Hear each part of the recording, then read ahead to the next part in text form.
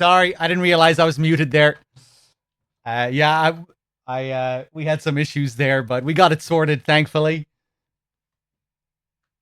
Myself and DRK, we've been having a lot of issues with Sony's password system. They have a whole new setup. But I think we're finally good now.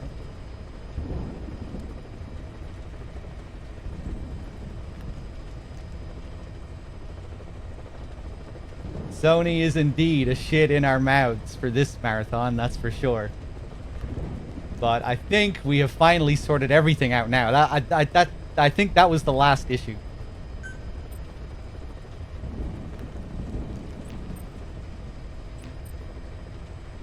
Okay, we're good. Let's go through these pre-briefing tapes, and then we'll get into the main mission. I'm not sure how in depth I'm going to go with Ground Zeroes.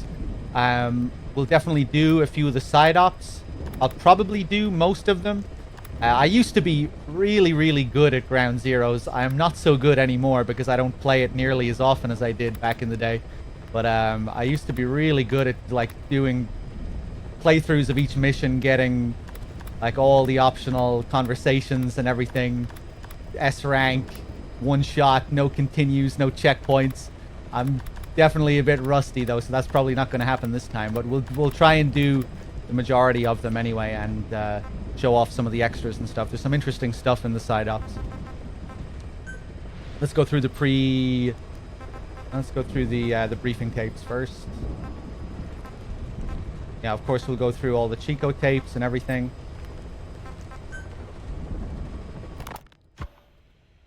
This is a one-man infiltration mission, boss. Equipment is the bare essentials. Anything else will be OSP. The target location is a prison camp on a U.S. military base. Those Marines have the place locked down tight. Your only backup will be one extraction chopper. We can't send anything else. You won't need to.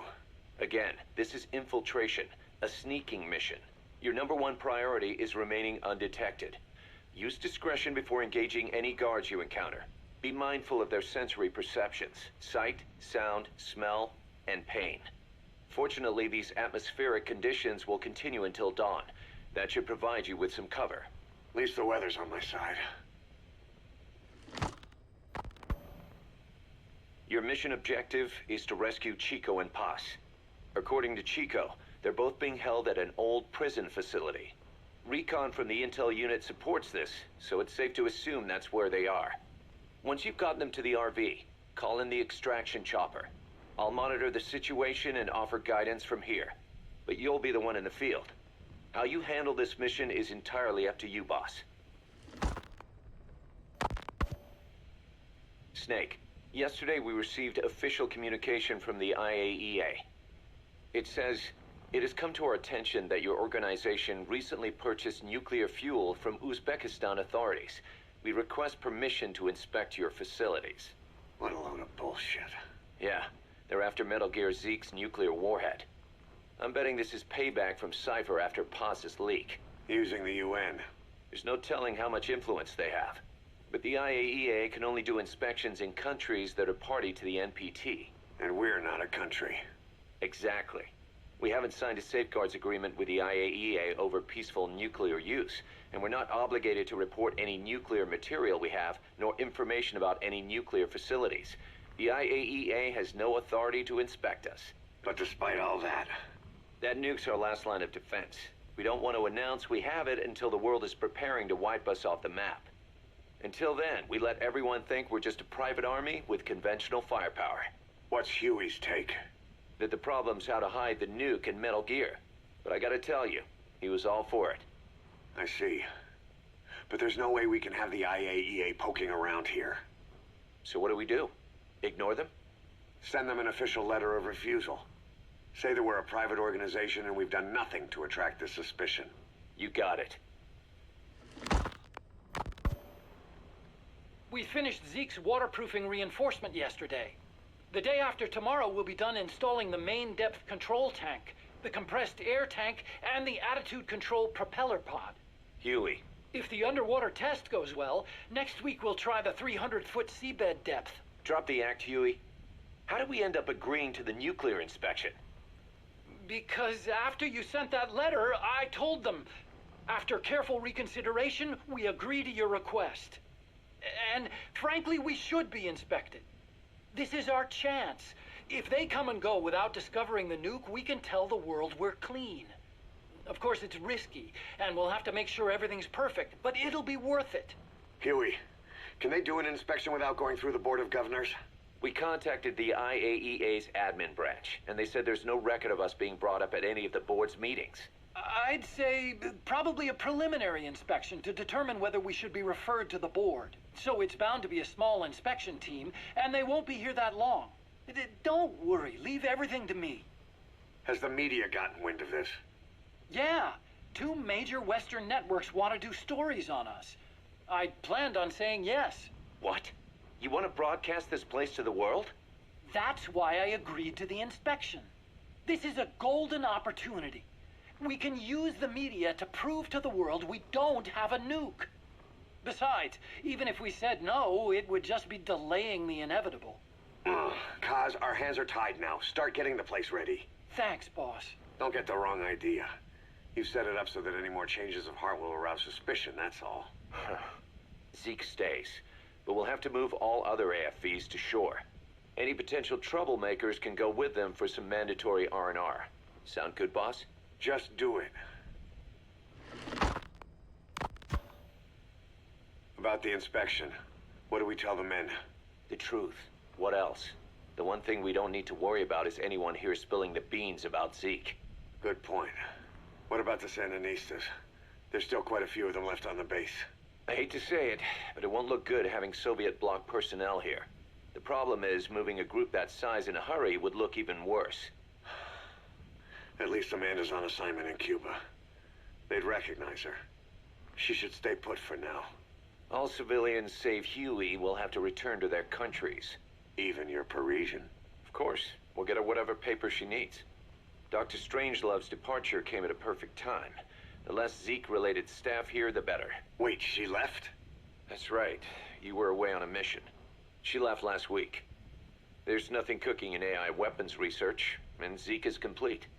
There was really no reason for her to hang around. I'm surprised Huey let her go that easy. Yeah, his crush on Strangelove was never much of a secret, huh? He followed her everywhere while Zeke was in development. Boy, would she get pissed. But he does have a lot on his mind right now. I've got bigger issues to deal with. That's what he said.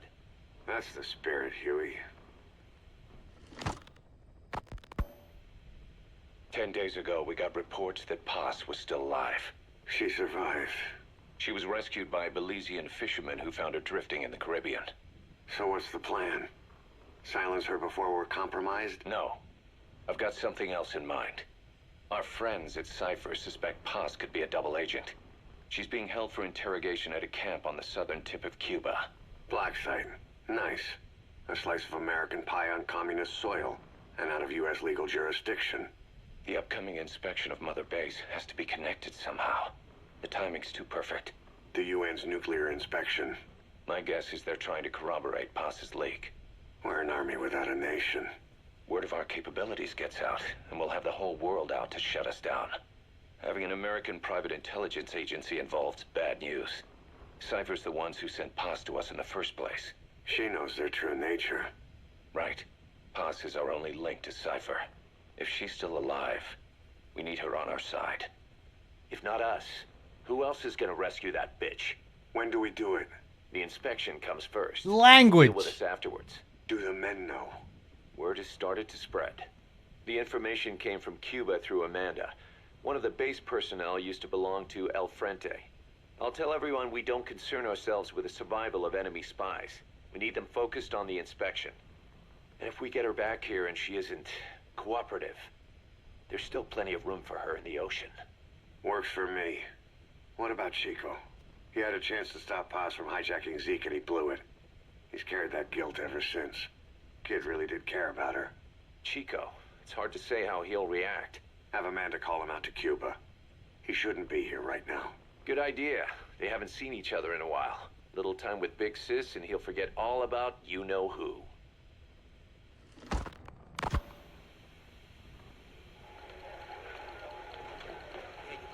What? Still no sign of Chico? What's going on? It's Amanda in Cuba. Our resupply package arrived, but Chico wasn't with it. Relax, Amanda. I'm sure he's just exploring Havana or something. First time in the big city. Could have gotten carried away. Koss, wait. The boat Chico was on, did it stop anywhere before it got to Havana? Yeah, it had to refuel at Santiago de Cuba. You don't think... Oh, shit. You gotta be kidding me. He does this now? It's 60 miles from Santiago to the prison camp. Chico used to cross the mountains with the older Sandinistas like it was nothing. He'll make that in 3 days. Still, even if he does find his way there... You know how reckless he can be. Chico thinks we've abandoned Paz. That's why he's doing this. We'll start by having the intel detachment in Cuba look for him. We can't let him be captured. There's some cages to the east of a big building. East an old grassy facility. That's where we are. Help me, Snake. It's a setup. We have no choice. Yeah, if Chico talks, he could blow the nuke cover up. We can't hold off until the inspection's over. When can we be ready? It'll take at least 16 hours to confirm the flight path and prep a bird. The intel unit has started reconning the area. Sounds like I'll have to miss the inspection. Boss, we'll just have to send someone else to get them out. No. I'll go. Yeah, Chico and Paz would only take orders from you anyway. We can't go taking on those Marines at the base head on. It's gotta be off the radar, and it's gotta be you. Hold down the fort, Koss. Snake, you can forget about civil liberties where you're headed. God only knows what they'd do to you if you got caught. Do not let that happen. The Cubans leased the land to the U.S. as a gesture for helping them gain independence from Spain. The deal remains in effect until both countries agree to dissolve it, or the U.S. abandons the land. That's why America still operates the base even after La Revolucion. Problem is, it's leased land. Meaning it isn't American soil, so the U.S. Constitution doesn't apply there. That allows them to withhold its civil rights protections. Yeah, that's Uncle Sam's excuse. The area was originally only for detaining refugees from countries like Cuba and Haiti. But a few years ago, the CIA and its like started using it as a black site. Enemies of the state are renditioned there and subjected to extreme forms of interrogation. You can bet Cypher had a hand in that. As you'd expect, American and other Western human rights organizations aren't allowed anywhere near the place. What happens there disappears down the memory hole. Who knows what they're doing to Chico and Paz? I'd like to interrogate her ourselves. But if worst comes to worst, make sure she's dead. Chico, on the other hand, we have to bring back, fast. He knows too much about us. Koss? The area is surrounded by mines placed by both the US and Cuba, making escape on foot impossible. You're heading into the Lion's Den, Snake. Don't take this one lightly. Come back in one piece. Yeah. Okay, we will play Paz's spy log as well. This was I think this is mainly here just to recap Peace Walker and maybe fill certain players in who maybe didn't play Peace Walker. But there are a couple of new details towards the end that actually tie into this game as well. It's not all just recap. Some of it is new content. So I will play it just for the sake of that new stuff.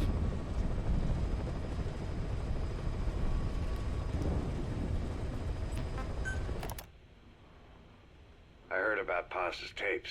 Yeah. Why do you think she'd leave him behind? And that diary? Whatever it was, her commitment was wavering. That much is clear. So she was leaving clues to help us. No way to know for sure. And the ocean's not giving her back. November 4th, 1974. At the outskirts of Barranquilla, Colombia. Contact with Big Boss successful. Zadornov posed as my professor, but Big Boss took one look and knew he was KGB. However, he does not seem to suspect me. To him, I am just a peace-loving student, and another victim of the CIA. We asked him to drive the CIA out of Costa Rica. To him, this means betraying his country. His forces are smaller than anticipated. They drift from place to place with nowhere to call home. That provided us an opportunity, so we seized it. Zadornov offered them a plant off the Costa Rican coast to use as a base. As expected, Miller jumped at the chance. Although initially reluctant, Big Boss came around when Zadornov played him the tape. All because the voice on it sounded like his mentor, the boss. Naked Snake, the man who once saved the world from the brink of nuclear war. Awarded the title of Big Boss for his service. He later became a mercenary, abandoning both his title and his country. To him, that honor was steeped in the blood of the boss, the mentor he was forced to eliminate. Exceptionally charismatic, he possesses unparalleled combat and intelligence-gathering abilities. His only discernible weakness is her. This operation hinges on how effectively we can exploit that. Kazuhira Miller is Big Boss's lieutenant. Half Japanese, half American. He once served in Japan's self-defense force. Though he and Snake first met as enemies, they discovered a common bond and together built their private army, with Miller directing business and administrative affairs. He comes off as shallow, but his true intent is hard to read. I must be careful. All that is clear is his infatuation with Big Boss. With East and West fighting over its control, Central America is now the most contested region on Earth. CIA Central American Station Chief Coldman has developed Peace Walker, a fully AI-automated, fail-deadly nuclear launch system with which he aims to reignite the Cold War. Snake's new objective in Costa Rica is to prevent that. Zadornov's, or should I say, the KGB's plan is to play the two sides against each other, turning the entire region red. Not one of the three parties realize they're all just pawns in Cypher's hands. Cypher watches all. Mother Base has developed rapidly since being established in the Caribbean Sea. They recruit more personnel daily, and already their mercenary services are turning a profit. Big Boss's leadership and charisma, and Miller's business acumen drive this impressive growth. Furthermore, joining forces with a faction of the FSLN has expanded their power even more. They have even commenced their own weapons development program. All is proceeding according to Cypher's will. I could not be more pleased. Snake's pursuit of Peace Walker led him to an AI modeled after the boss's thought patterns. It was incomplete, but somewhat ironically, making contact with Snake was the necessary finishing touch. Meanwhile, the scientist behind Peace Walker's locomotive control, Huey, defected to Snake's army. His presence has greatly accelerated weapons development at Mother Base. I failed to anticipate Coldman's madness, but nuclear war was averted. However, this was only after the boss AI on board Peace Walker sank itself to the bottom of the lake, in what could be likened to suicide. The boss laid down her gun, choosing to sing for peace instead, and Snake, himself a gun, parted ways with her. In doing so, he reclaimed the title he once abandoned. He is Big Boss. Zadornov has been detained. Since this leaves my cover identity without a guardian, the Mother Base staff has taken me in. I am now better placed than ever to monitor their internal affairs. Everything continues to unfold according to plan.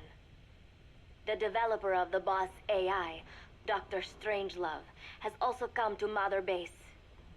With her and Huey's expertise, they can now develop a weapon capable of matching Peace Walker. Development on the bipedal weapon is now complete. They call it Metal Gear Zeke. It stands there like some sort of mystical guardian. The soldiers gaze on it with pride and reverence. Big Boss has elected to arm it with a nuclear weapon. As an army without a nation, they seem to feel the need for a deterrent against whatever the world might pit against them. It is a dangerous gambit. Why do such a thing? Their nuclear strategy differs from the Americans and the Soviet Union. The superpowers deter attack by revealing their nuclear arsenals to one another. Snake and his men know that if they were to go public with this, the whole world would unite against them. Business would dry up overnight. So they do not plan on revealing the nuke until necessary. This ace-in-the-hole approach is their idea of a nuclear strategy, wielding a deterrent, all the while unable to reveal its existence. I wonder if Snake sees how vulnerable this makes them. Yes. Hijack Zeke? Yes, I did indicate that to be our leverage. But I cannot imagine his agreeing to that now.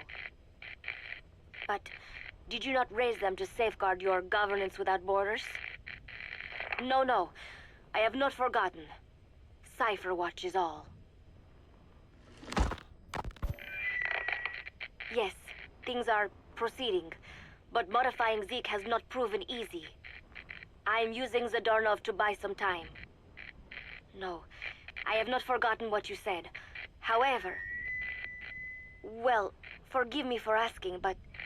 This is you I am speaking to, isn't it, Cypher? I will fight Big Boss. The world must be ruled by a single will.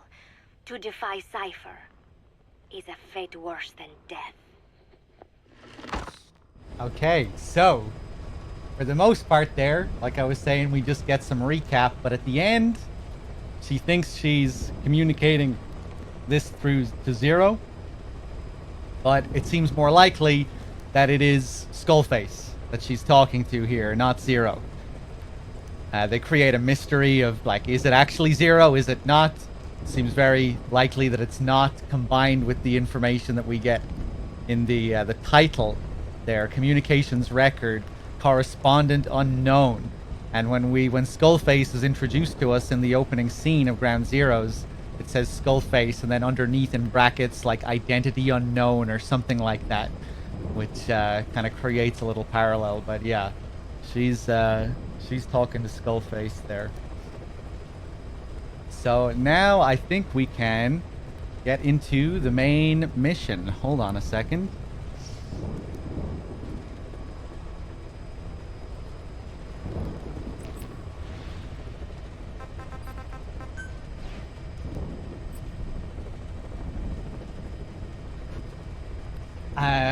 Let's see. So yeah, this I'm a big fan of the main Ground Zeroes mission, especially the kind of tricks that they pull in the opening cinematic. There's some interesting parallels to the previous games and just how they play on the, like, traditional MGS opening. I'm sure some of you have heard me ramble about this before, but I'll go over it again just for those of you that don't know about it. It's pretty easy to miss unless you're, like, super familiar with the games and, you know, the tropes and trademarks that repeat themselves from game to game. This game does something pretty unique with its opening cinematic that really differs from the rest of the series. MGS1 opens with Snake having his whole body obscured, his face obscured by the diving gear that he wears, right? You swim into Shadow Moses. Everything is from Snake's perspective. You get to the elevator, he takes off his gear and he looks at the camera, and you get your big reveal of Snake to the player, right? And this is something that repeats throughout all of the mainline games. You have Snake infiltrating an area, his body and face being covered by something, and then eventually you get a big reveal. MGS2, what happens? He's wearing the coat. You can't see his face entirely. He's smoking the cigarette. Then once the coat blows off, it switches to stealth camo, and then eventually he lands on the tanker. The stealth camo breaks. He dramatically looks at the camera. Solid Snake, played by David Hayter. Big MGS logo on the screen, right? Follows a similar formula. MGS3, the Halo jump. And then Snake pulls off his gear when he lands on the ground after the Halo jump. Dramatically takes off his face mask, looks at the camera. Big reveal of Snake. MGS4, the militia outfit. He's wearing a militia outfit. You run through the first area of the game. The militia outfit gets blown off when the gecko slams through the wall. Old Snake dramatically looks up to the camera. Old Snake revealed to the player for the first time. You could even say the same for Peace Walker. Peace Walker has a smaller intro, but Snake, his face is being hidden by the camera when he's riding in on the bike, and then he walks up to the beach, and then he throws that coat away, and you see him revealed to the player for the first time. So you kind of see this concept repeating. Snake infiltrating an area or arriving at an area, he's wearing something, he removes it from his face or removes it from his body, and you get this dramatic, epic reveal. Usually it comes with the title screen as well. What happens in MGS5? Skullface. We do not see Snake. We're not seeing it. We're not seeing the opening from Snake's perspective. We're seeing it from Skullface's perspective. But what do? They portray Skullface in the same way to be in line with all of the previous game's intros. They hide his face and they build up to a reveal. For the first few minutes of the scene, we don't see Skullface's face. They tease him, just like they tease Snake in all the previous games. And then eventually you get up to the helipad. He's just about to get into the chopper. He turns around, he takes his hat off, looks at the camera, and then we see him for the first time, and it says Skullface, identity unknown, or whatever. So he still follows the rules. He still follows the rules of being teased and then having to remove something from himself before he reveals. You know, removing the hat. Kind of almost like he's introducing himself to the player. But then the XOF badge falls down. You know, he takes all the XOF badges and he throws them out of the chopper. The XOF badges fall down past the cliff, and the XOF badge falls past the Fox badge. So you get this like mirror image. And then it's Snake's turn. And then Snake, just like the previous games, we get a traditional opening scene for Snake, except we see the mirror image of it first before he gets his turn, right? So then he climbs up the mountain. He's wearing the night vision goggles. The camera pans around. He takes off the goggles because those are the rules within an MGS intro. He takes off the goggles, and then boom, Snake, Kiefer Sutherland, get your way to go. And that's how it goes. You also see like reflections constantly throughout the intro of the scene as well. You know, when you see Skullface walk up to Chico's cage, you kind of see a reflection of his face in the enemy's visor, in the XOF soldier's visor, rather. Then when he drives up to the helipad, you see him look in the Jeep's mirror. You see the XOF badge get mirrored. Obviously, the XOF badge in itself is like a mirror image. So you get this constant motif of mirrors throughout the opening. And yeah, then you get like a very like explicit parallel when he drops the XOF badge, when it like literally drops past the Fox badge. Like you've just seen one side of the coin and now you're seeing the other side of the coin.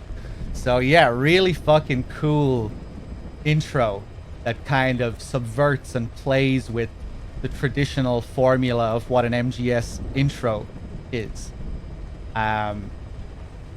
When I first realized that what was happening in this intro, when I first realized this was happening, it made me realize that there was a formula to the MGS intros. I didn't even really think about that until I played this. You know, I didn't think that, oh yeah, Snake, you do always get this build-up of Snake, and he has something removed from him before you get this reveal. It wasn't until I played this that I even realized that formula was there to begin with. I think one day I was just like, hey, isn't it kind of weird? I think it was just that the game focused on Skullface rather than Snake. I was like, oh, it's kind of weird that the game is focusing on a character other than Snake at the very beginning. I think I realized that was something that repeated from game to game. And then I realized that, hey, there are actually other things that you see in each intro that are consistent. So yeah, pretty interesting. Aside from all that cool symbolic stuff, I think it's just a really cool intro anyway. You know, just the vibe of it, just the epic nature of it. It's very reminiscent of MGS2, obviously. the storm at night, the rain, the whole atmosphere of conspiracy and like we're being set up. But the music, you know, when Skullface takes off in the chopper and the music kicks in, and it just has that real sort of classic MGS espionage vibe. Of course, Kiefer has to ruin it a bit when he climbs up the mountain and he gives that horrific rendition of the "Kept You Waiting" Ha line. Or at least to me, it's always just sounded so wrong, you know? He doesn't break up the words, he just goes, "Kept you waiting, huh?" It's like, what? You know, when David Hayter says it, it's always like cheeky. You know, it's like he's saying it with like sass. And, you know, there's like, yeah, it's like cheeky and sassy with how he says it. But, the way Kiefer delivers it in this intro, it's just so flat. It's like, what's even being conveyed there? I don't know. It's interesting as well how the line contradicts what Kaz says. Like, Kaz doesn't say Snake's late. He says the opposite. He says you're right on time, I think, doesn't he? So, yeah, it's you can't really interpret the line as being within the world of the game. It really does feel like it's like a completely direct fourth wall break.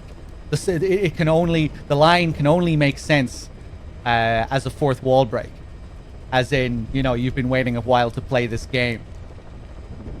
So I think that's partly what that line always meant from MGS2 onwards. You know, you've been waiting to play this. But yeah, it's kind of funny that diegetically within the world of the story, the line doesn't really make sense as a response to Kaz. It only makes sense as a fourth wall break. You see him there looking at the screen. And there's Venom in the background. But yeah, let's get into the mission anyway, shall we? God, man. I think Skullface in Ground Zeroes is like the best story hook that the series has had since, I don't know, like MGS2, I would say. I was so intrigued by Skullface when I played Ground Zeroes. I was so fascinated by like what they were going to do with him. He was so mysterious, how he had this whole history with Big Boss. You know, give my regards to your boss when you get home. There are all these little details that imply that Skullface has this history with Snake. But, you know, we've played MGS3, we've played Peace Walker, we have no idea who this guy could be. And then all these cool little symbolic things they do, like showing him as the other side of his coin with the XOF badges, putting all the focus on him as if he is Snake in the opening scene, you know, depicting him as if he is Snake. Just like another side of Snake. It was like, holy shit, why are they doing some kind of crazy Silent Hill shit? Is this guy like some kind of monster born from Snake's mind? Is he like Maria in Silent Hill 2 or some shit? That's what I was thinking. I was like, oh my god, like where are they going with this? Is he some kind of supernatural entity? I mean, I wasn't going all in on that, but it was just making my mind go wild with theories. Because I was just so intrigued by it. And obviously he's a very dark character. Ground Zeroes is very dark, the tapes and everything later, but in Phantom Pain he becomes so much more, he becomes so campy in comparison to how he is here. They kind of lose it with him tonally, I think. I feel like they really should have made him they should have really tried to keep him as just a menacing, like truly dark and twisted villain. But like once you see him on top of Metal Gear in Phantom Pain and he's, you know, today is the day weapons learn to walk upright. As soon as you start seeing scenes like those, it really deflates the character as like an ominous threat. But yeah, obviously Phantom Pain was going, obviously it didn't have plans to be as dark as Ground Zeroes. It was going for a whole other kind of tone. But yeah, you really can draw some pretty strong parallels between this and MGS2. Like the whole setup of the tanker, very similar to Ground Zeroes. The atmosphere, the weather, the conspiratorial nature of it, like we've been set up before we even begin. You know, like Ocelot in the chopper at the start of the tanker. Our boy is right on schedule, like we're just walking into this trap. The intro of Ground Zeroes is very similar, you know, it feels like we're just walking into a trap, and then Snake dies at the end of the tanker, and something similar happens at the end of this. You know, the chopper gets blown up. Snake gets put into a coma. And then on the plant, when you start the plant in MGS2, you start playing as a player avatar character. Raiden, who represents the player. All his VR training, standing in for all the players' experience. And you put your name on the dog tags. And we do the same thing with this game. It's like Solid Snake simulation and the Big Boss simulation.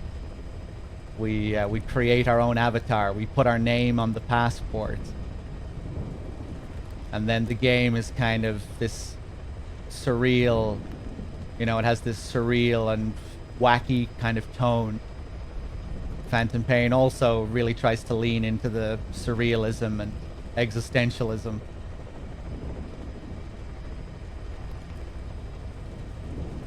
But, yeah, let's get into Ground Zeroes, shall we? Let's do it.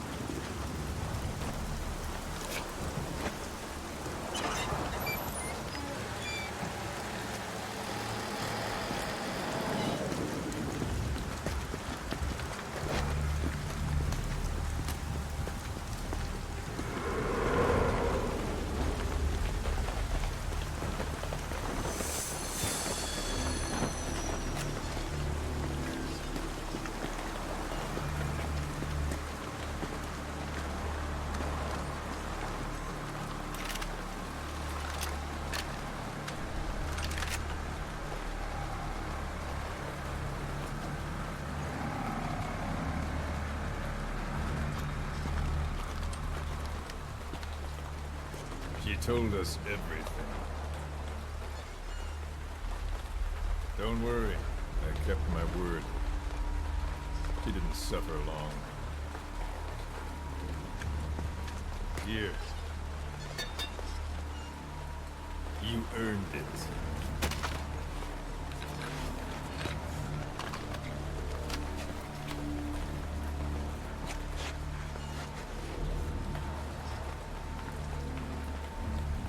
How's it feel to play the traitor? No more war games. You're a real man now, soldier. No more comic book cutscenes, Chico. You're a real photorealistic boy now.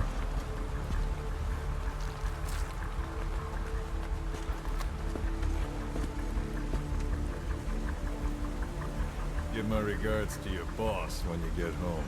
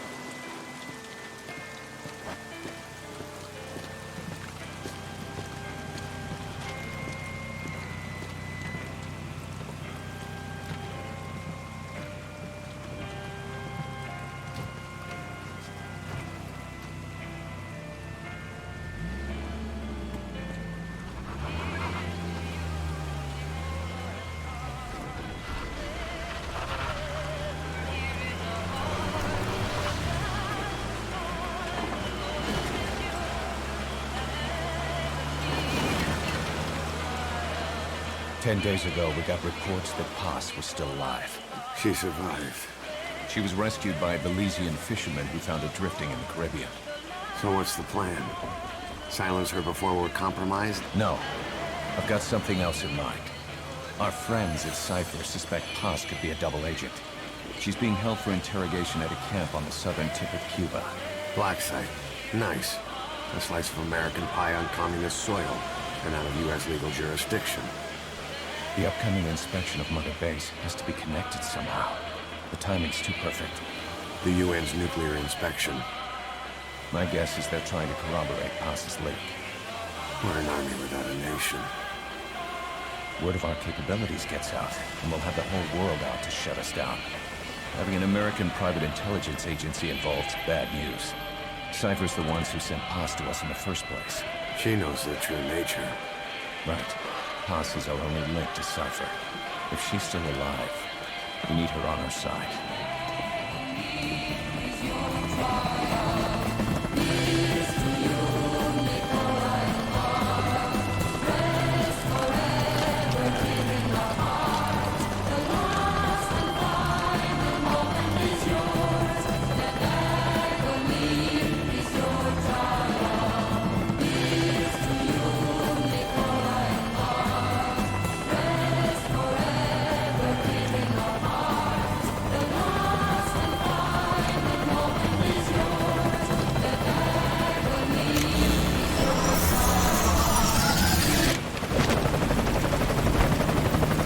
Trojan horse is in!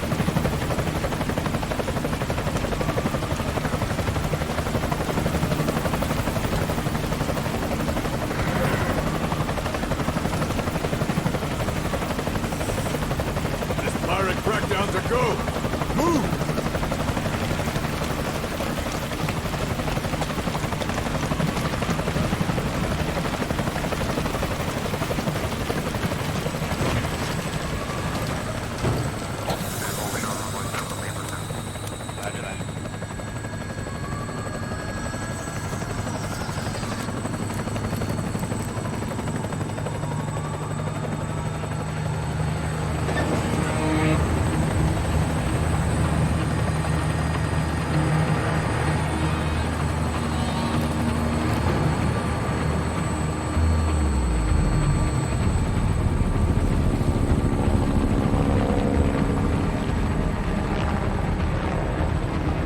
So who's the other target?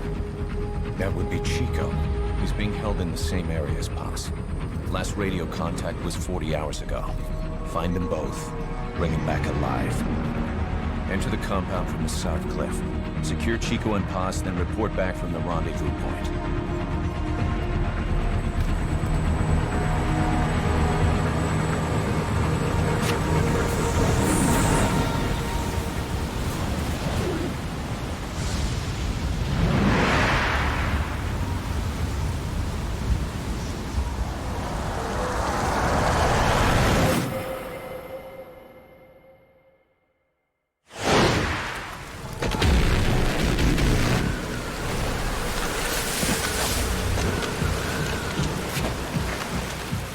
We'll send a chopper from across the Cuban border.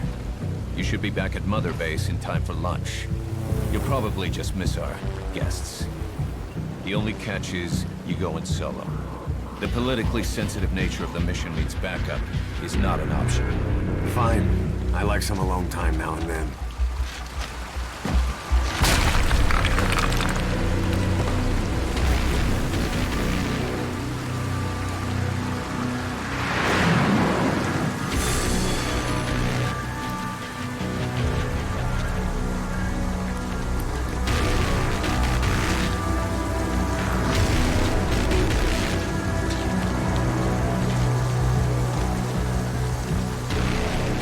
I'm in front of the prison camp.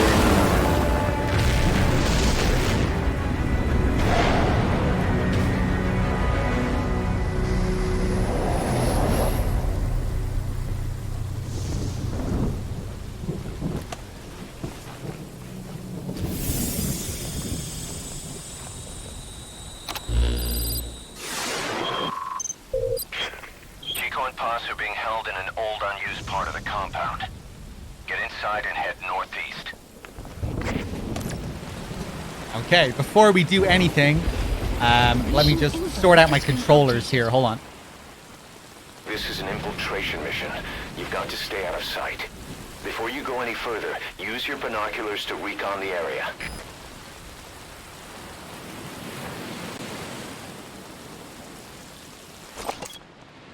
What do you see? Press the call button to get more intel.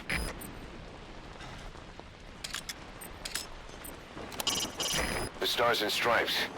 Not a popular sight in Cuba. Those Marines swore an oath to that flag. They won't just let you walk in there. Yeah, let's look around. That's the refugee camp. I hear it's where they hold refugees from countries like Cuba and Haiti. Okay, is the guard gonna go crazy here? I think he quiet. is. Oh Those no. new guys. You see their choppers? Who are they with? Beats me, man. Green Berets, SEALs. Those ain't no jarhead birds, I can tell you that. Some paramilitary setup? Some of the guys are saying... You know what? Best we just drop this, right? Sure. So we can get a lot of optional conversations from these Marines as we make our way through the camp. Just a lot of the conversations building up XOF as this mysterious entity. They have no idea what they're doing here. They have no idea what's going on. They're in the dark as well, just as much as we are. If we go back here and just wait for a minute. We had no more than a dozen guys at Barranquilla. Some of them with barely enough gear to protect themselves. Now here we are, not 1 year later. Over 300 men strong. But the way I see it, this is still our 0 hour. Once this mission's behind us, I want to pitch you some ideas about expansion.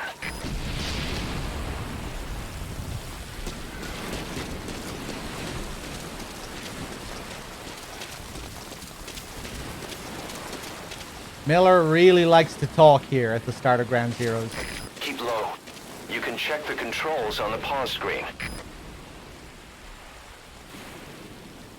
I probably should have moved there. Let's be hardcore badasses, shall we? Let's go into our display options here.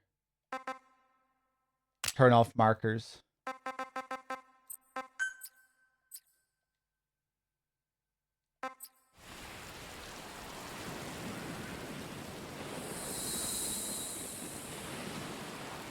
At least TPP wasn't Death Stranding. Let that sink in. Hey, I like Death Stranding.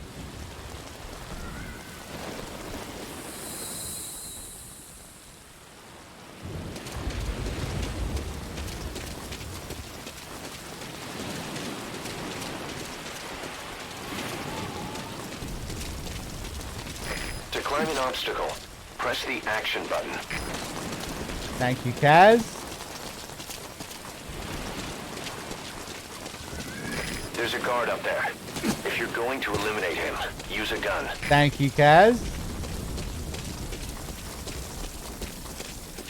Now head east to the old prison area.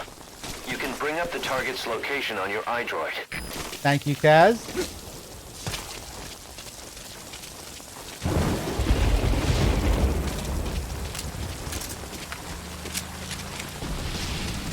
Contact me if you need advice.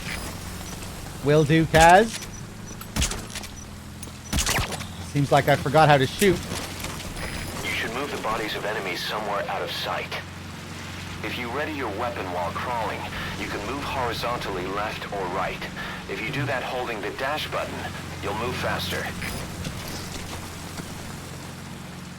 DS is basically Phantom Pain without the fun gameplay mechanics. Really? Phantom Pain is a game about traversing environments? That's news to me. That's like the core of Phantom Pain.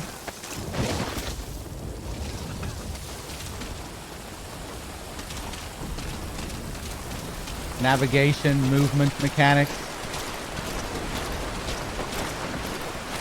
Weight mechanics. Sounds like a horrendous take to me. Eyes open, boss. I think you can definitely draw some parallels. You know, since Peace Walker, Kojima has adopted a very different style of game design, mission structures, points, scoring, all of that stuff. So that's similar to the Phantom Pain. That's what he's been doing since Peace Walker. Yo, you hear about the special ships guys have been pulling at the old prison area the past 2 weeks? Yeah, some high-value prisoners. You get that duty and kiss your break time goodbye, man. My buddy was crying on my shoulder about it. That place has been dead for years. Now we got these, I don't know who's, bringing in enemy combatants from states. Right. And the CO is tearing his hair out. I feel like I'm living in a prison, man.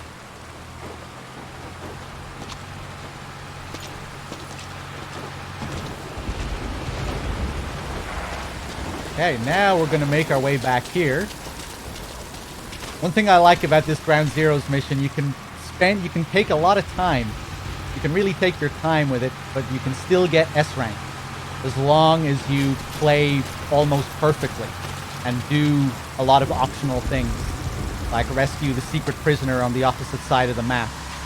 Rescuing that prisoner also changes how a gameplay sequence will work later on after we rescue the first prisoner.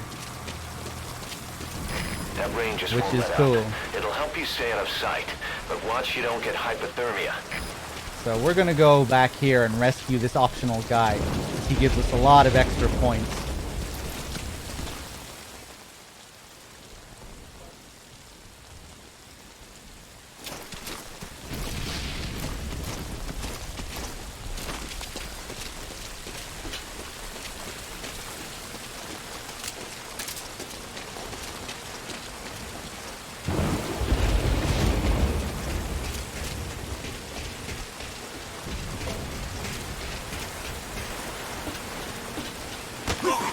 Take this fool You out. can now either interrogate him, knock him out, or kill him. His life is in your hands. Grab some more ammo. Because of course, in Ground Zeroes, we can't just call for ammo whenever we like. We actually need to find it. And on hard difficulty, you really do need to worry about conserving your ammo and not being too crazy. Wasting shots. You really need to learn where the ammo is. The rain was coming down just as hard the day we met Paz. I only want peace for my country. I can't believe we ever bought that cover story. After Paz tried to steal Zeke from us, and we watched her get pulled beneath the waves, there was one thing I kept asking myself. Which was the real Paz, and which was the lie? Yeah, I don't want to be abusing checkpoints. I'm going to aim for an S rank if I can get it. I want to try and do as much as possible, get as many optionals as I can, while still getting S. Which means I can only afford to get like a couple of checkpoints. It depends how long I take as well, but yeah. A prisoner. You gonna help him? If you want to extract him, carry him to the RV and call in the chopper.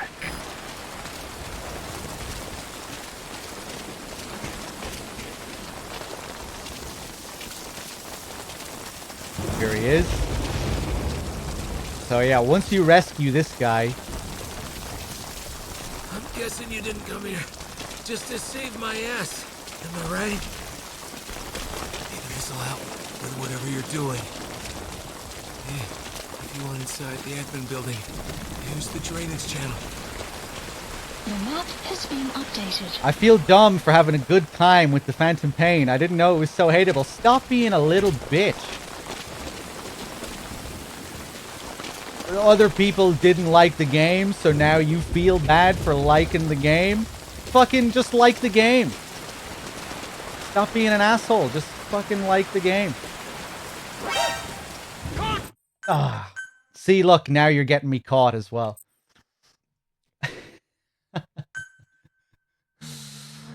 Let's see. Fuck, yeah, this is a really nasty checkpoint as well. This is an infiltration. Well, there goes the S rank. Stay out of sight. Head for the old prison. You'll find the targets there. That might be the end of my S rank with how long this is gonna take now. Fuck's sake. Okay, let's wait here.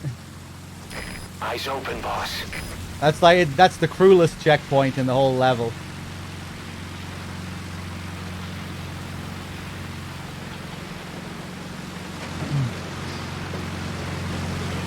Maybe if I play perfectly from now until the end of the mission, but it's just the amount of time. I'm gonna have to go through and go back and get that guy again, so the added amount of time might fuck me on the S rank now.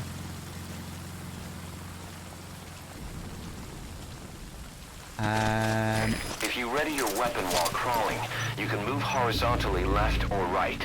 If you do that holding the dash button, you'll move fast. Yeah, Kaz, go on, tell me. Move the bodies of enemies somewhere out of sight.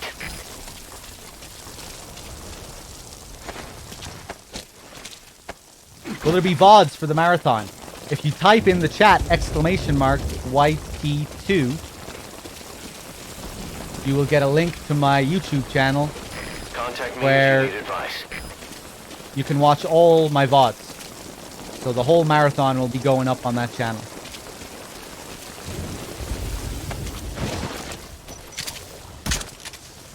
Okay.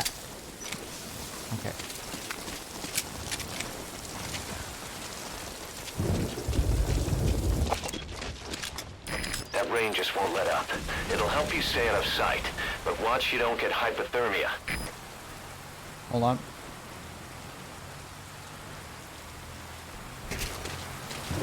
Yeah, there's a link in chat.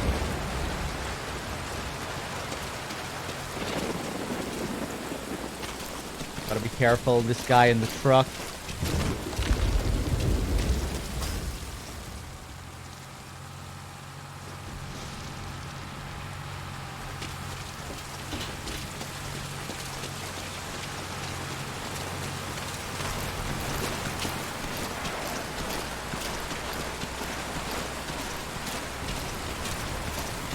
Yeah, it's nice without the UI. I really like the lighting and the rain and everything in Ground Zeroes. The atmosphere of it. There's one shot in particular that just looks really nice during the intro. It's You can now either interrogate him, knock him out, or kill him. when Skullface gets in the chopper and you get that shot of the chopper that's right across from them. The way the light moves across it looks so good.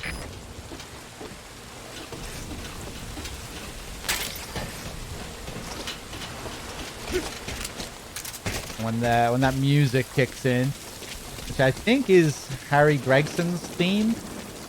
Gregson Williams didn't do any of the music for Phantom Pain, but he did do some of it for Ground Zeroes. I'm not focusing, man. Oh, what a mess. This is an infiltration mission. I'm usually good at Ground Zeroes, I swear. Head for the old prison. You'll find the targets there. Okay, right, let's do it properly this time, shall we?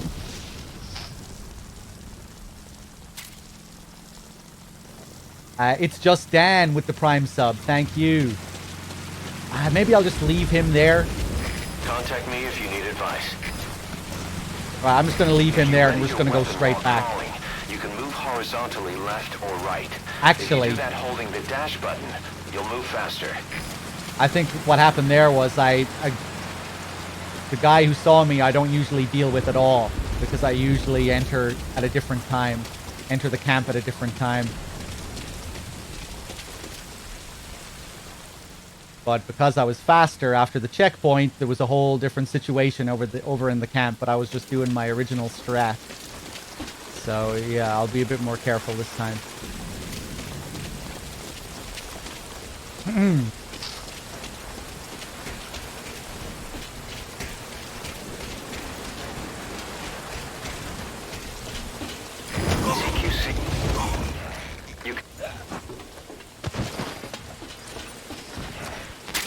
Bodies of enemies somewhere out of sight.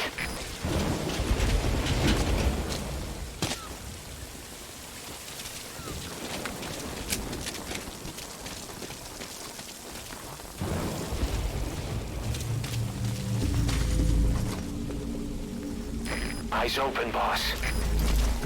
Yeah, the Fox engine is completely out of commission now, I think.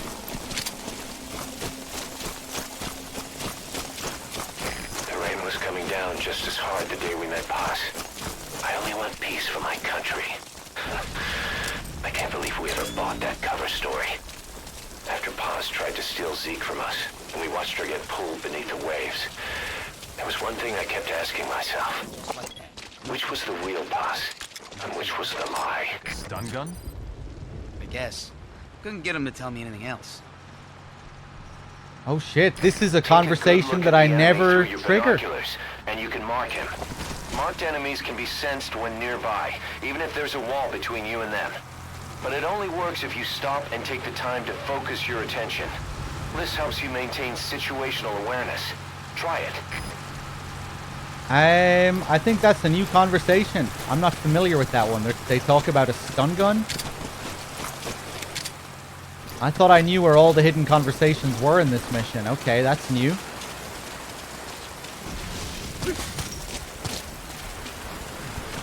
I'm a little bit worried where this guy is going to go, the guy that was just talking to him. I think he was probably the guy that caught me last time.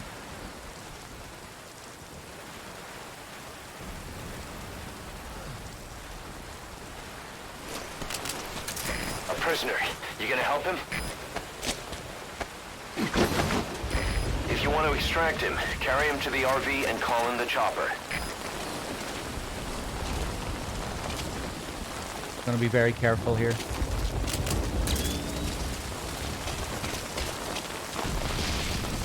Yeah, here he is. This is the guy.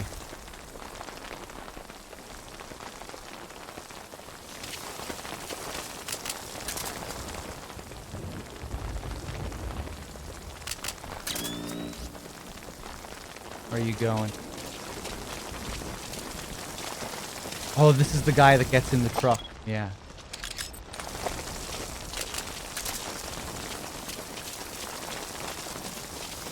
I'm guessing you didn't come here. That guy. Just to save my ass. Am I right? Figure this all out. Do whatever you're doing. Hey, if you want inside the admin building, use the drainage channel. The map has been updated.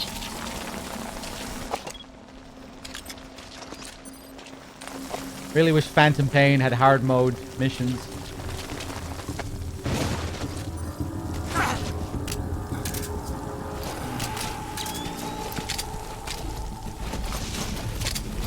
And had Ground Zeroes as bullet drop. They get rid of the bullet drop almost entirely. Okay, he's going back. Nice.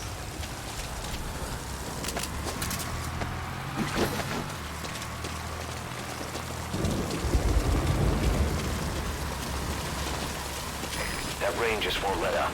It'll help you stay out of sight, but watch you don't get hypothermia. Fun trying to get good with the bullet drop in Ground Zeroes. I used to be pretty good with it when I was playing this game non-stop right before the Phantom Pain came out. But I'm way out of practice now. Hey, okay, let's put this guy down here. I think we're finally making progress.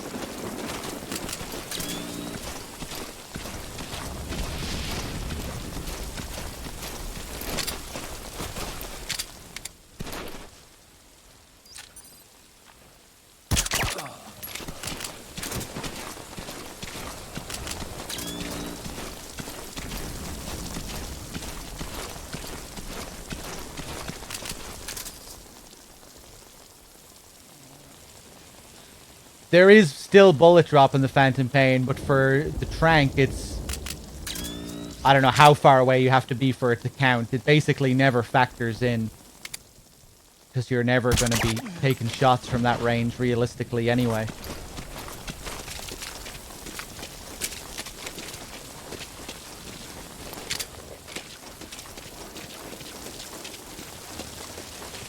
Okay, I'm going to leave that guy there. These two should have a conversation.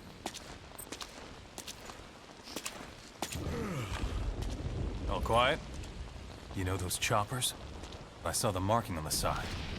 XOF. XOF. That's some kind of unit name? Hell if I know. Maybe I saw it wrong. Anyway, they're gone now. Guess we'll never find out. There we go. Now we're going to take a little detour up to this part of the map. Stay low. Your stance really makes a huge difference in this. Like, see those guys up there? If I was standing right now, that would be an alert. On hard difficulty especially. You really need to be careful if you're standing up. Do I really hate the Phantom Pain? No. No, I don't hate any of the games. You're way too exposed there.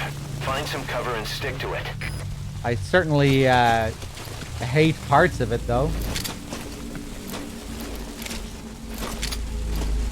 I don't know, like, hate is a strong word.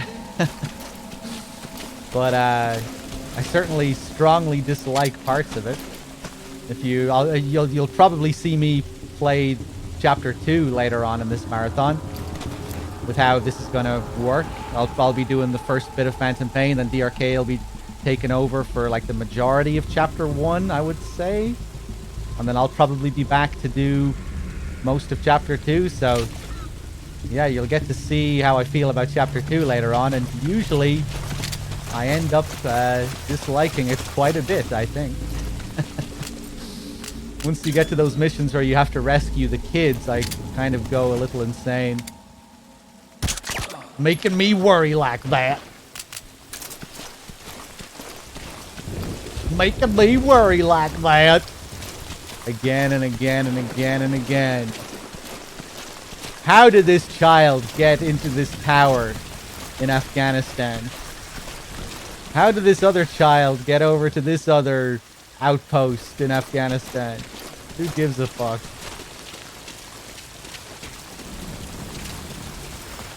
The drainage channel. You might be able to crawl in there. People just want me to be like DRK when it comes to the Phantom Pain. Yeah, I mean, what can I say? That's just not my personality, you know?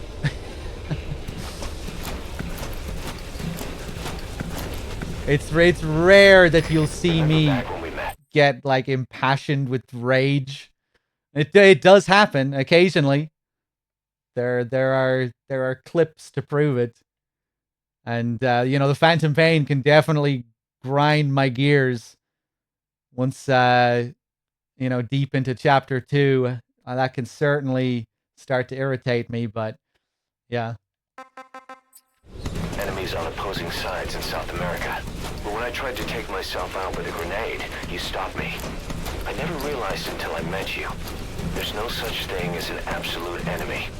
Our enemies are always relative. So, that's the only reason I came up here, by the way. That's the only way you can trigger that dialogue, by crawling into that vent. I kind of wish there was more of that kind of thing in the Phantom Pain. It might sound weird, but just something to encourage you to explore parts of the map. For story reasons, you know? The only reason to explore parts of the map in the Phantom Pain is to grind. To trank and Fulton soldiers and to find materials in like random cabins and stuff like that. Story-wise, there's no real reason to explore. But like Ground Zeroes, there are like enemies all over the map with unique conversations. Bits of dialogue that'll only trigger in certain parts of the map. Cassette tapes to find in side ops, which give new story information. I think a lot of people were like happy that you didn't have to search for story tapes in the Phantom Pain. I've seen that in a few reviews, like that was a complaint people had of Ground Zeroes, you know, having to find cassette tapes to get your story, but I think that would have been a lot more interesting than just having them, you know, given to you. Would have been cool having to find some of them, and you know, maybe you'd have to put some mysteries together by listening to the tapes and going to certain parts of the map. You know, like later on when we get that tape from Chico and we can get to hear where Paz was taken. You know, you have to listen to the tape, you hear the truck going through the gate, and you hear the flag. More shit like that could have been cool.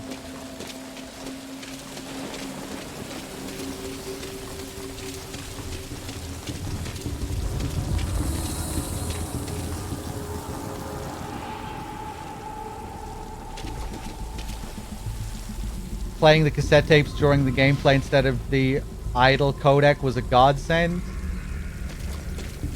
Ooh, I disagree. I think the cassette tapes during gameplay could have been better if the game had a proper system for its fucking dialogue. You know, you're listening to a story tape out in the game and then, shh, boss, get down! Enemy sniper! Shh, boss, enemy gunship! You know, Jesus, fucking prioritize the cassette tapes over tutorials that you've heard 1,000 times, for God's sake, game. And there can be a lot of that dialogue. You know, especially if you're going into a new mission for the first time and you think, hey, I'm going to listen to a lore tape while I'm doing this mission. And then you start off the mission and Kaz has like 1,000 lines of dialogue at the start of the mission telling you about the place. And then you get to your objective while listening to the tape. And then when you get to the objective, more dialogue comes in. You know, there's so much mission dialogue that overwrites the, you know, the plays over the tapes. So it's just a complete pain if you really want to pay attention to the tapes. You have to, you know, if Kaz comes in, you have to open your menu, pause the tape, wait for Kaz to finish, open your menu, resume the tape.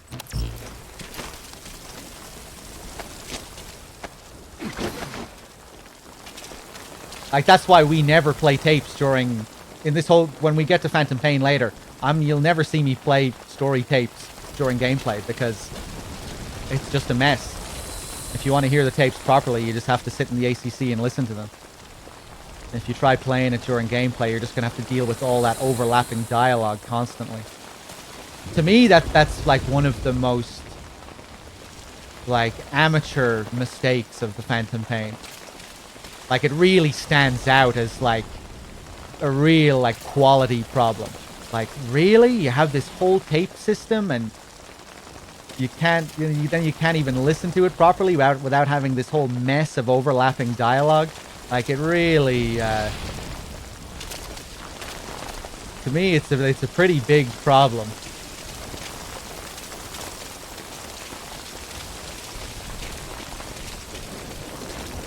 See, who says I don't criticize the Phantom Pain?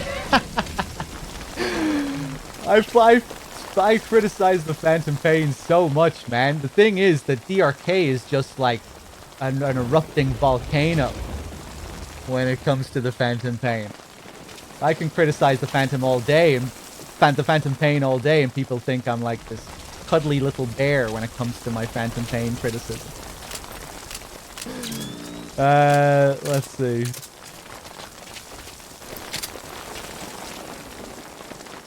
But yeah, I don't know, that whole thing with the overlapping dialogue, that really just jumps out as like a quality issue that really shouldn't be there. You know, you'd think you wouldn't have to test the game for long to realize there's an issue with your dialogue system, whatever you want to call it. In-game dialogue system. Cassette tapes should really take precedence. Or who knows, maybe Kojima the madman wanted it to be like that. Like, oh, it'll be its own little game within the game. The player will actually have to, you know, it'll make it an interactive system. The player will have to go in and stop and then listen to what Kaz says and then go in again. It'll be this whole little thing. Knowing Kojima, man, maybe he wanted it to be like that. That's the old prison area. The targets are there.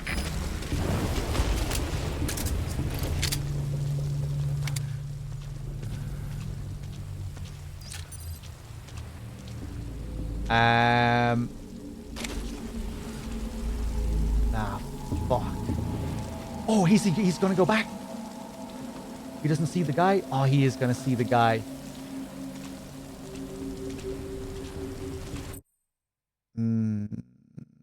I did just get a checkpoint. I think I'm gonna use the checkpoint.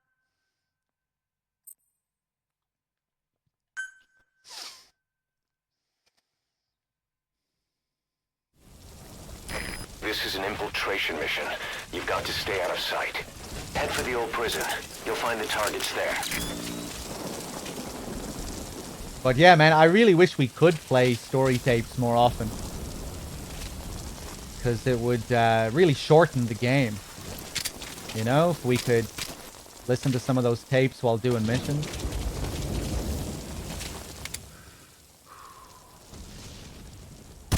Oh, terrible. Really? There we go.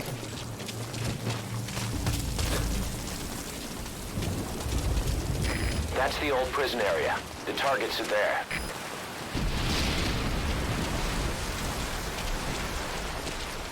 Boss, we've been in touch with Amanda. We had her listen to Chico's call for help. She agrees with us. She said, I know my brother and I know when he's lying.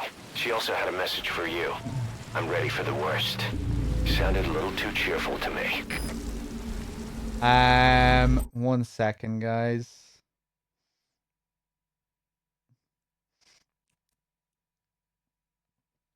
Okay. What the hell? Oh, you asshole. Did he see the guy again? Okay, I'm doing this one more time. God, I'm so sloppy. So rusty. I used to be a Ground Zero's god. This is an infiltration mission. You've got to stay out of sight. I swear. Head for the old prison. You'll find the targets there. Surely there's some people in the chat that remember my Ground Zeroes days before the Phantom Pain came out. You should have seen me. Okay, I'm gonna wait. I'm gonna track this guy first.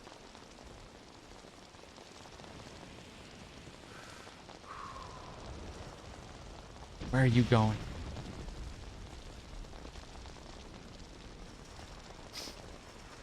Once he gets down here, I think he's going to turn left and then come back up here. And that's when he sees the guy on the ground.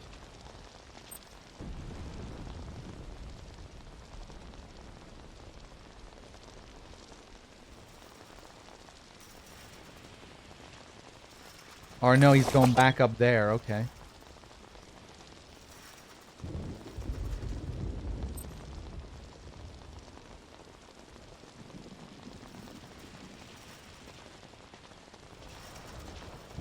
Okay. Now he's going to walk up there, and this is when I'm going to take him out.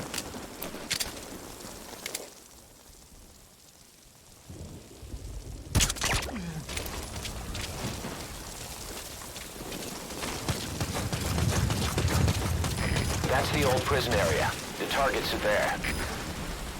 Boss, we've been in touch with Amanda. We had her listen to Chico's call for help. She agrees with us. She said, I know my brother and I know when he's lying. She also had a message for you. I'm ready for the worst. Sounded a little too cheerful to me.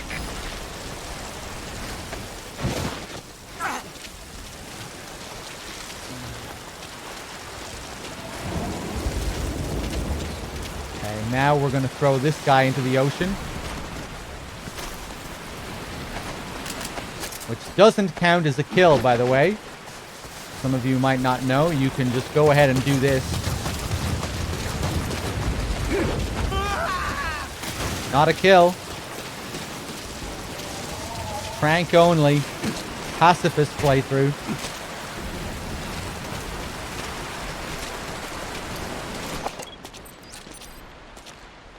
The rocks killed him. He drowned. He never learned how to swim.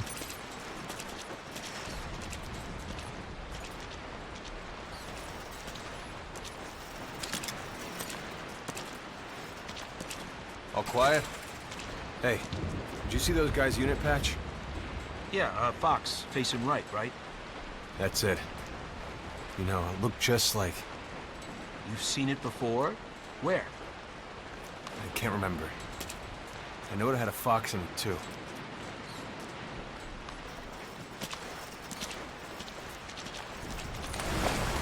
So again, just drawing our attention to the Fox badges, the mirror image.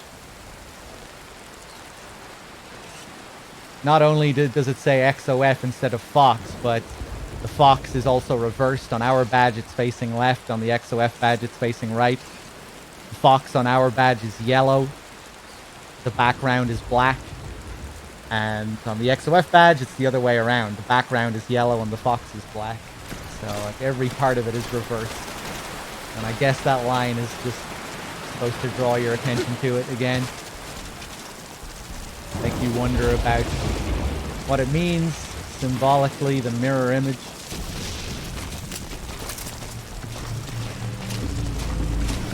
Let's take this guy out. Oh.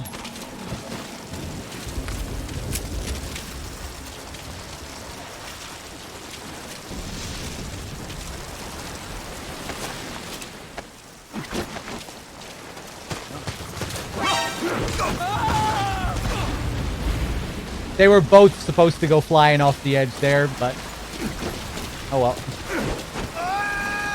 Oof.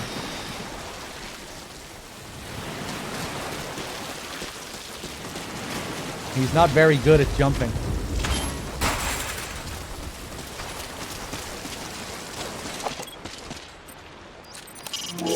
There's Chico, but where's Paz? Paz isn't there. Anyway, go make contact with Chico.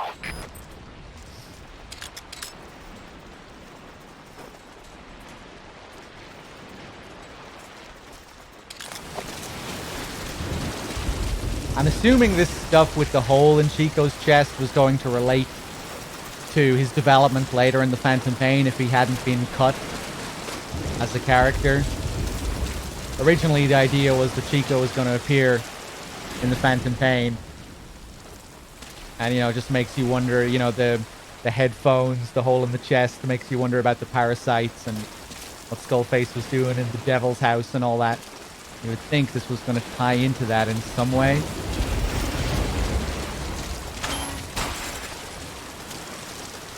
I don't know.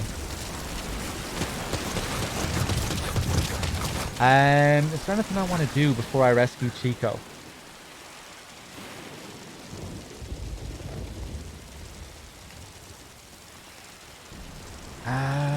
Fuck. I can't remember if there's anything left.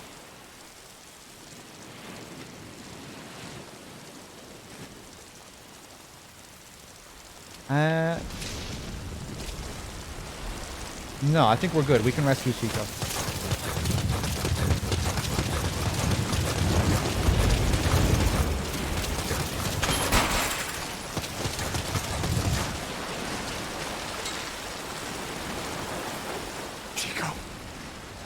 Chico.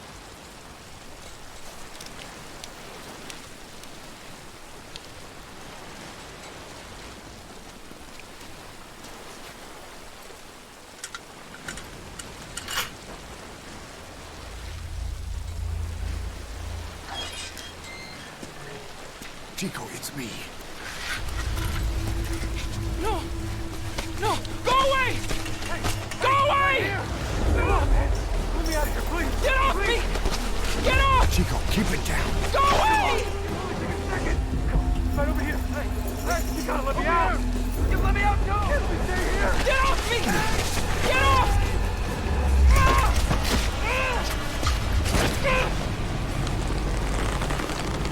Chico, calm down. Calm down. Don't fight it.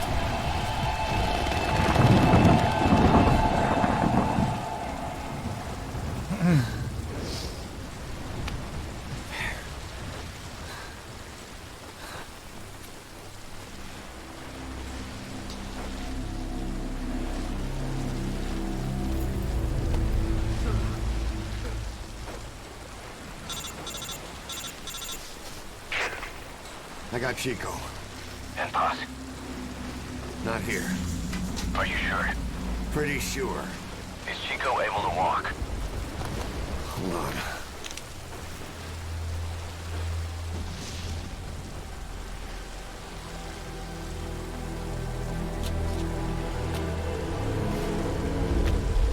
Not gonna happen.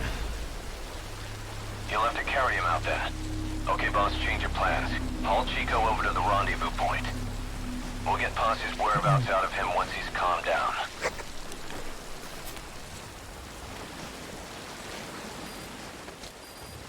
Mission complete. Okay, let's bring him down. RV on your map. Okay, now carry Chico there. So now that we've rescued Chico, An optional sequence is triggered. Because we rescued the guy on the camp on the other side of Camp Omega, guys are out here looking for him. Head first in the ocean. There's like 4 guys down here on search. You might think they're here looking for Chico, who just escaped, but that's not what's happening. These guys down here, not a trace. How many places could you hide? Somewhere close by. Yeah.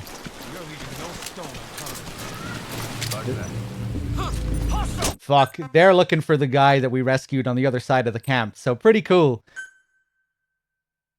how this is a thing.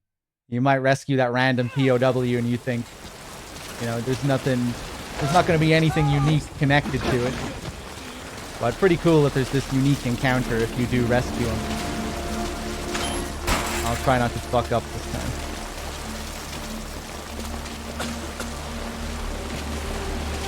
What are we talking about? Cut content? Unfinished game? Shit. Yeah, that's the whole mess. And when it comes to the whole business of the game being unfinished, whether it's unfinished or what unfinished means, I just don't really give a shit. You know, if someone thinks the game is unfinished because it doesn't have the Kingdom of the Flies content, I think that's fair enough. You know, it seems like that was a thing that was planned for the game, that was going to be in the game. In the game files, it says that it was going to be DLC. I think that was probably the initial plan, or at least that was going to be the plan when the game came towards the end of its development. They figured that they wouldn't have enough time to include it in the game, so they were going to do it as DLC. But then the whole thing happened with Kojima getting fired, and that just got flushed down the toilet. That's what I think happened. That it was originally going to be in the game, then they realized they didn't have time, so it was going to be DLC, and then it was flushed.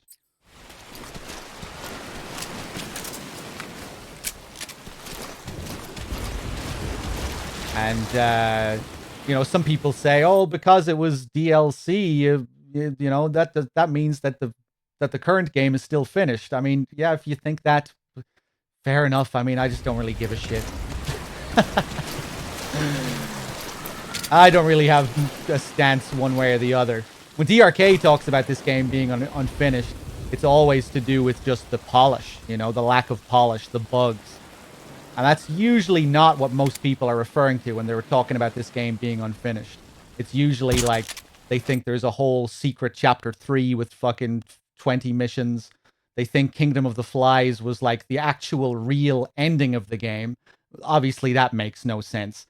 The man who sold the world and the ending that's in the game is obviously much more of an ending than what's in Kingdom of the Flies. Kingdom of the Flies is the ending of another part of the story, but not an ending of obviously not an ending for the main game. What we get at the end of the main game with, you know, learning the truth about Venom and all that, that's... Huh? You okay? You know, that feels like the ending to the game. You have these, like, explicit parallels to the final scene of MGS2, and with the dog tags and the passport, the truth tapes.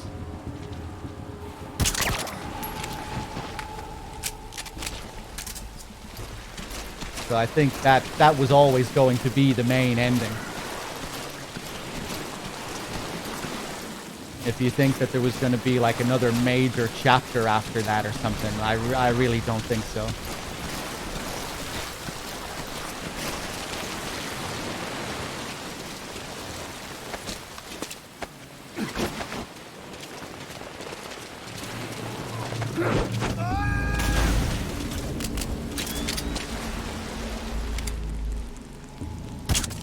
You bitch. Oh, God. Okay, I'm just gonna leave him be.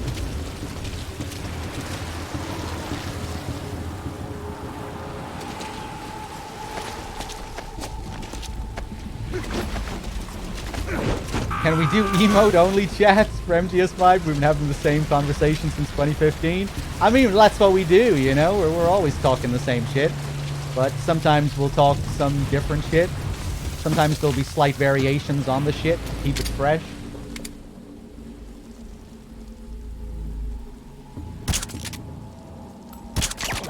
Jesus. Okay, there we go. Sometimes the shit will be slightly fresher than other days. Sometimes it might be a little bit stinky and stale.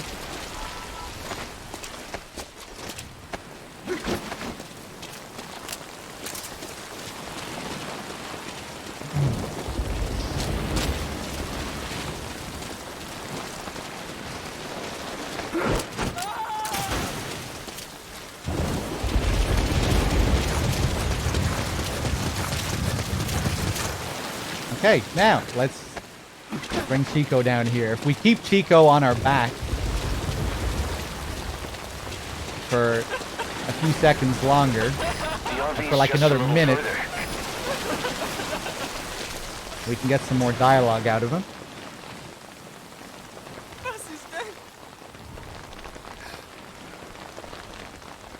They killed her. In front of me.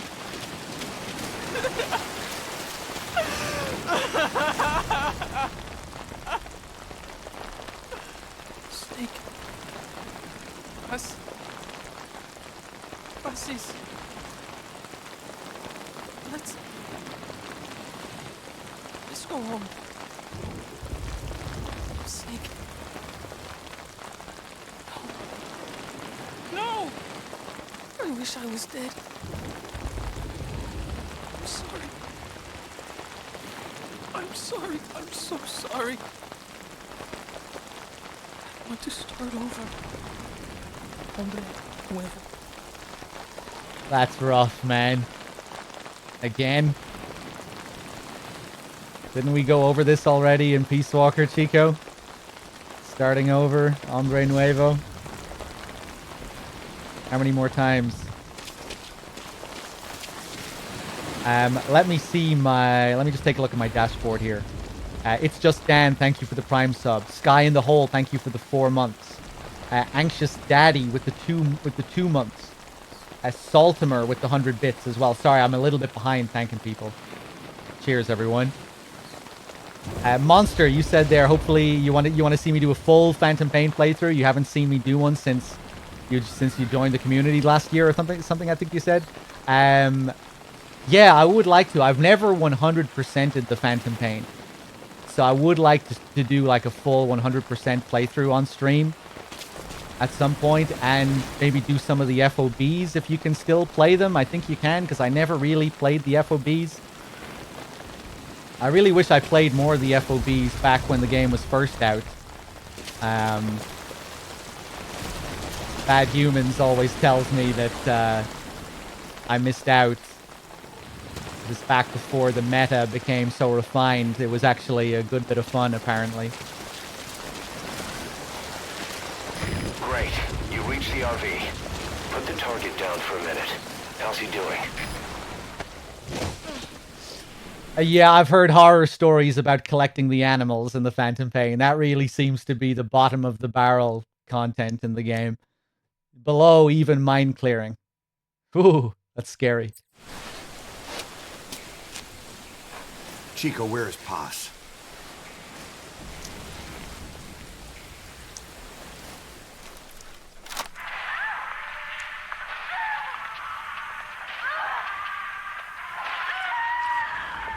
She's dead. When was this recorded? She's dead.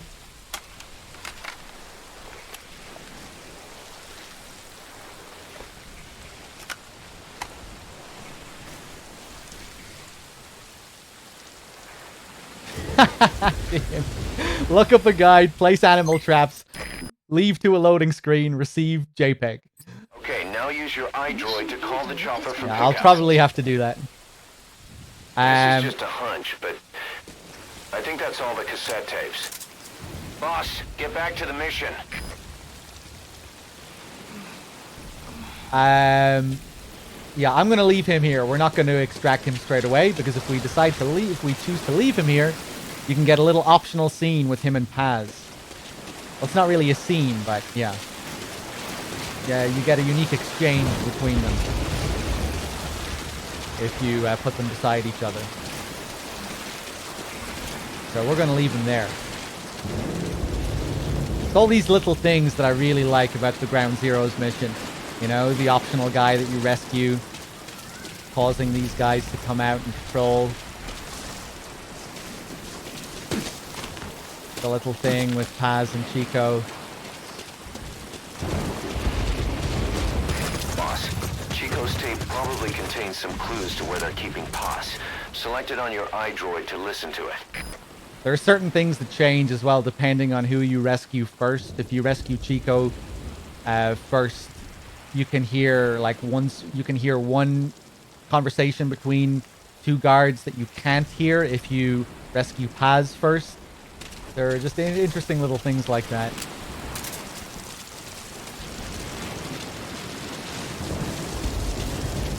And I think you have to deal with different guard setups as well, depending on who you rescue first. You know, if you rescue Paz first and then come down to the cell, there will be a different layout of the guards here.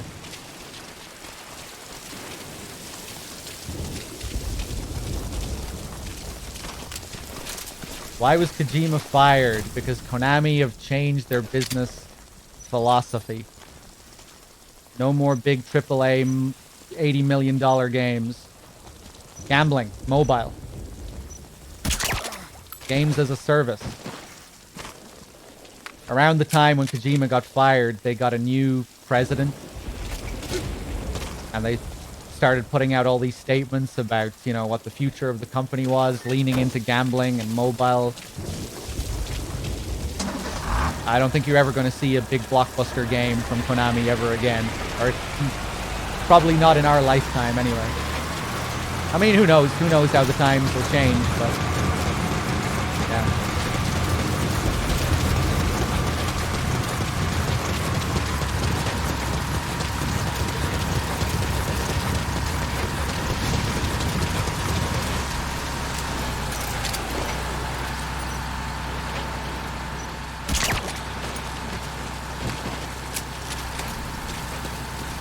But that's, I should say, that's my theory anyway. I think that's a pretty solid theory for why he was booted out. Just no room for Hideo. What he was predicting back when he made MGS4, I think, is what happened. The business side overtook the creative side, and there's no room for someone like him anymore at Konami. All quiet? You said to stay away from part of admin for now, right? The boiler room. Right. I hear they were doing some kind of questioning in there. Questioning? That enemy combatant in the prison area got taken down there every day.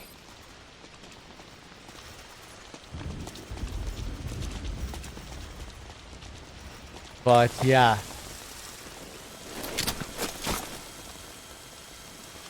The fact that, you know, MGS5 is Ground Zeroes and the Phantom Pain. And Ground Zeroes is the tanker. Phantom Pain is the plant. And you would imagine that it was the higher-ups at Konami that really wanted this to be sold separately. The surveillance camera. They wanted to make more of that money back. They didn't like all the money they were shelving out to make this game. So they decided, hey, how about we charge $100 for MGS5 instead of $60.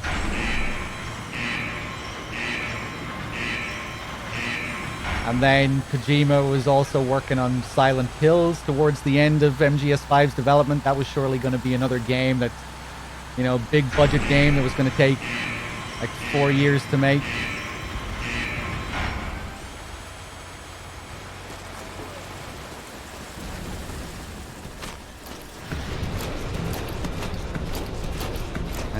Yeah, they pulled the plug on that.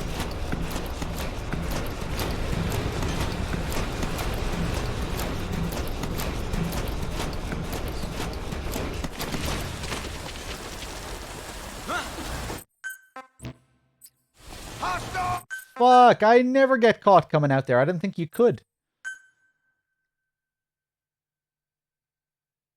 Yeah, we're not getting an S rank this time.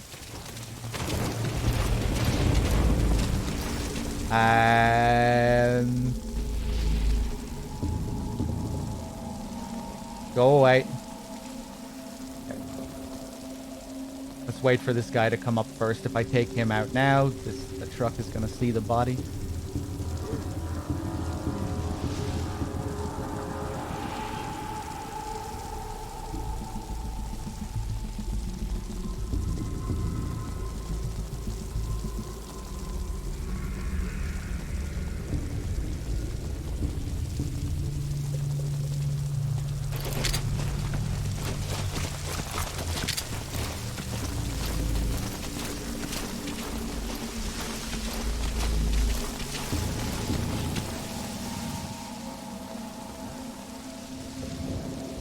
Am I gonna have to walk down to him?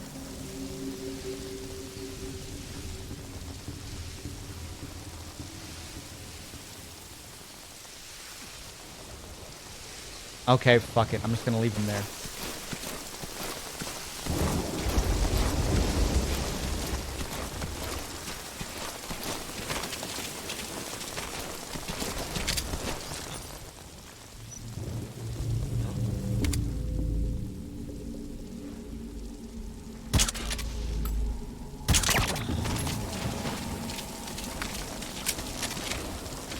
He's coming, of course. Ah!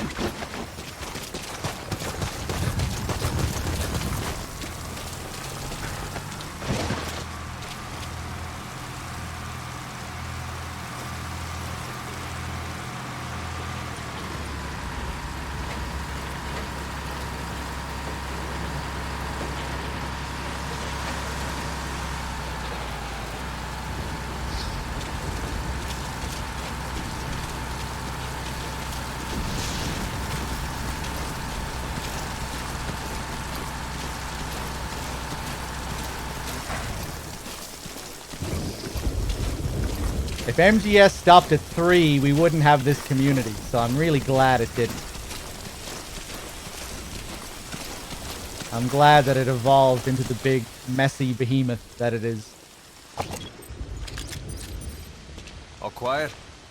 They said to stay away from part of admin for now, right? The boiler room. Right. I hear they were doing some kind of questioning in there. Questioning? That enemy combatant in the prison area got taken down there every day.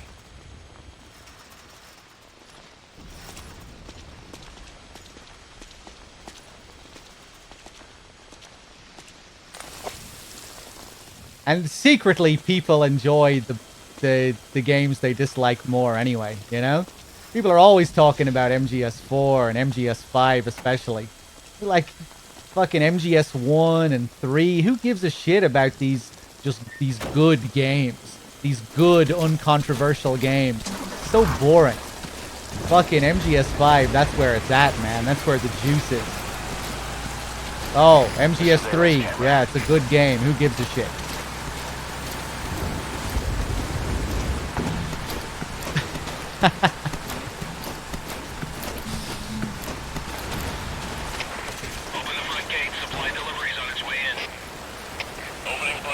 MGS2, MGS4, and MGS5. That's where all the juicy stuff is. That's where all the controversy is.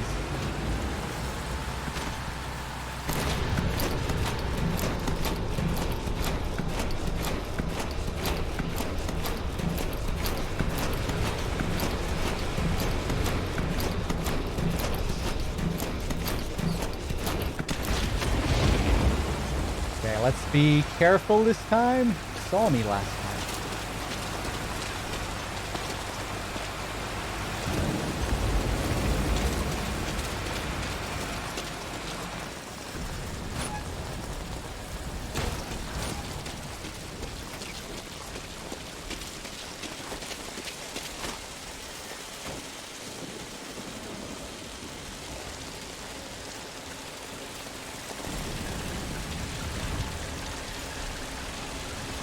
And here's this guy who just likes to stare at the ground here. He loses keys.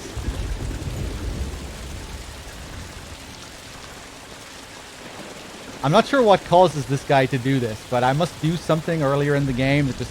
I think this is like he's kind of stuck in some kind of caution state here. You know, it's like he thought he saw something, he went to investigate it, and he just never stopped investigating it. Go, boy! Fetch! And now it's over there. And now it's over there. Oh. Oh. And now it's over there. Now it's over there. What the? Hostile!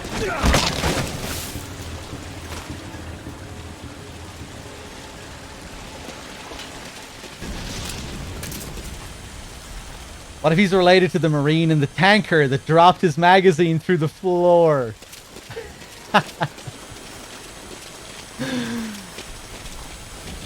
I like that idea.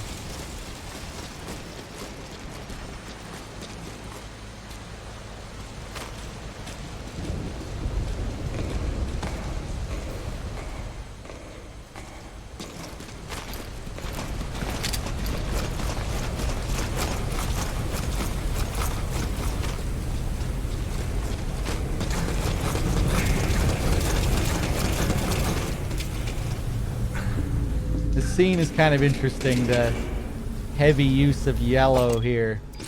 Golden light shining through. This makes me think of Peace Walker, you know, and the color scheme in that game. The yellow that symbolized MSF. Is that Paz? Can you get closer? It's supposed to say something about her true allegiance, how she really feels. 7. We may have an intruder. Going on alert. Over. This is CP. Understood. Keep your eyes open. Out.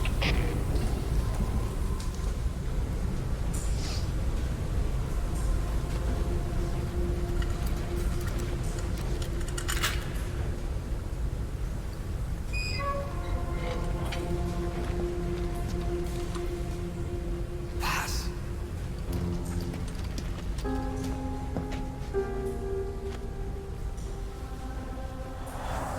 Pass.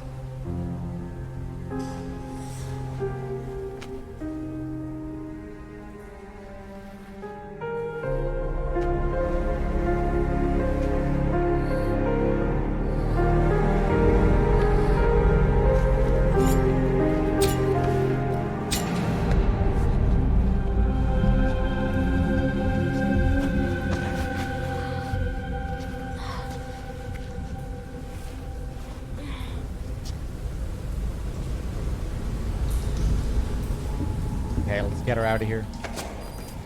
Boss, get Paz onto the helicopter. I really like this little sequence here. Tricky. Hey, shouldn't the guy doing the Quite check well be guarded right when you now? try and take her Yeah, out. the gate's open and everything. Leave the gate open. He must be running late. Should we do something? They gotta check the vitals of that prisoner, don't they? Got nothing to do with us. Forget about it. Yeah, check. Stay away. I do wish you had to take her You hear that? her You need to manic hurry up your laughs escape and before cries they into realize account. Paz is missing. They don't. They can't hear her dialogue and her laughing. What the? Fuck! It'd be cool if they could, and you had to take that into account. I thought that guy was gonna. I thought he was long gone. Okay, let's try that again.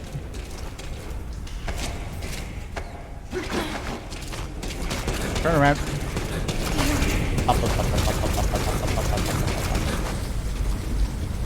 Hey, shouldn't the guy doing the check have been here by now? The outer gate's open and everything. Leave the gate open. He must be running late. Should we do something? They gotta check the vitals of that prisoner, don't they?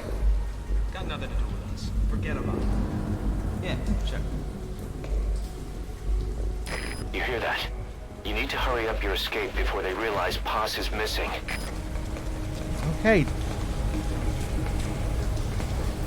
Yeah, what the fuck? Why was he still standing there that last time?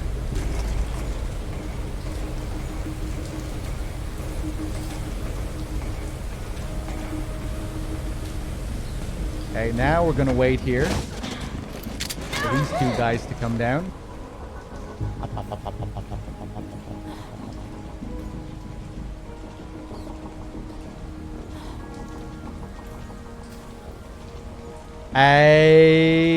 Can you throw Paz? You can't throw Paz. No.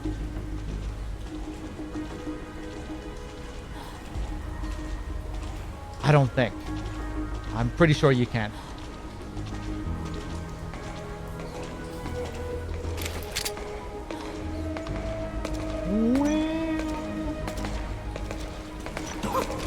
Get down. Don't lie down. Hands up. Lie down. Nice.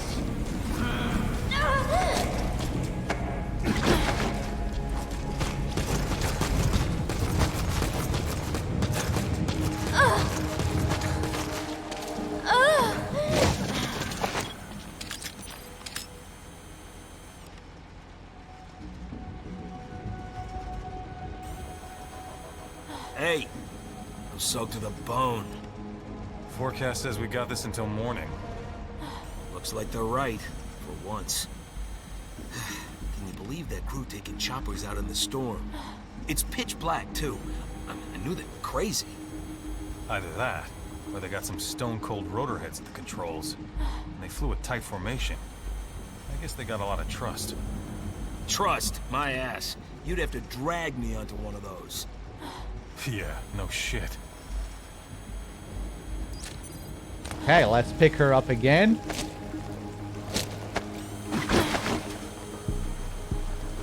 Talking about the badassery of XOF.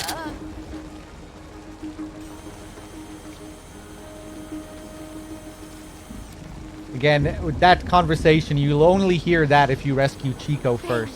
It's an illusion. Pain in the mind.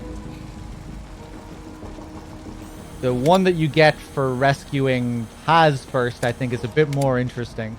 I think that's the one where they talk about Skullface's weapon. Forget exactly what they say about it. Oh, nice.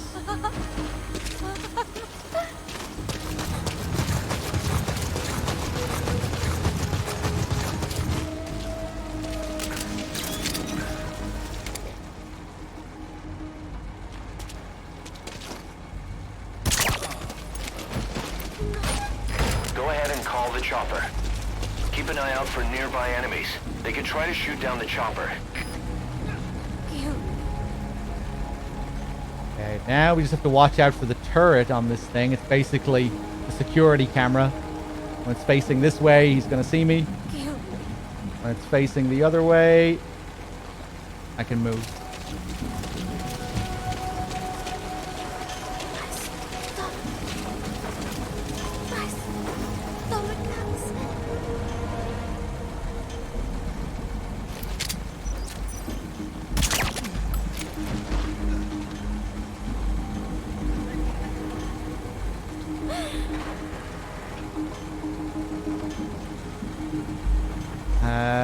This guy.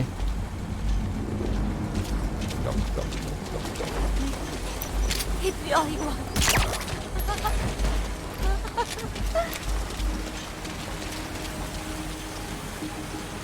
Okay, nice. At least I didn't fuck that up. It's been a pretty sloppy run so far, but that was decent. Although I did fuck it up at the very beginning. Oh, whatever, I'll take it. Stay away. Pop it.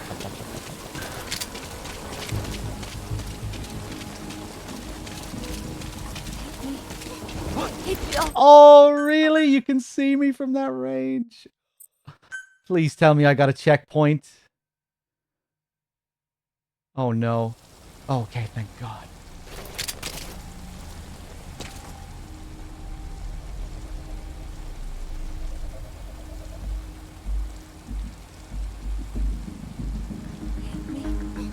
Hit me all you want. Please turn or do something.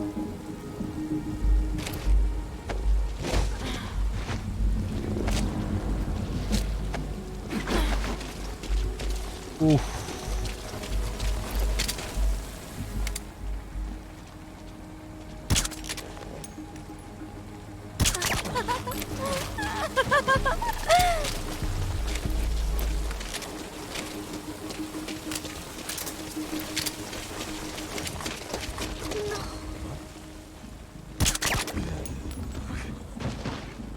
What the hell?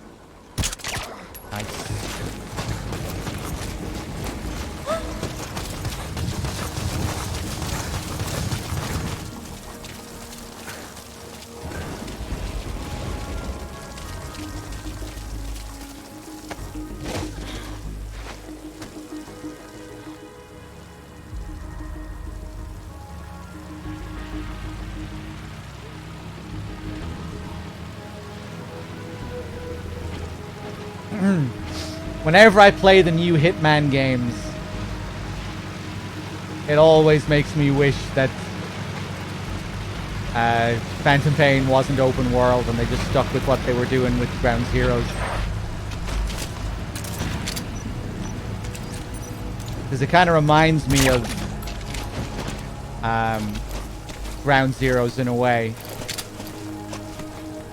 You know, instead of having an open world, just have like 10 missions. Like imagine if Phantom Pain was just like 10 Ground Zeroes sized missions. 10 or 15 missions. Really big bases, all of them jam-packed with detail.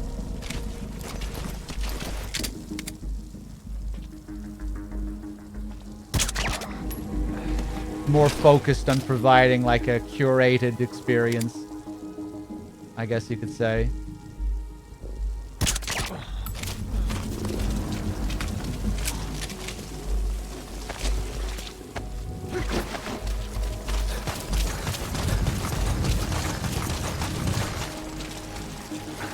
But yeah, you know, like the Hitman games, there's only like a few stages for each of them.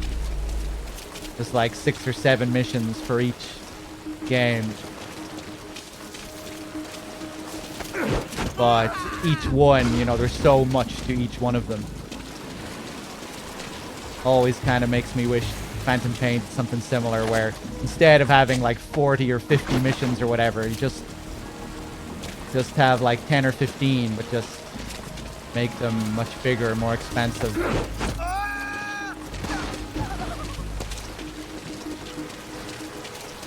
And then have like variety of side missions for each level. Kind of like what they do in Ground Zeroes, how we have the main mission and then you have all sorts of other little side ops that you can do on the same map. Set pieces, the whole thing with the chopper, rescuing Kojima, destroy the AA emplacements, stuff like that.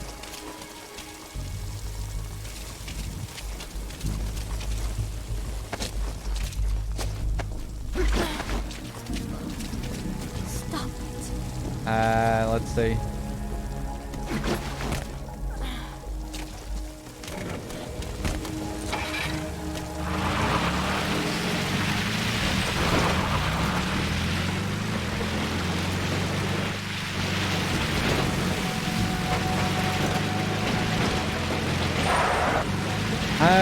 What am I doing? I want to go and grab the other prisoner.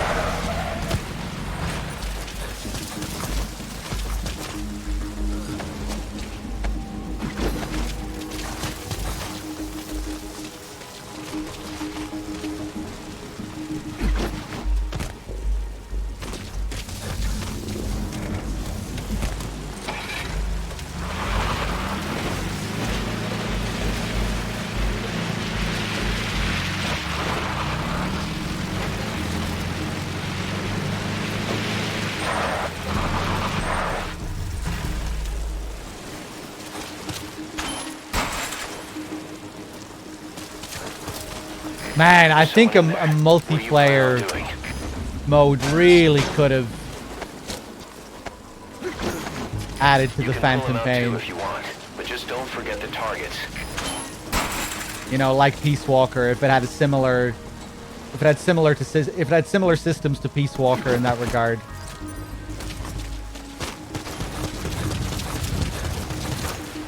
Another prisoner. Looks like he's alive.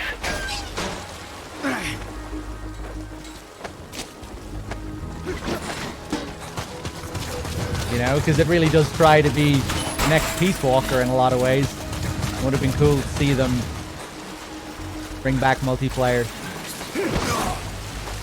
Some kind of evolution of that system would have been cool.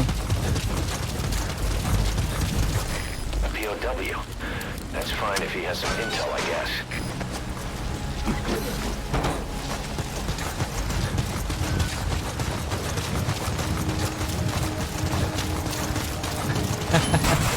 All aboard. Put on your seatbelt. I think this is the last guy. Prisoner. Looks like he's alive. Of course, that scene with Chico will change depending on what you do here. If you rescue all the prisoners, play out slightly differently. You won't have the prisoners all screaming. It hurts all over. That will change the gameplay as well. I didn't leave any of these guys alive. I threw them all over the cliff. But if you do keep those guys who are guarding this place alive, they'll be in like a scripted caution because of the other guys in the cell who start screaming.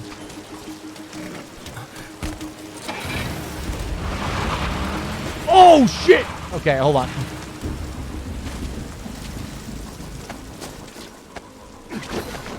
Can you drive off the cliff here? You can, yeah, if you want to kill yourself.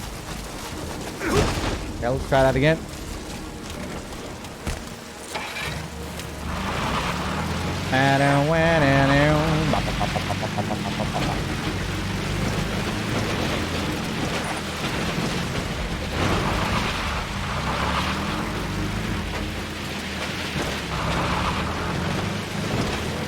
Oh, fuck! Woo! Jesus! I teleported out of the vehicle.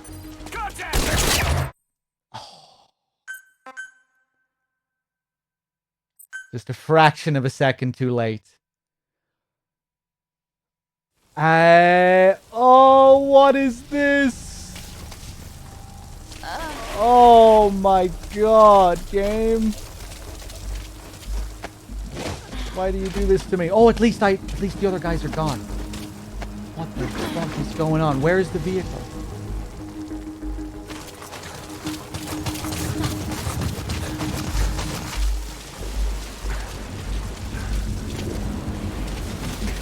That's an MGS5 checkpoint, all right.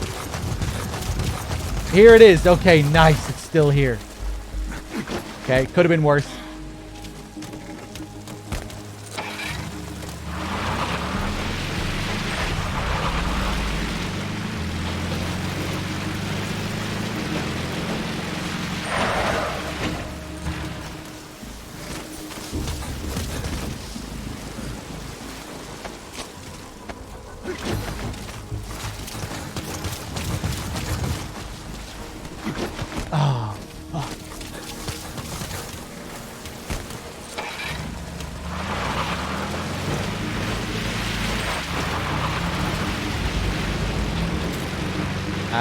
Let me go back and deal with this guy first before we do anything.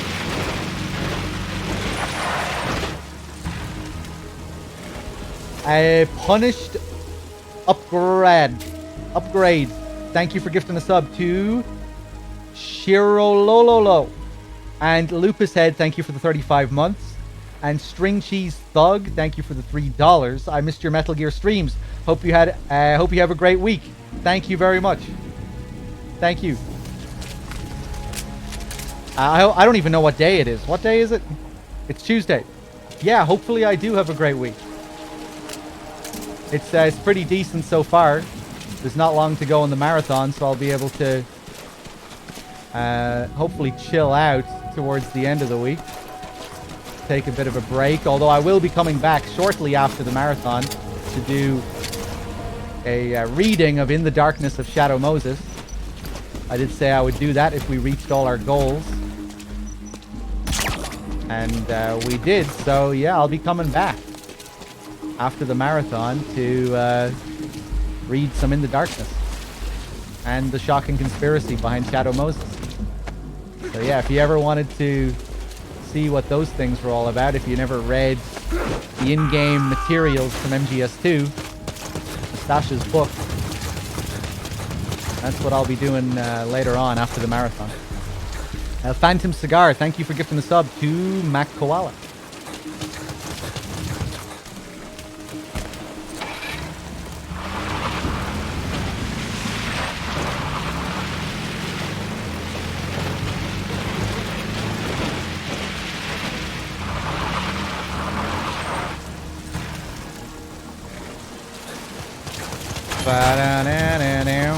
There's someone in there. What do you plan on doing? You can pull him out too if you want, but just don't forget the targets.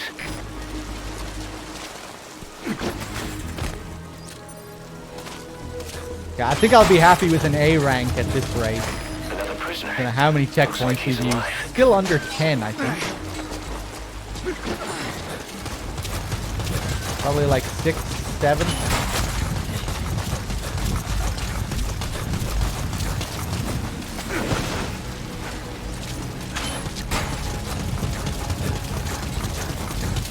This guy is kind of weird if you listen in on him.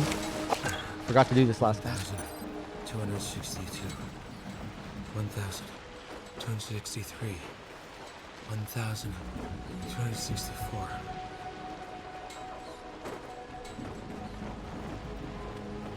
Just counting. Please, someone. To pass the time.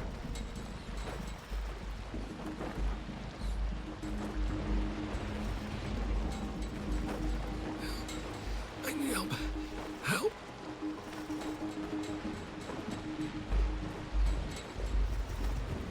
If we keep listening, Please, someone. we should hear something kind of strange, I think.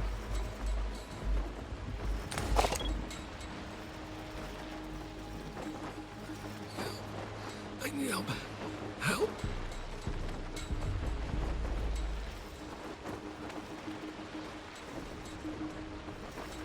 Please, someone. Ah, fuck. Say it. Say your weird shit.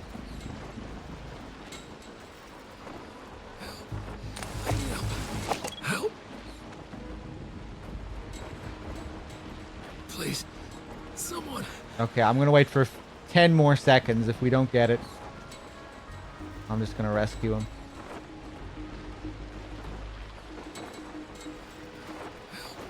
Ah, you fucking asshole. Say it. Please. He starts spouting out all these equations.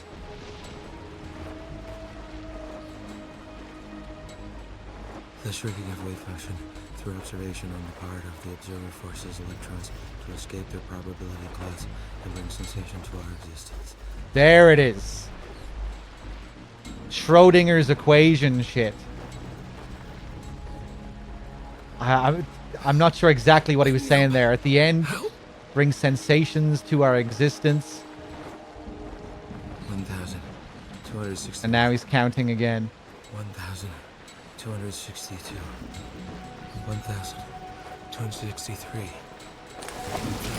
Yeah, weird. That's fine if he has some intel, I guess.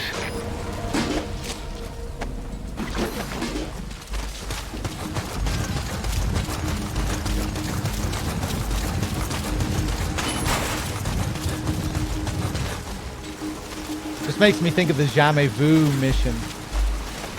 And the blurb, the text blurb that's on the screen before that, alluding to parallel universes and stuff like that. Another prisoner. Looks like he's alive. Alternate futures.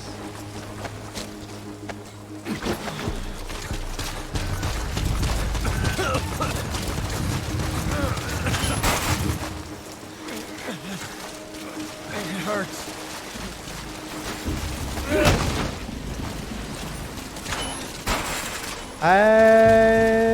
Is that everyone? I thought we were missing one.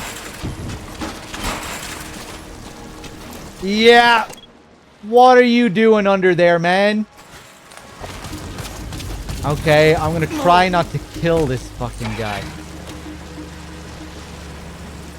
Oh god. This happened last time as well. Oh! He's moving with me. Okay, this is how we're gonna do it.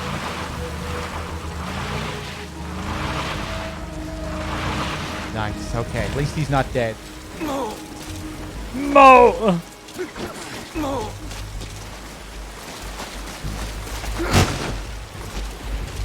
Mo!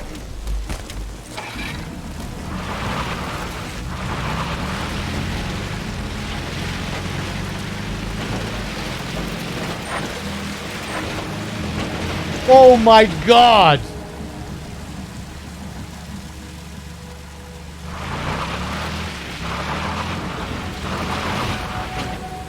We're creating some kind of Silent Hill monster.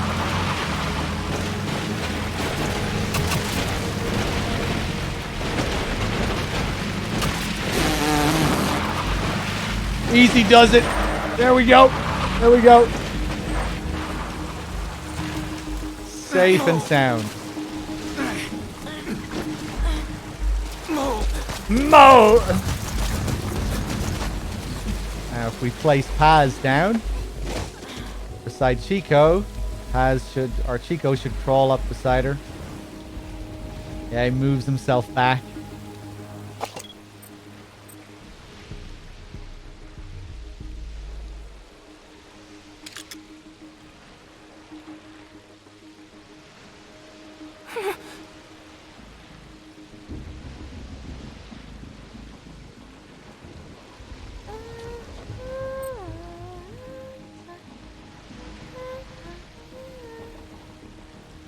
She'll hum Love Deterrence. I think she only does that here if Chico's beside him.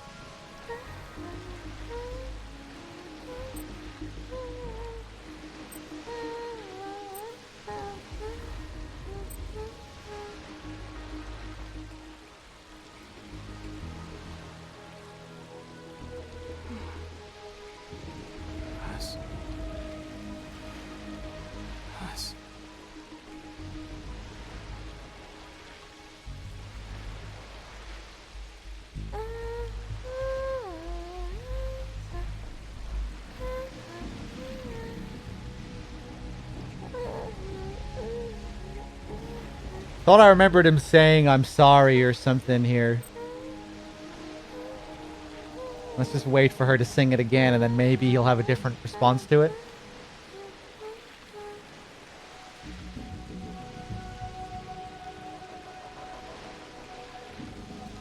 I'm sorry. Yeah.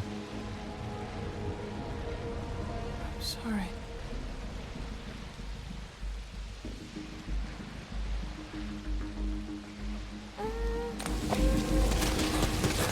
Okay, let's call in this chopper. A landing zone confirmed. Roger that chopper request. It's headed your way now.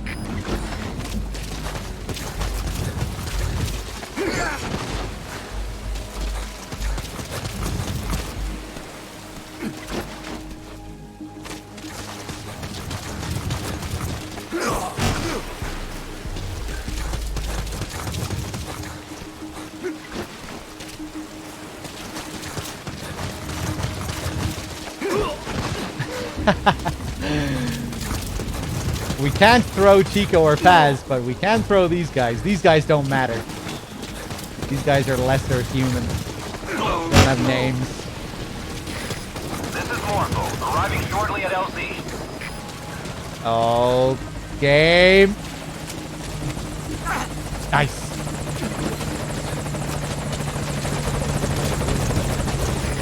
This is Morpho, on station at LZ.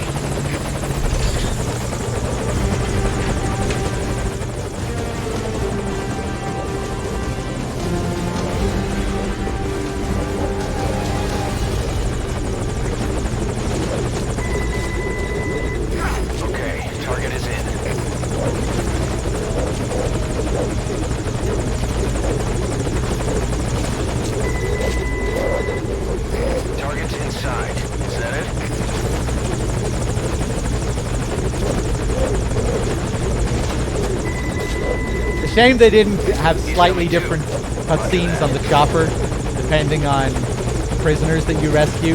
These guys don't appear in the cutscene afterwards. It's a bit of a shame. Okay, target is in.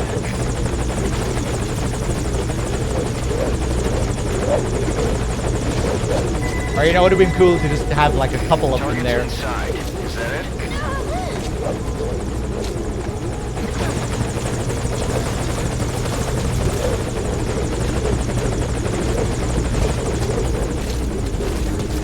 Mission info has been updated.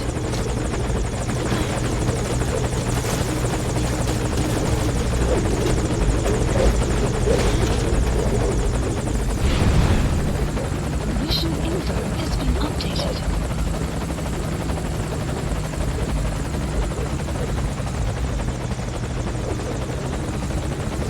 Alright, pay attention during the next sequence. If you never notice, listening to the medic's voice during the next sequence, it is Kiefer Sutherland's voice. It's just pitch altered. That's a lower pitch.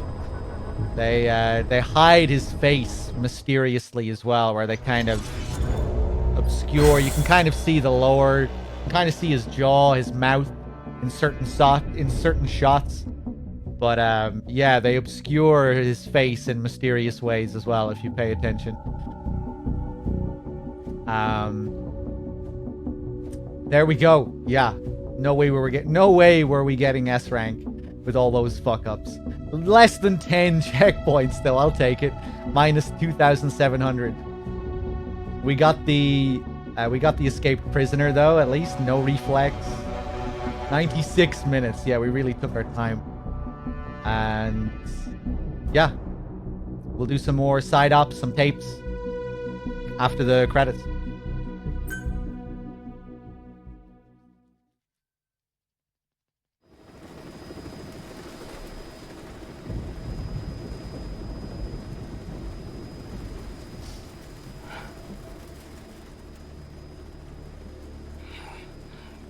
Snake.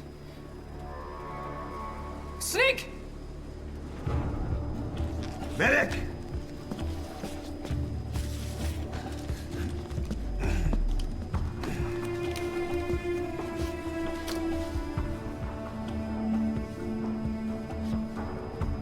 She's rigged.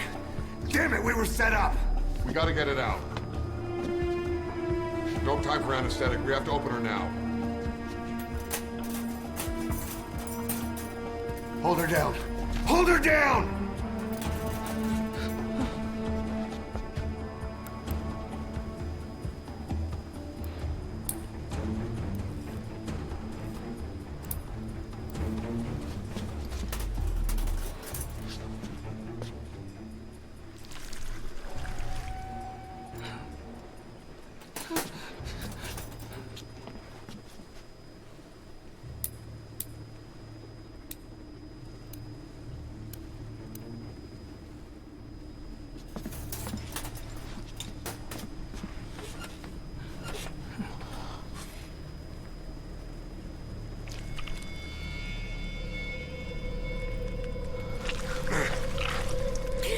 Keep her gun in.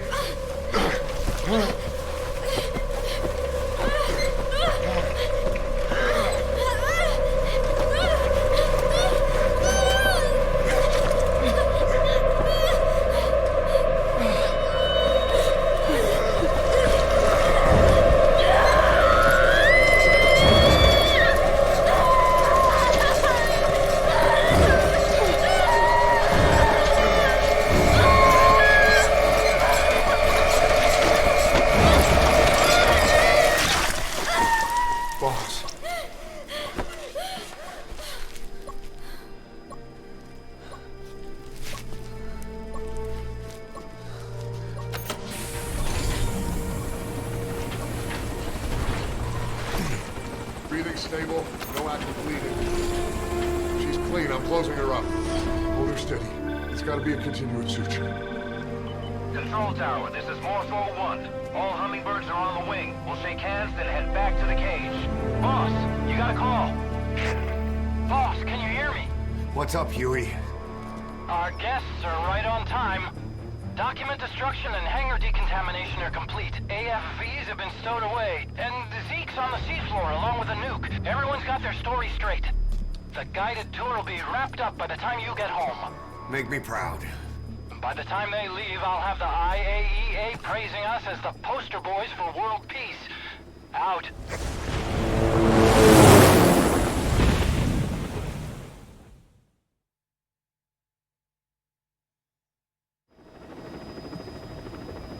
Tower, this is Morpho 1. 2, you copy. Can't get through. The link seems fine, but...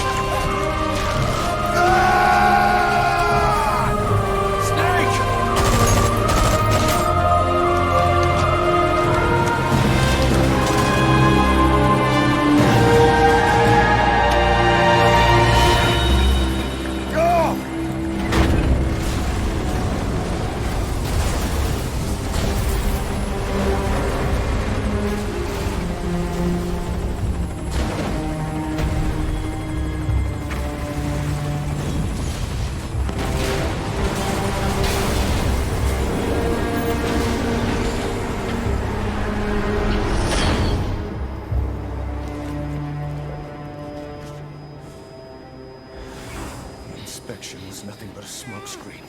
It's okay. I heard explosions, then... Okay. They played us like a damn fiddle! Give it back! This isn't right, that was ours! We built it, damn it! You spying bitch! Come on, start talking, bitch! Come on, get up and start talking!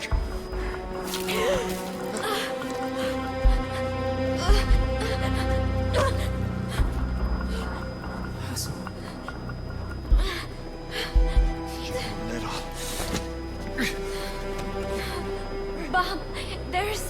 It's all right, we got it out.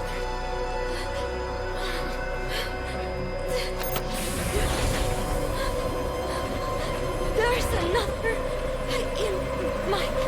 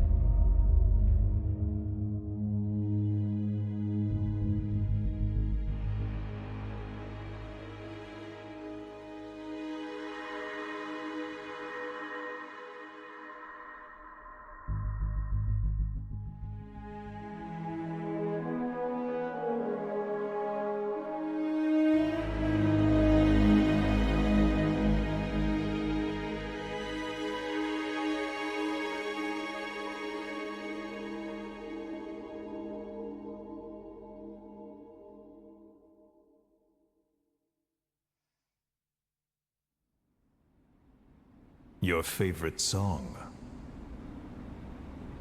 Nicola, Bart, immigrants wrongly executed. But their deaths served as a message to others. That ours is a society that murders the innocent.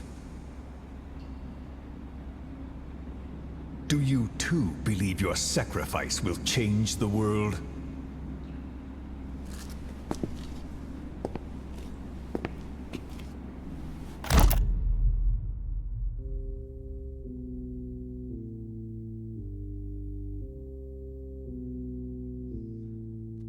Stick around, fools. More Ground Zeroes coming up after the credits.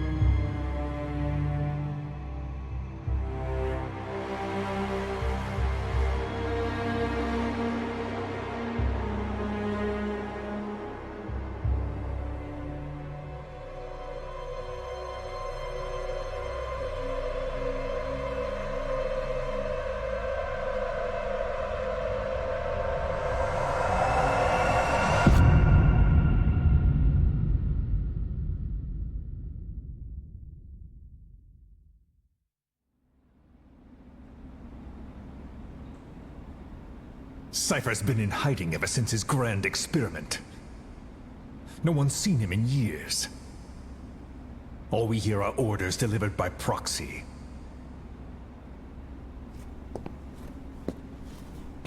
Except you.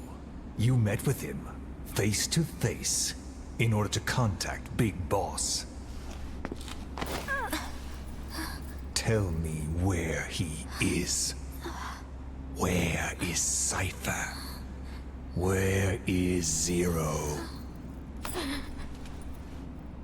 I've never known choice. Where I was born, the language I speak, I've never had the freedom to choose for myself.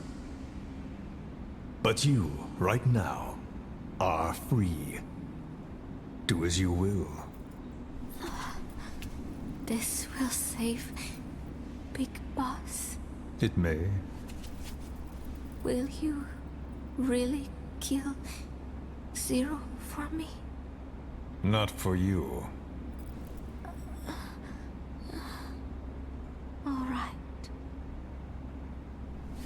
Zero is...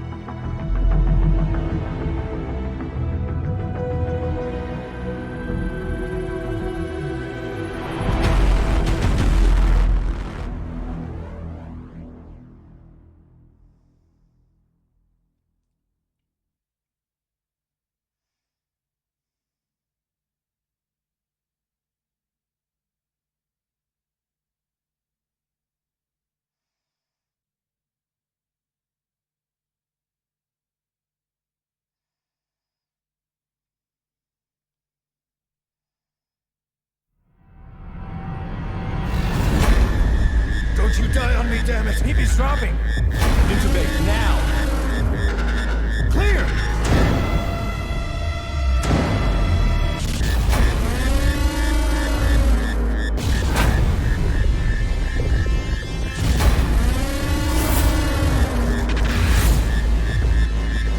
No response. Hit him again!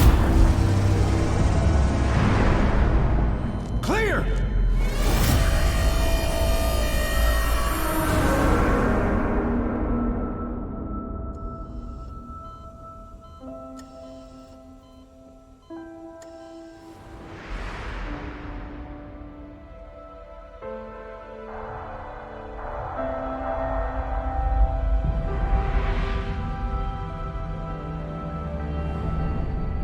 You've been in a coma for quite some time. Yes, I know. You would like to know how long. I'm afraid it's been 9 years. Why are we still here? Just to suffer.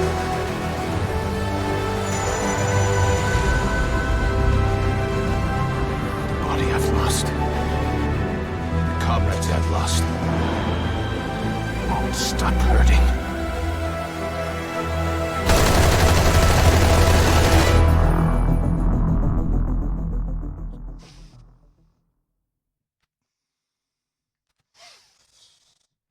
And the crowd roars. They can hardly wait. Don't worry, guys. We'll be getting to it soon. I know you've been waiting the whole marathon for MGS5. I know some of you might be pretending that you haven't. But I know. You can't fool me.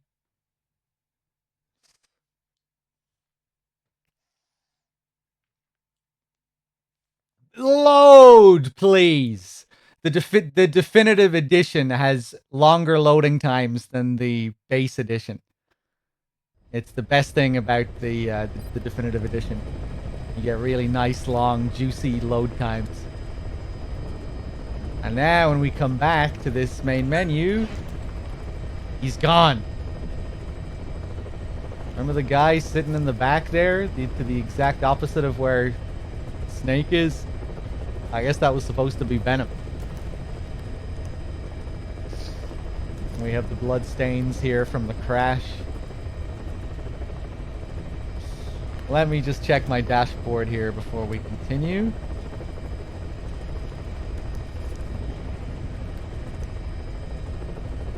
If my dashboard will load, everything's being slow today.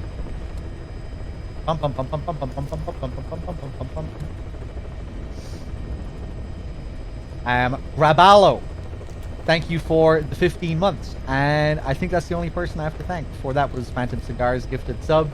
Cheers, guys. What do I want to do next? I think we might do some tapes. Or some... Let's go rescue Kojima first.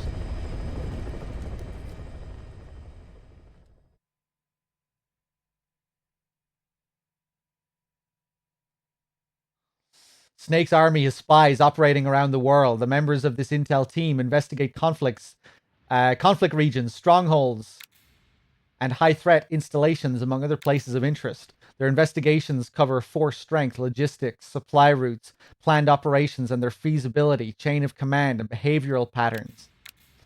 At the site, even down to the names and faces of family members. This intel is then reported to help devise infiltration missions. Contract work is also taken on as the situation warrants.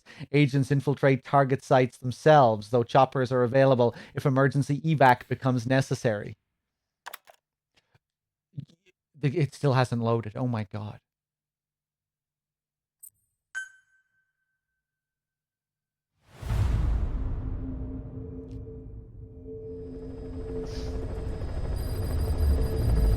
Hey, what's up, JMP? We got a request for extraction from a member of the intel team who is working undercover at the prison. As you know, it's an enemy base. There's no time for the silent approach. Assault the base, secure the target, and get out of there. The target is our agent from the intel team. To say he's a critical VIP would be a massive understatement. I should probably turn down the game volume a bit. I probably should have done that during the main mission. Am I getting drowned out a bit, guys? I think I probably am by the audio in this. Got a visual? Negative. No sign of it. Oh yeah, my god, it's too loud on OBS. I wasn't paying attention. Fuck's sake, man. Yeah, well, hopefully I wasn't getting drowned out too bad during the main mission. Hold on.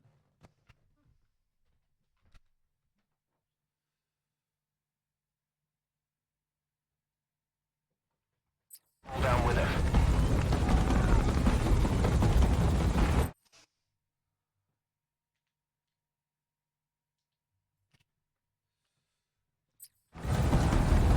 Okay, that should be better. Check your surroundings carefully. Watch out.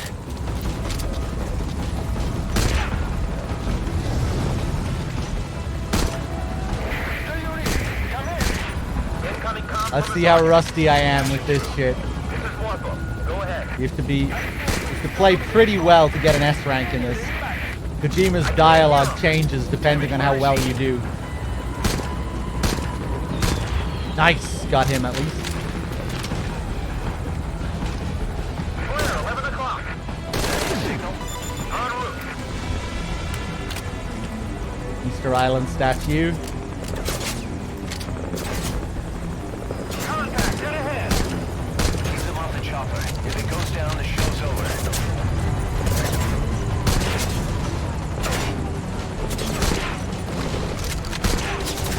The rifle is equipped with an underbarrel grenade launcher. Put it to good use.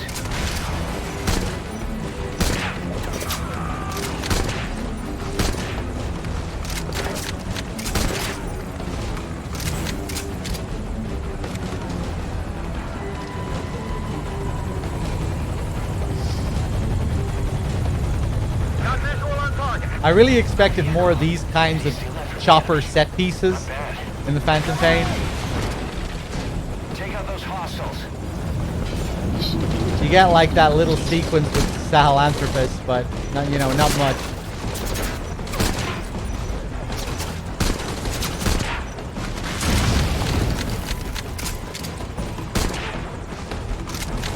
Clear. All hostiles down. Touchdown is a no-go. Rendezvous at the helipad. Can you make it to the helipad? Roger that. Request escort. Boss, cover the friendly vehicle. No kills. It's the barrel that killed him. I've secured cassette tape. Gotta get it to the boss.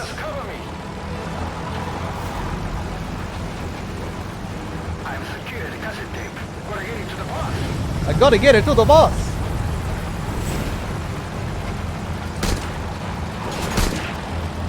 Nice. Ah! I'm gonna die. I'm gonna fucking die.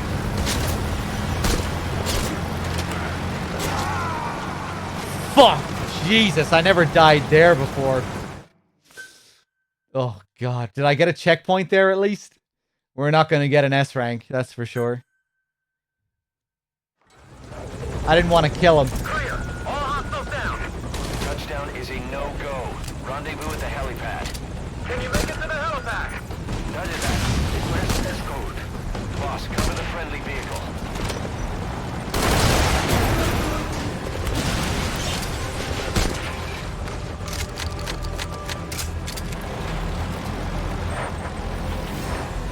I'm good to drive. Just cover me.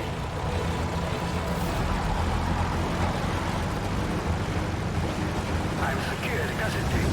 Gotta get it to the boss. Gotta get it to the boss.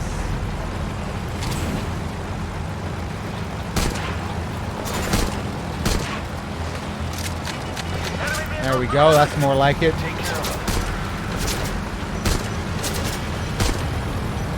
Ah!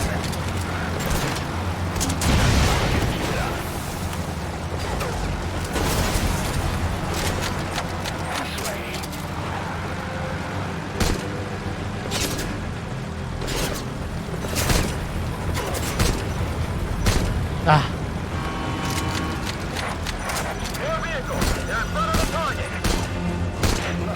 Oh, nice. It's nothing personal. You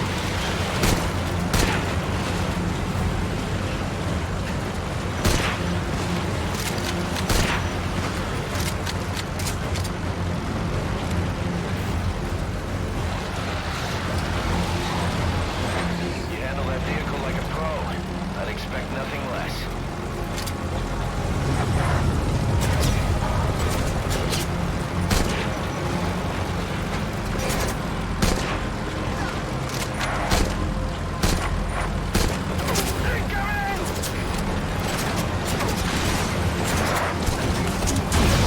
Oh, I don't know about that. Alright, the helipad's just up ahead.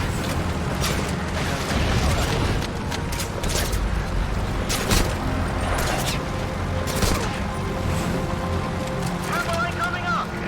Take out that anti-air emplacement now. Nice. Great work. You destroyed an anti-air gun. That's punched a hole in their defenses.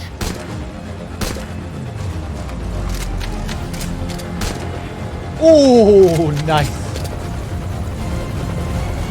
Ba-dum-bum-ba-dum-bum-bum. Cover the target.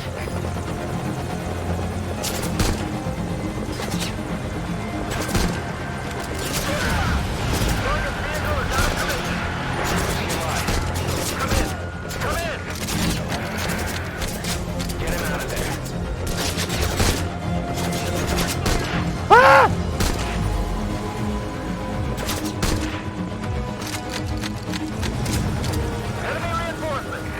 Take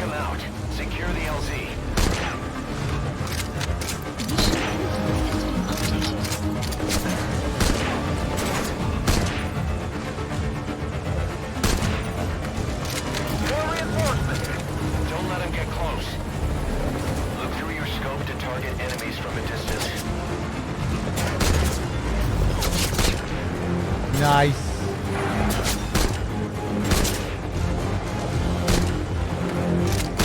Ah, fuck. Big 4 in the control tower.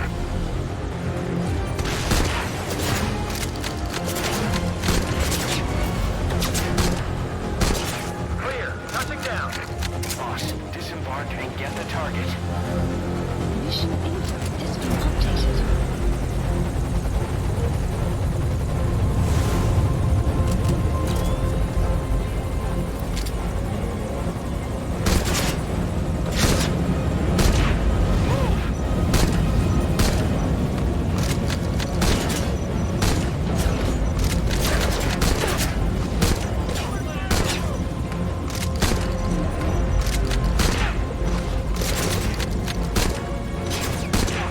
Go.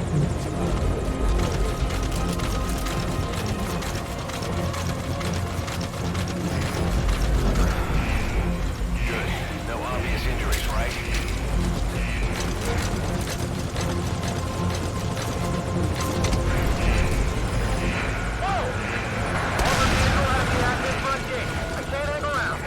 Boss, taking out that vehicle is priority 1. Mission info has been updated.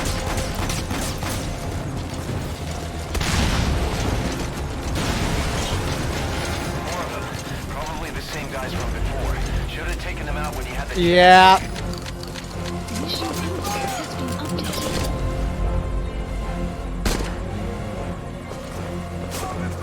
If you don't take out enough early on, you have to deal with more of them here as punishment. Ah, you fucking bitch. Oh, God. Ah! I kind of feel like just running for it. Ah! Oh, is he not gonna... Ah! The chopper isn't gonna touch down until I finish them. Oh my God. Fuck you. target secured. Now get in the chopper. Mission info has been updated. So sloppy. Kojima, he's not gonna be happy with me, but whatever, I'll take it. Go, go, go, go, go, go, go, go, go, go.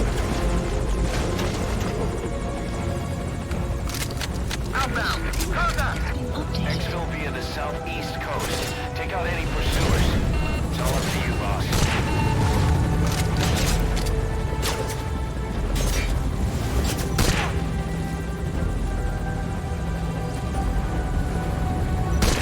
Contact, 10 o'clock.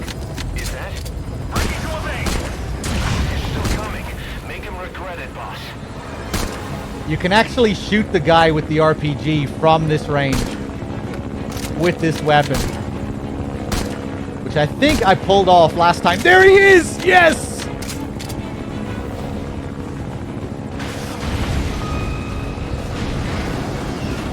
That's really hard to do consistently. And then another guy appears anyway. You don't even get rewarded for it, which kind of sucks. Because another guy takes his place.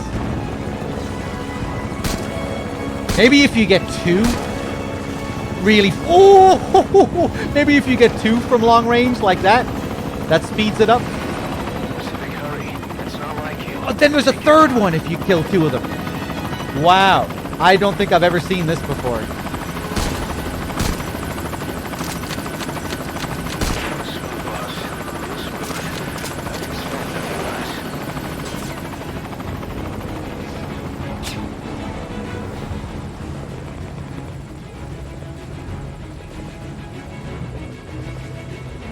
I wonder how many you can get from long range. Can you get like 5 or 6 of them?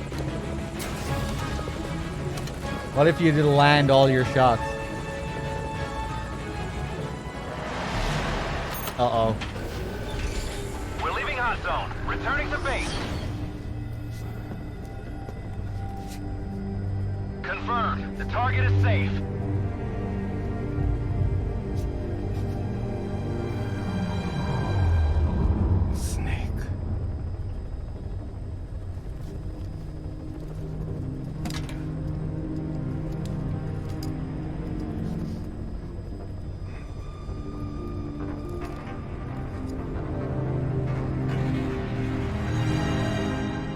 What took you so long? It's been a while since I heard that. I couldn't even remember what he said. I've been pretty consistent at S ranking that. That's my first fail in a long time.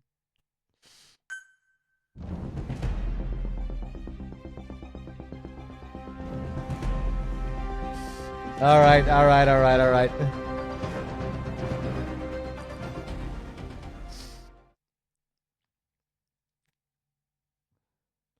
If you get an S rank, he says that was perfect.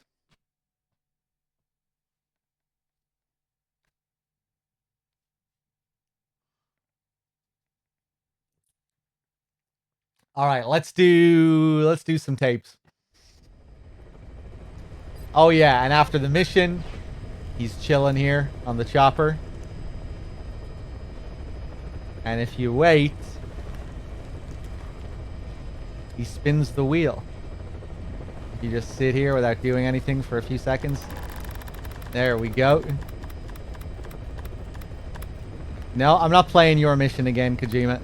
Sorry.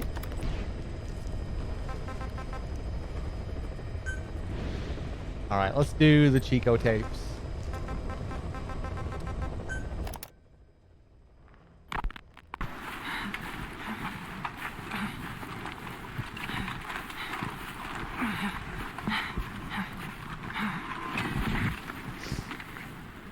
I made it ashore. I'm in Cuba.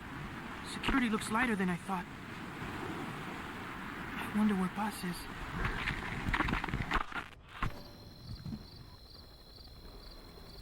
It's dark, but there are soldiers everywhere. Lots of choppers coming and going. Those lights are so bright. Time to get moving.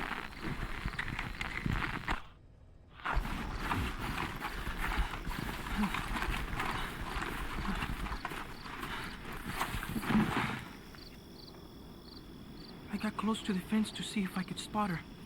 They had a guard posted, so I got out of there. Guess security's not so light after all. I'm coming, Paz. I'm okay. I'm okay.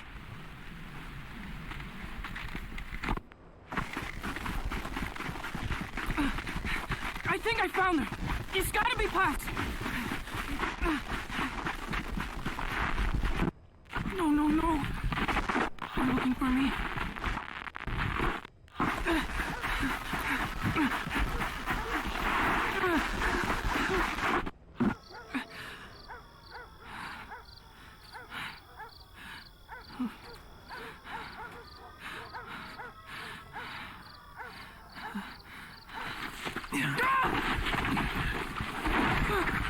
Enough. Quit that struggle. Got him secured. It's a kid.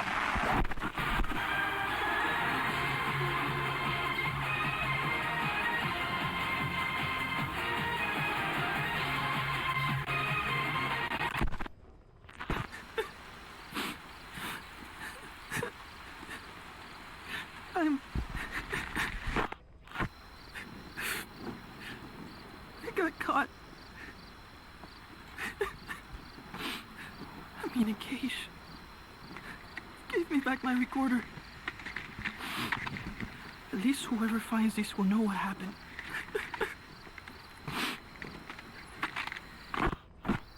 They're holding others here too. Still no sign of Paz.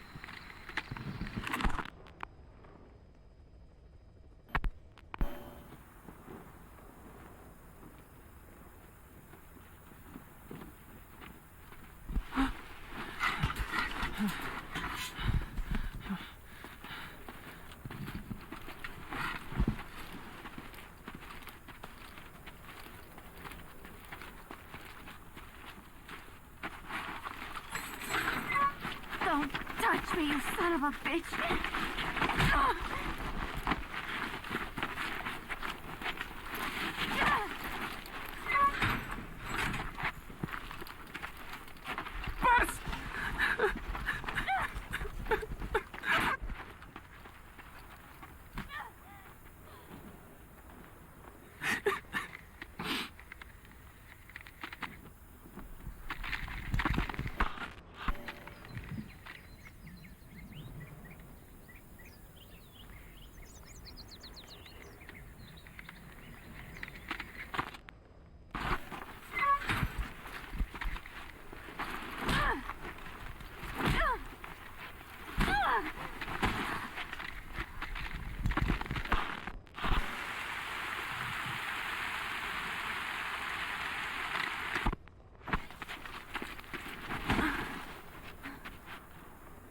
She looks weak. We need her alive. Yes, sir.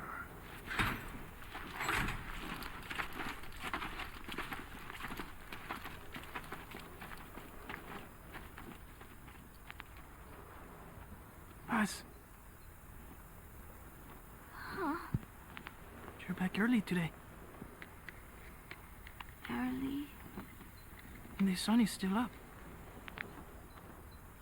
See? Yeah. Chico, Yes? let us not do this, okay? Huh? I do not think I want to talk to you. But I came here to... Just be quiet, or I'll scream. What the... I don't get it.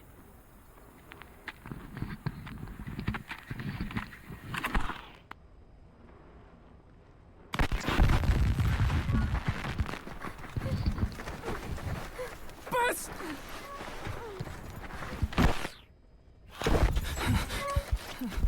On your feet. Okay.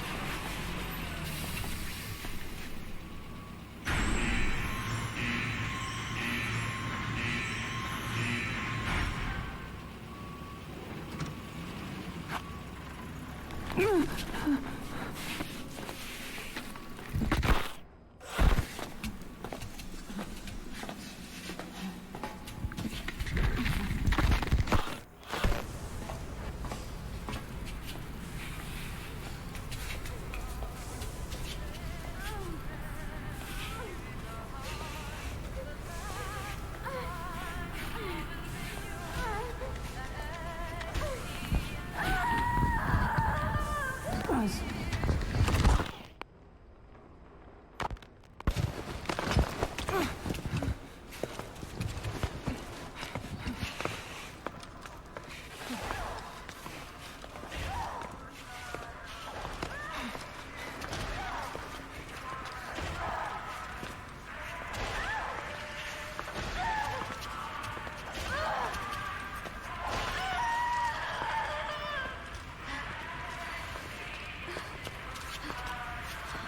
You've got company.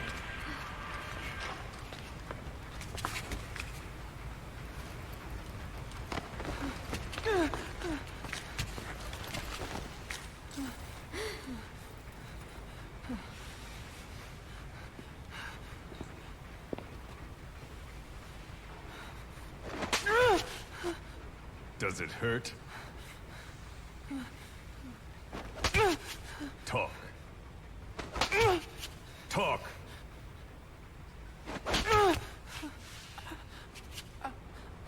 You can speak, can't you? Then talk. Okay. Hey! Good boy. Your boss and I go way back. Don't count on him coming to rescue you.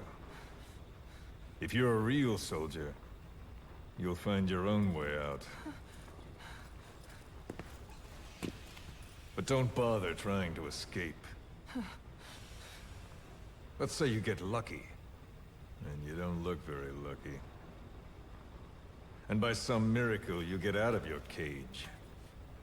Let's even say you're able to elude the guards. Then what? The nearest Cuban border is 4 miles to the east. 4 miles of barren, America-controlled soil. Think you'd make it? You wouldn't get any help from the Cubans. And the border's a mess of live minefields. Think you'd make it through that? With your girlfriend in tow? If you were that lucky, you wouldn't even be here right now. But don't lose hope. There's another way out, for both you and the girl. This way is much simpler.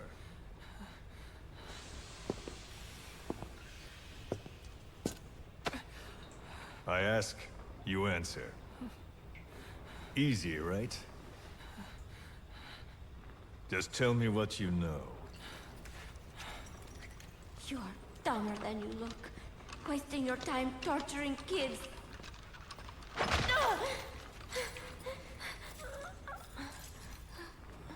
Tell me about your base. Chico. Well? Chico! Hit me!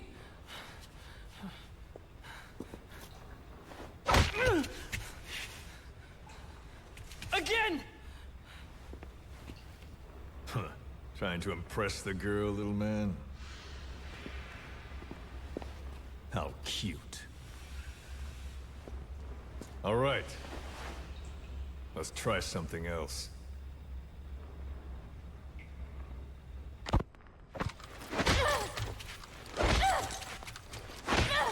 Stop it! She'll get what she deserves. We were comrades once. But she betrayed us. Deception and deceit. What better proof she's a real woman? Show him.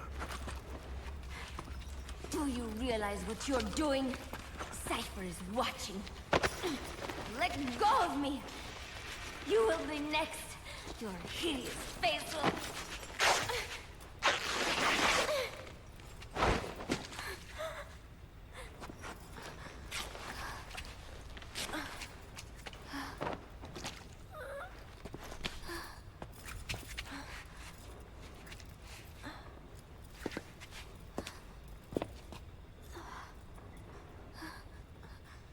Repulsive, isn't it?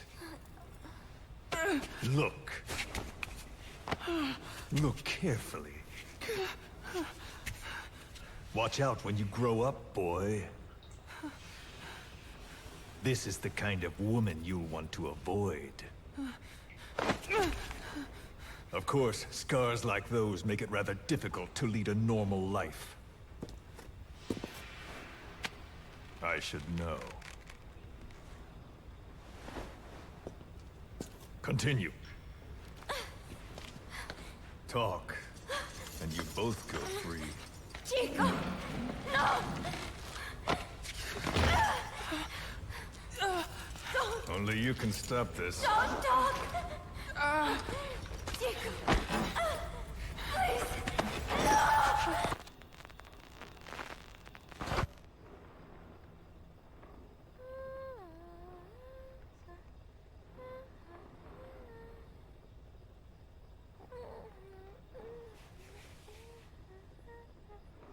Buzz.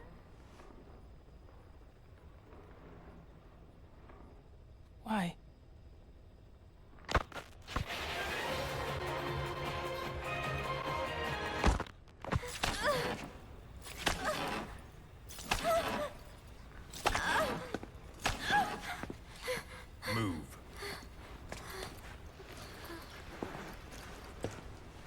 Get up. Huh? You heard me.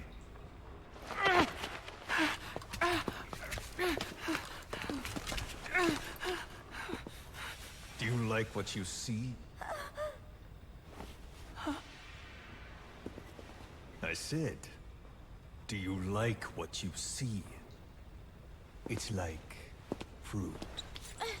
Does she look sweet or sour? A man has to know these things. Time for a taste test. Either you take her now, or you're strung up next. Don't worry, Chico. No. No. It's okay. Chico, you won't hurt me. I don't. Get on with it. I can't. Chico. No. Come on.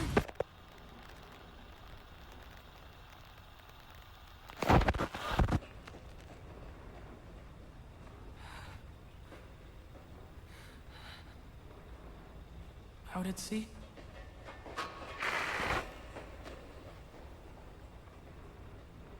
Staff of 300? But usually there's... Zeke. And again. See? That wasn't so hard. You got what you wanted. Are you satisfied? We're halfway there.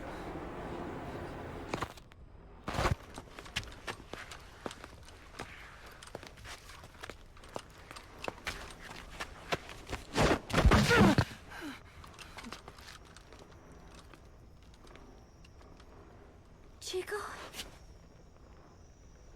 Chico? Thought you didn't want to talk to me. There's one thing I want to say. What?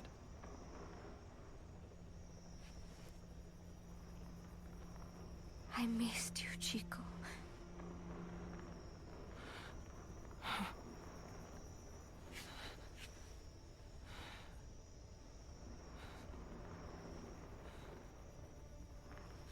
Yeah. Come here. Huh? Closer.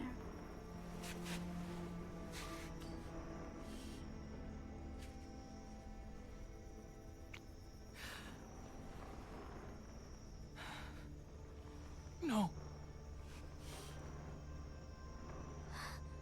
Sorry. Enough already.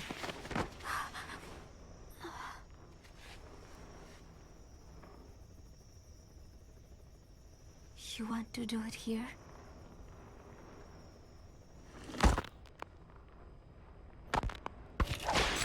Come on, Buzz, talk! Please, Buzz, I'm doing this for you! Coward! How can you say that? Traitor! Don't make me mad! You're only making things worse!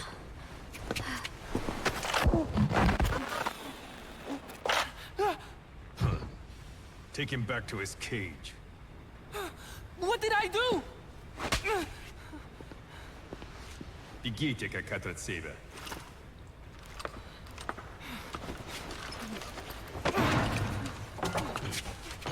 Give it back! Give it back! Enough. She's no good to us dead.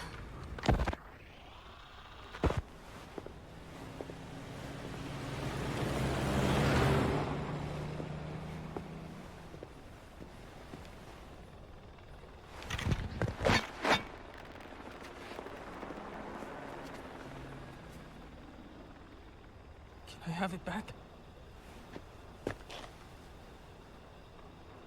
We've decided to let her go.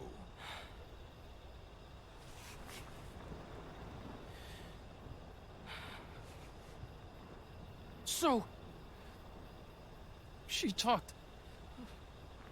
told her she should have just gotten it over with. She's going back to your boss. But only her. Huh? Those were the terms. She said to leave you here. I suppose she doesn't much care for you anymore. That bitch. Now, you've got quite a problem on your hands. When she gets back, what will she say? That you talked? Sold out your comrades? Your family? You're finished. You mean I can't go home? There's very little I can do for you. And I still have need of your services. Huh? You're going to call your boss for help. We'll make a recording, play it across public frequency bands. To bring him here?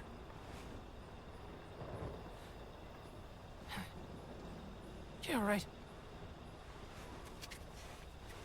Do you expect me to trust you? I'll never help you! Perhaps. But if you did, I wouldn't mind looking the other way if he did come for you. Take some guards off duty, let you quietly slip away. But you wouldn't want the girl leaving here alive. She'd have to be eliminated before he came. There's no other way. I'll leave you to think it over. Chico, growing up means choosing how you're going to live your life.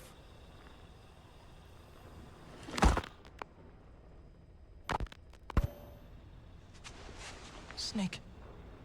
It's Chico. I need your help. Cypher's holding me on a U.S. military base in Cuba. Paz is here too. We're at the prison area on the coast.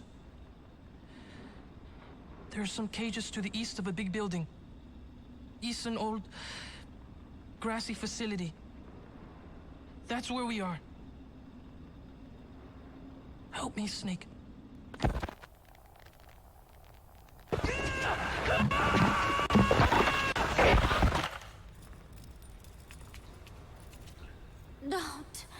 Don't do it. Kids are natural, don't you think? What do you think Big Boss will do? He'll know it's a trap, but he'll come anyway. That's the kind of man he is. Don't. Thanks to your report, a nuclear inspection team's being sent to their base.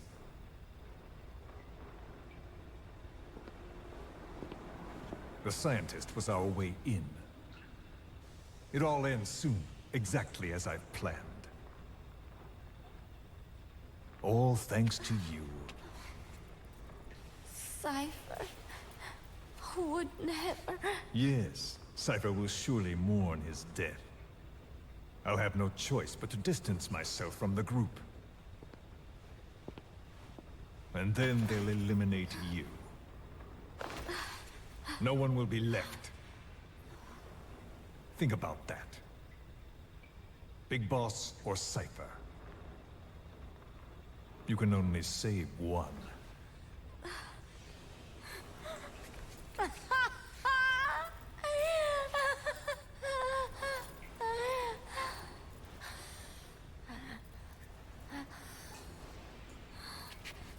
I will never talk. I don't expect you to believe me. The question is, which of the two would you like to give a shot at survival? What I would like is to kill you. The feeling is mutual. But we are secret agents. Restraint is a virtue.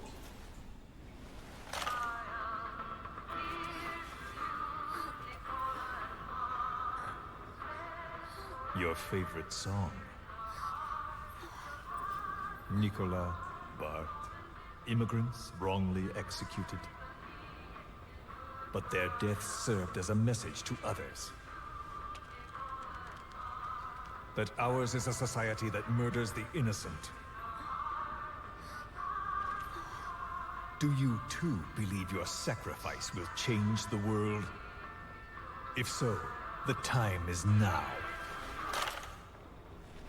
Cypher's been in hiding ever since his grand experiment. No one's seen him in years. All we hear are orders delivered by proxy.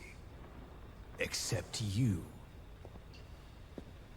You met with him, face to face, in order to contact Big Boss. Tell me where he is. Where is Cypher? Where is Zero? I've never known choice. Where I was born, the language I speak, I've never had the freedom to choose for myself.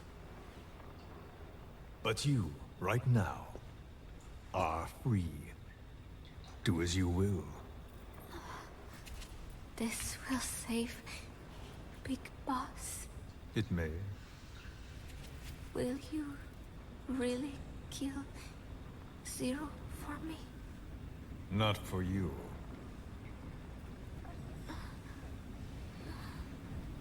All right. Zero is...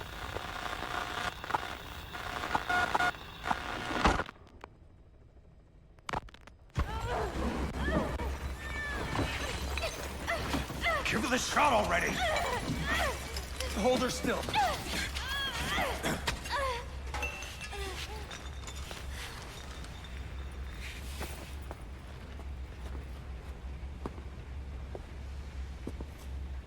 Prep the package.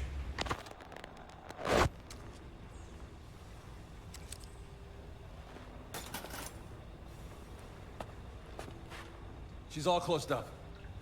Timer set for your instructions. We can't have her waking up or dying on us. I gave her a transfusion, a nutrient cocktail, and an anesthetic. How long does she have? 24 hours, same as her cargo. She won't last much longer than that. To make room for the bomb, I removed organs she won't need. Almost there. Now for the second one. In a place they'd never look.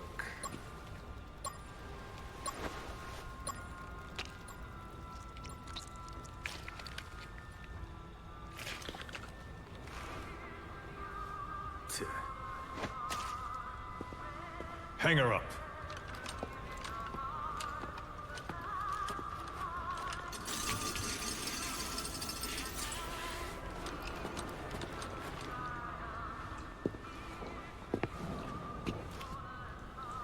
You shall not see triumph. You've been most helpful, and I have one last use for you. To you I give a magnificent end. But an end, nonetheless. The final moment is yours.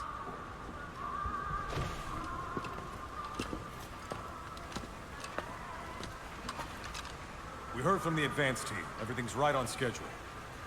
The C4 has been planted on the legs. Strike team and decoy team are in position. And we have confirmation that Big Boss's chopper is lifted off. A shame I won't see him. But at least I'll get a look at his body. Time for us to move out too. But first, let's stop by and see the boy. I want Big Boss to hear his little diary. Hopefully, he's still a good listener.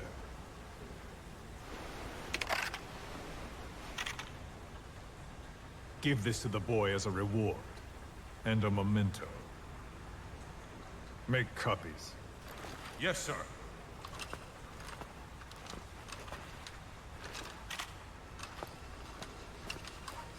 First Big Boss, then Zero. Liberation is at hand.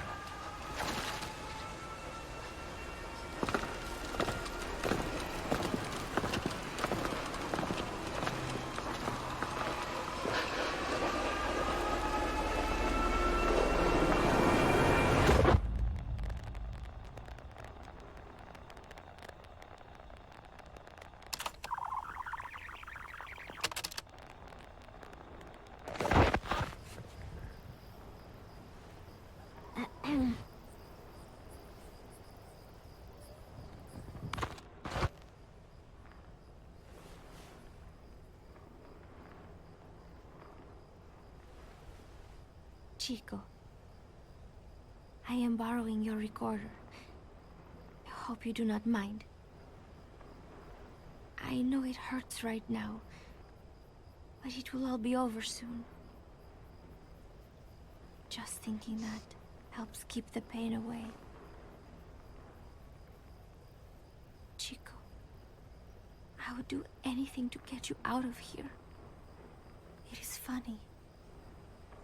I have never helped anyone else before. Only Cypher. That is the truth. I never imagined you would come for me.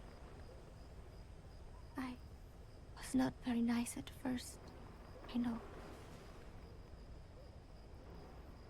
But I did not mean it. I was afraid they would try to use you somehow. But to be honest, having you with me here put my mind at ease. I hope that does not sound selfish. I thought I would never make it. But together, I think we can.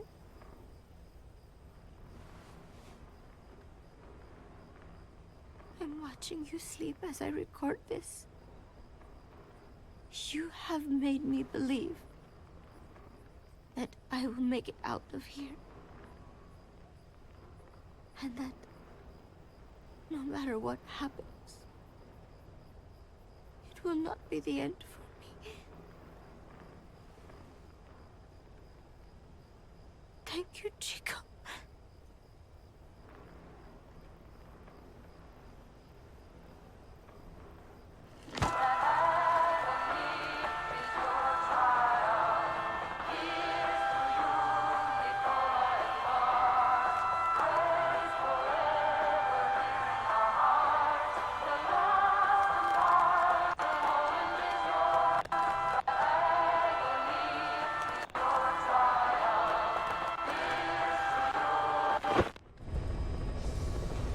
There we go. There we go. The infamous Chico tapes. I think people have mixed feelings on it. I remember there was a lot of controversy over these tapes when Ground Zeroes first came out. Some people thought it was too dark, too graphic, even though, of course, it's just audio. But yeah, some of the sounds are nasty when you're just listening to Paz get abused and everything. Skullface has some really, really menacing lines in there, I think. Some of the moments, like when Chico finally does give up all the information on Snake. He's like, are you happy? You know, did you get what you wanted? Skullface responds, we're halfway there. Oh, man. That last moment he has with Paz as well. Hang her up. And then you hear him walk right up to her. You can, they do a really good job of allowing you to picture the scene with the sounds, or even just when his voice gets louder, and he's like right up against the microphone, and kind of giving the impression that he's right up against Paz's face in that moment. You know, when he says, "You shall not see triumph. You have been most helpful, and I have one last use for you. To you I give a magnificent end. But an end, nonetheless." Man, he was a real force to be reckoned with in these tapes. I love the audio during that moment as well, when they march off. Like, you hear the siren, you hear the XOF soldiers marching. First Zero, then Big Boss. Liberation is at hand. Like, who the fuck is this guy? This guy means business. And then in the Phantom Pain, we find out that he was, you know, that this whole mystery about him going back with Big Boss and this history he has with Big Boss. All that history is him sneaking around the bushes of Selenoyarsk, picking up Snake's feces, putting them in plastic bags, and bringing them back to Zero's office. There you go, boss. One more bag of feces. All right, agent. Get back to it. All right, sir. God damn it.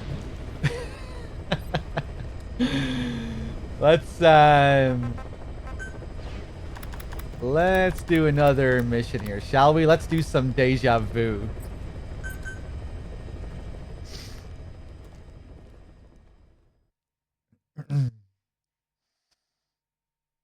To you, I give a magnificent end, but an end nonetheless. He has that moment as well, which whenever he quotes Big Boss, it's such a mindfuck.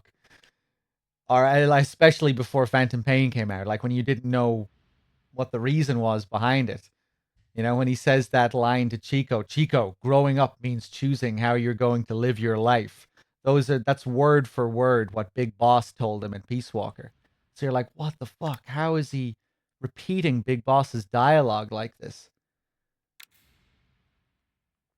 And later on, when we do the Destroy the AA Emplacements mission, we rescue a prisoner there who was being tortured by Skullface. And we hear him quote Skullface, quote Big Boss again.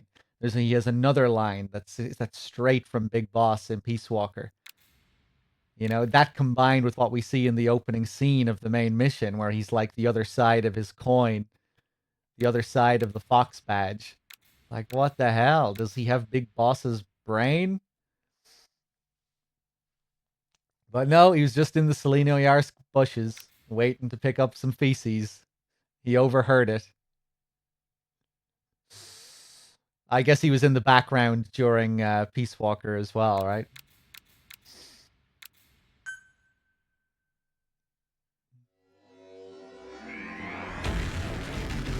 I don't think DRK will be starting Phantom Pain. I'll be starting Phantom Pain. DRK, he'll be taken over shortly after, though.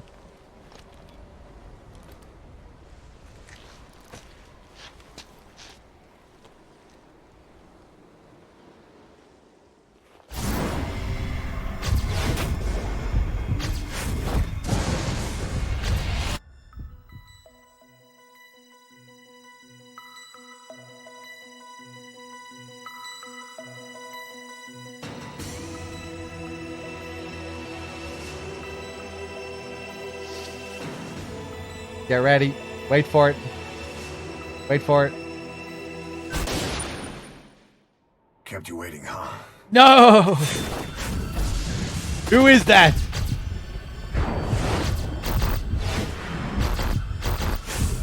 What is this creation? Who are you? Take off your mask.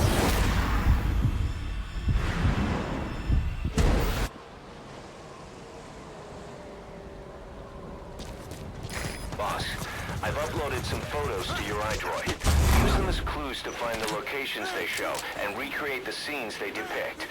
We're counting on you, Snake. Commence Deja Vu mission. Alright, let's do it. Let's wander around here. There's some genome soldiers.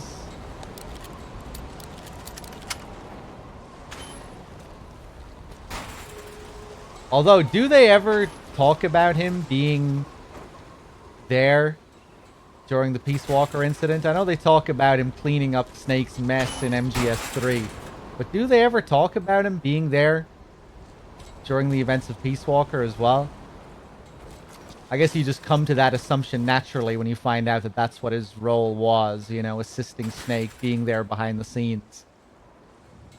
You just kind of assume that he was there, like, literally overhearing those conversations.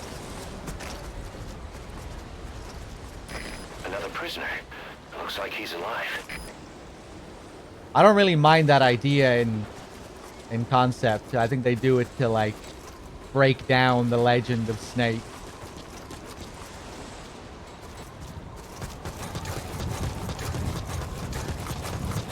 Another prisoner. Looks like he's alive. All right.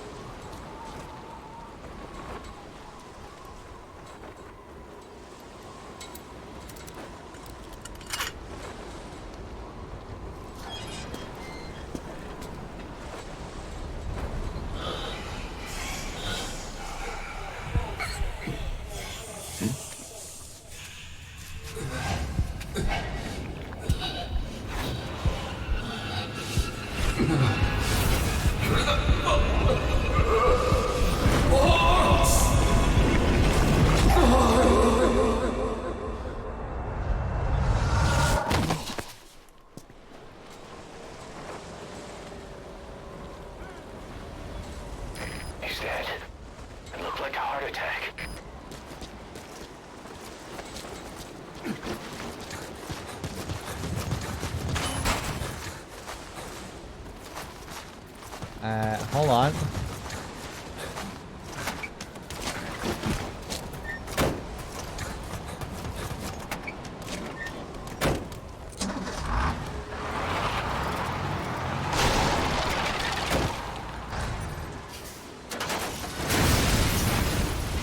Well, we couldn't give him a decent burial, but that'll have to do.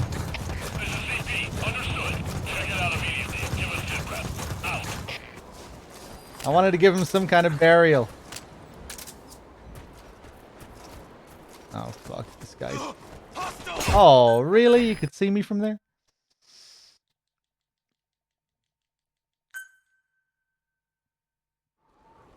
It's an action movie burial, yeah. Photos to your iDroid.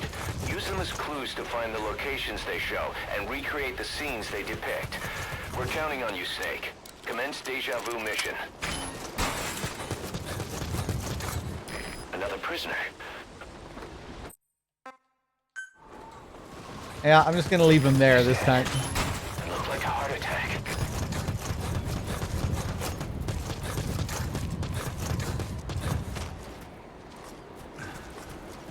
Hey, Snake.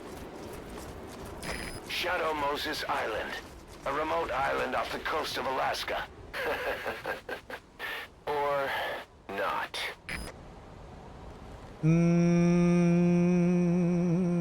Hold on a second. I don't think I want to do this. Let's go back down this way.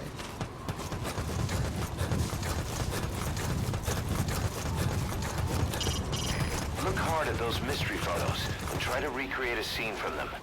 One will be enough. So yeah, if you haven't seen this before, we have to recreate scenes from MGS1.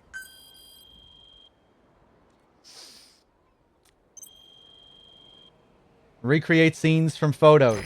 A chopper and 2 sentries. Of course. A box and lights. To mimic the helipad from MGS1. A surveillance camera with a green light. Huh. Where could it be? A soldier and a tank? A car. A car. The last photo's missing. Oh, sorry. I forgot it. Snake, it should be on the back of the disc case. Or what about the manual? There's got to be a clue somewhere. Yeah, it is. You could, before you could look at the online manual as well. You can't do that anymore.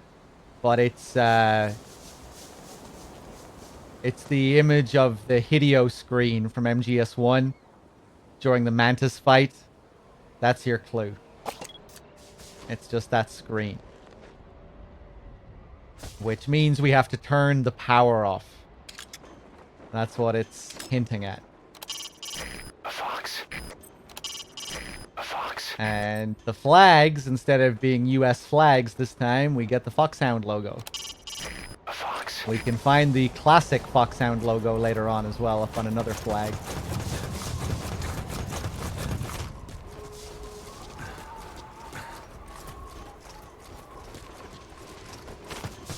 As usual, this is a one-man infiltration mission. Weapons and equipment OSP. This is a top-secret Black Op.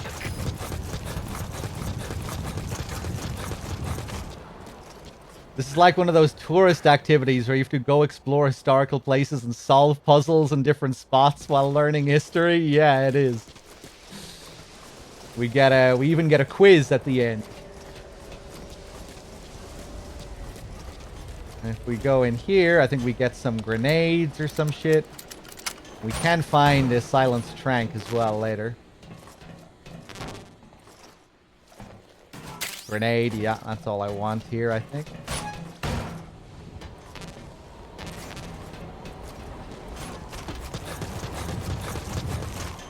Almost there. We can recreate the first scene here with the camera. Is that it?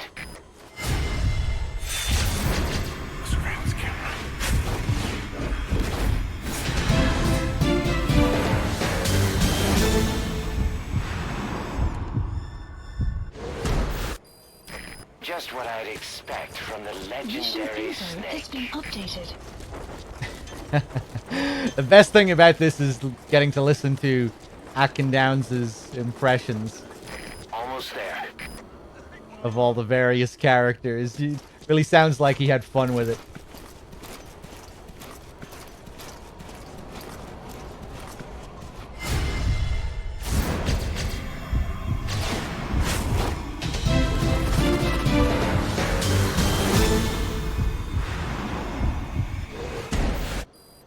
Just like old times. What would you know about these times, Kiefer? The scene. What do you know about these times? Nothing. You have no idea what this time is. You don't know anything about this chopper.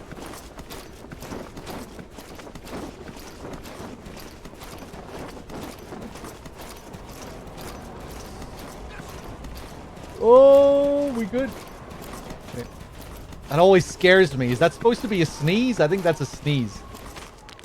I always think I've been caught when I hear it.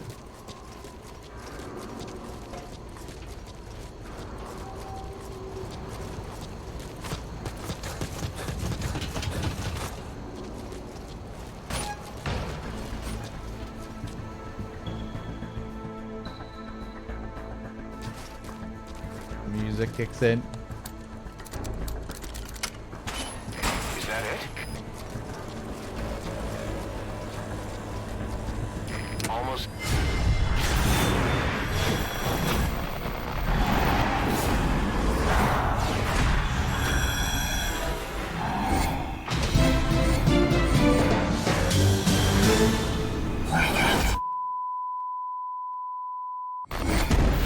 All fire teams. That's another scene recreated. Nice work. Problem with the power supply. Whoever's closest, go check on the power system. Over.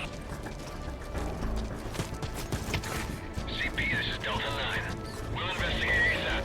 Out.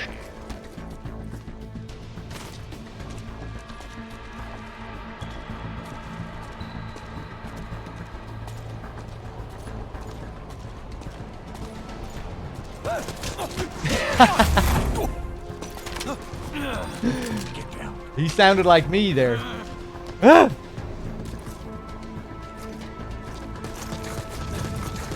And inside here we can get another unique item.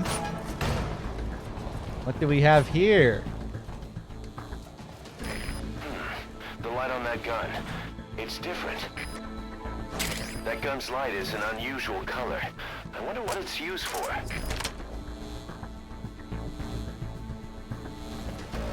Kind of similar to what we saw in the opening scene of Ground Zeroes, Skullface's device. What he used to get rid of the XOF logo. Metal Gear. Solid. Snake's 3D model was made up of 690 polygons. Are you an otaku too? If we make it through this, I'll tell you. If only that was the dialogue.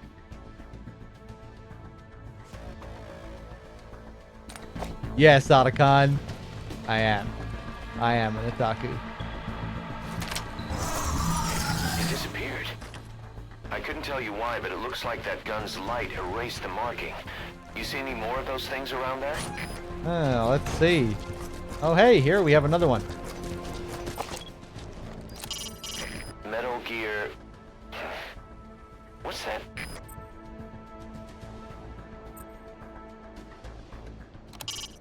Metal Gear... Huh? Metal Gear... What? I don't think I remember that one.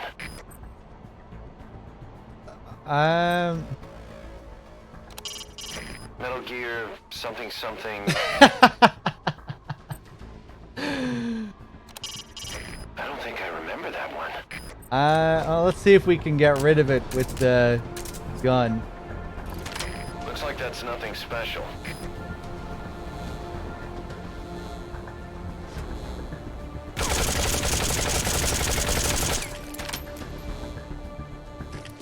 Okay, alright, we'll try and find some more then.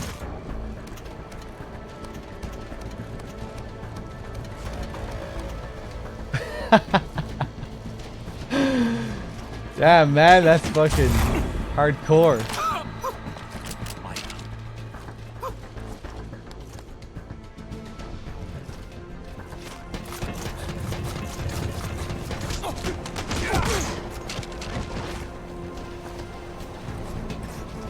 Kind of interesting that we're erasing all of Kojima's games, but all the spin-offs remain.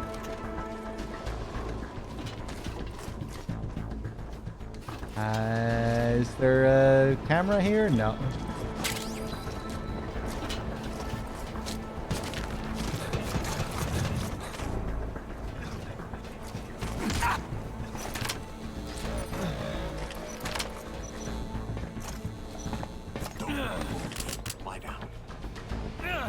Okay, hopefully they won't get back up.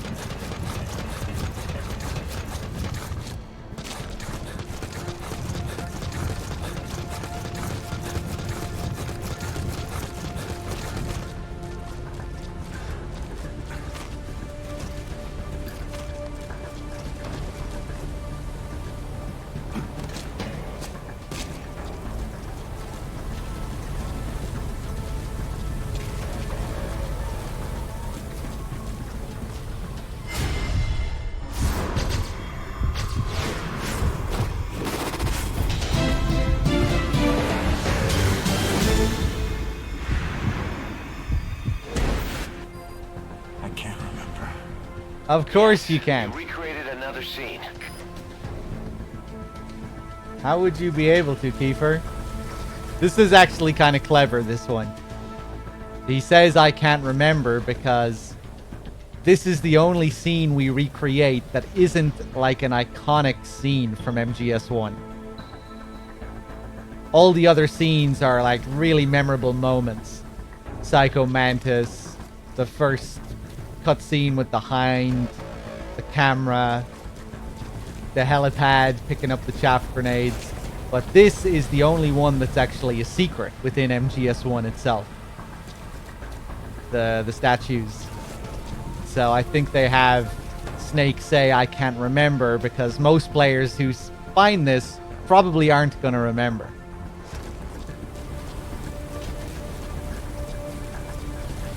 You know, of course, most of the hardcore fans will, or you know, a good portion of them. But you know, you can imagine a lot of players hearing that line and thinking, "Yeah, I can't remember. That's weird. What's going on? What's the deal with that?"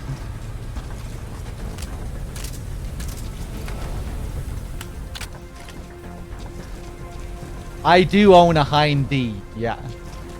You're not a true MGS fan until you actually own a Hind D. Another prisoner. Looks like he's alive.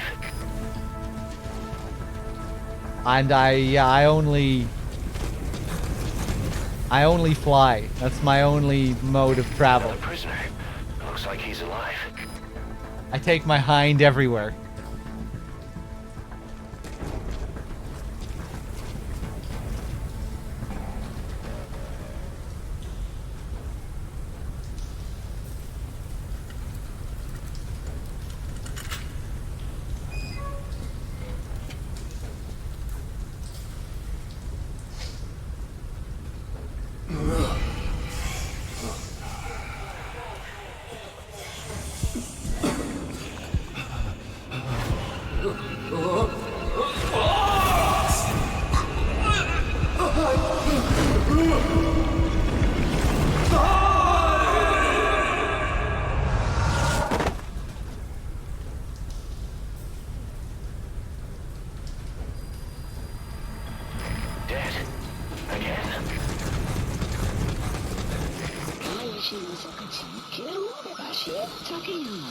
Takayama.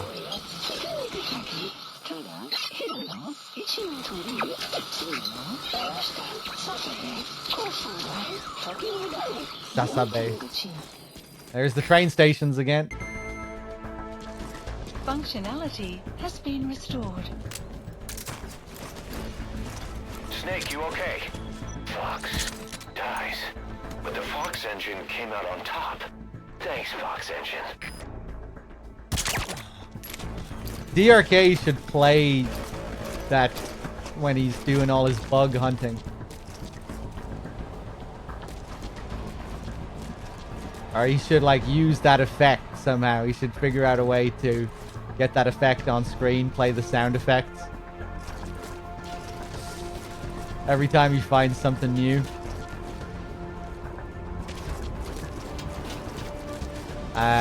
If we go up to one of these doors. What's the security level of your card? Yeah.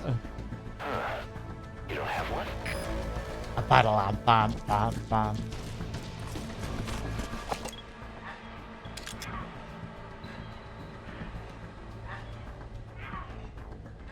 Now, if we zoom in here, that's supposed to be Meryl doing her pull-ups. I didn't find out about this one for a long time. Not until like a year or so ago. I had no idea this was a thing.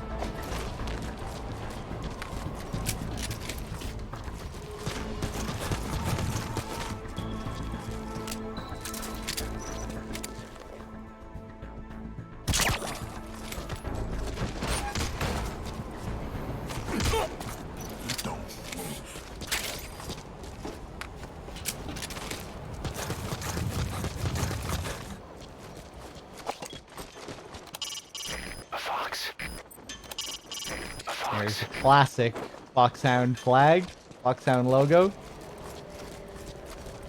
Okay, now listen to, I think, Robin Atkin Downs' Meryl impression. Some people think this isn't him, but I think it has to be him. He's the guy who does all the classic impressions throughout this level. Although, didn't someone say that there was someone, like, listed in the credits for the voice? Either way, listen to this impression. All right,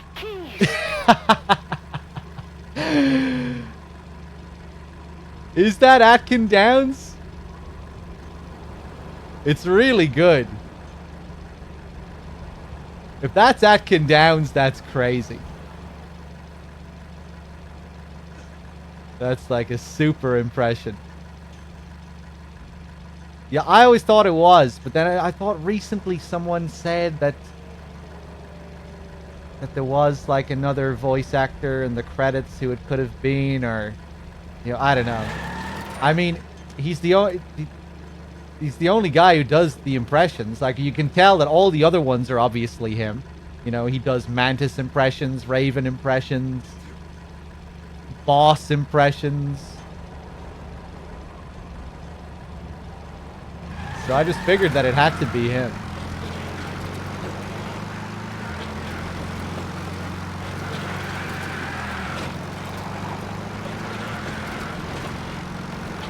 Is that it?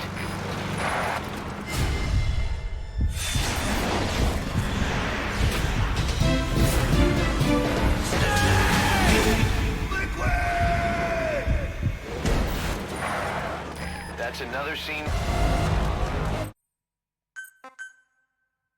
I think we got a checkpoint. Yeah, maybe it could be Chico's VA? I don't know. Boss, use those VIs as clues. Find the locations they show and recreate the scenes in the photos. We're counting on you, Snake. Okay, nice. Got a checkpoint.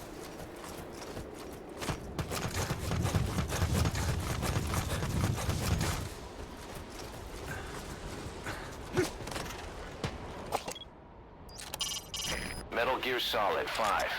Ground Zeroes. From 2D to 3D. Then voice. And freedom of movement. Facial expressions, too. I guess your face has a few new wrinkles. But I've never seen more emotion expressed through it. Joy. And rage, too.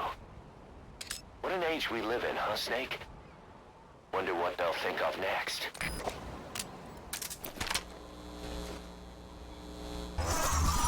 It disappeared. I couldn't tell you why, but it looks like that gun's light erased the marking. You see any more of those things around there? Be careful. There are directional mines around there. There are directional mines around there. Who am I? One of your fans. For some reason, he does a southern Gray Fox. The directional mines around there. Grab that claymore. If you want to finish the mission, head for the goal. I've marked it on your map. If you want to look for those other scenes, go ahead. Please We got the Peace Walker logo. We have to call in a chopper. This one is pretty well hidden. Roger that chopper request. It's headed your way now.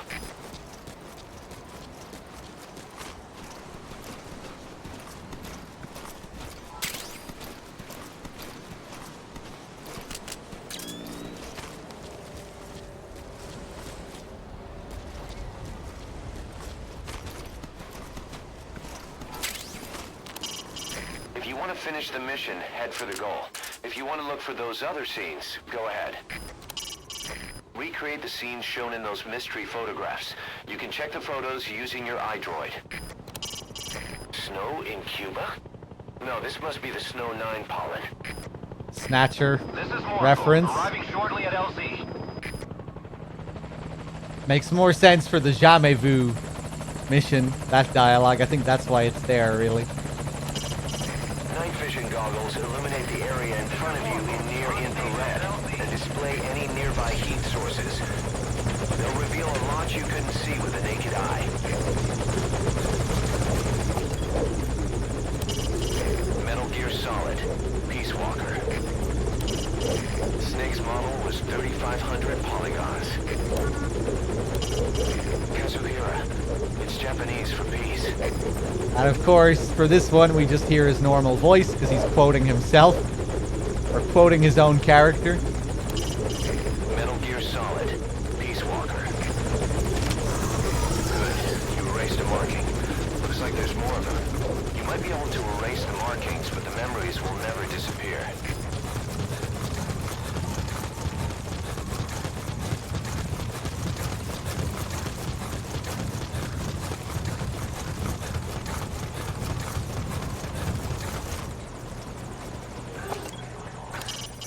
Metal Gear! Metal Gear... What's that?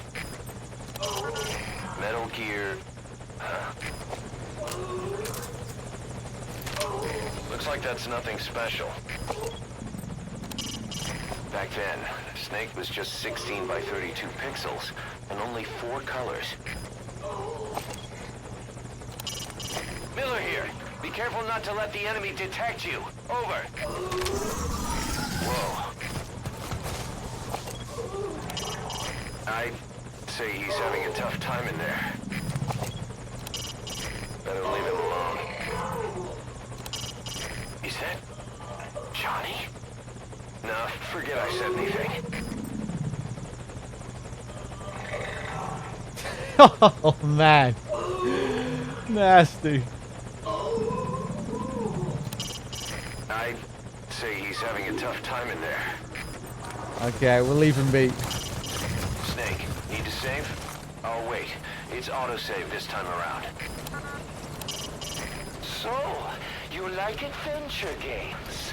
I can read you like an open book. Recreate the scenes shown in those mystery photographs. You can check the photos using your iDroid. Another Mantis impression. Oh, you fucking asshole! Oh, please tell me there was a recent checkpoint.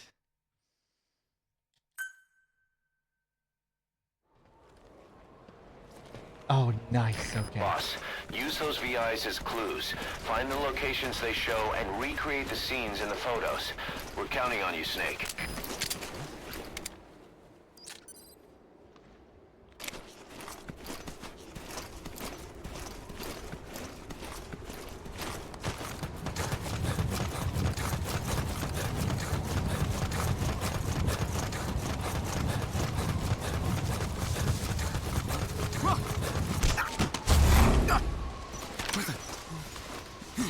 Lie down.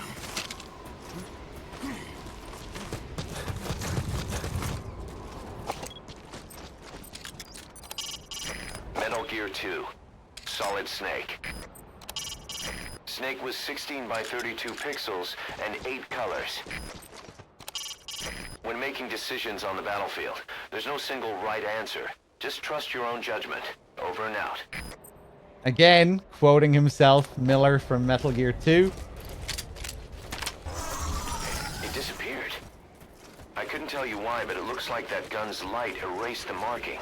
You see any more of those things around there? Metal Gear... What's that?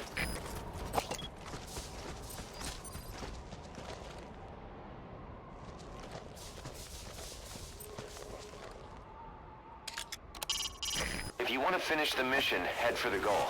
If you want to look for those other scenes, go ahead. Metal Gear Solid 2, Sons of Liberty. Snake's model was 3,800 polygons. Find something to believe in, and find it for yourself. And when you do, pass it on to the future. His Snake could use a bit of work, I think. Interesting putting it behind this sign. In Jamais-Vu, it's like in an out-of-reach area as well.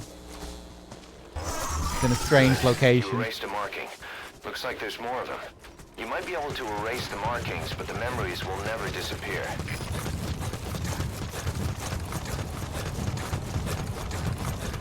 Now for his best impression. Well, maybe aside from the Meryl impression. Check this out.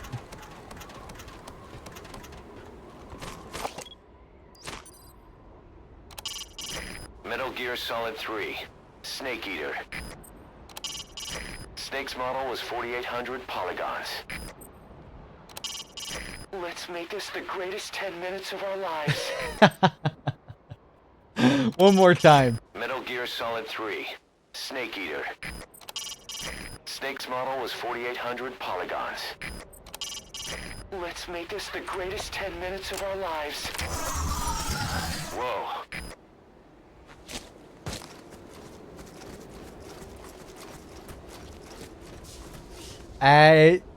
Mr. Mann, did you ask there, did I ever give much thought into why it's behind the sign? If there could be like a reason why they put it behind that sign? Like I was saying, I think it's interesting because in Jamais-Vu, it's also like in a strange area, an area that you can't actually get to. Like it's out of bounds. In Jamais-Vu, I think it's out of bounds, and you have to like get it from within the bounds of the map. But yeah, it's weird. I guess it kind of just fits with the game being obscured, like authorized personnel only. It just kind of fits with the themes of the game, I think.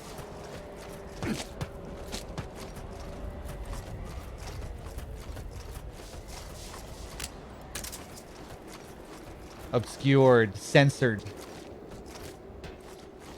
information.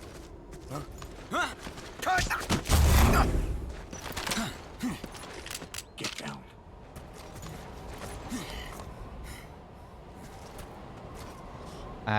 What do I want to do now?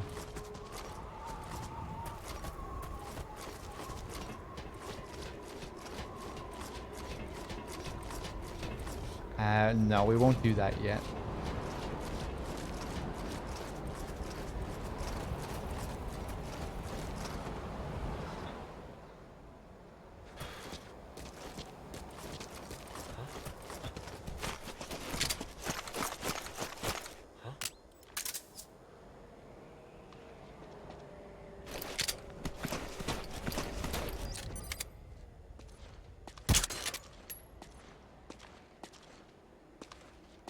I think it makes sense that MGS2 would be like the elusive one, the elusive game.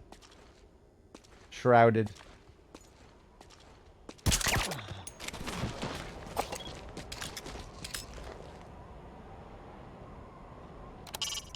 Kojima Productions. What about that oval on top of it? Why is it empty? It's as if something belongs there. I feel like I've seen that before. Something's missing, though. There's got to be some kind of trick to that. See anything out of the ordinary around you? So, of course, when this came out, and all that news about Kojima's departure came out shortly after, before the release of the Phantom Pain, there were loads of theories about this mission, if it was commenting on the situation. There were some interesting coincidences, like Kojima's name being removed from Phantom Pain marketing materials and stuff like that. And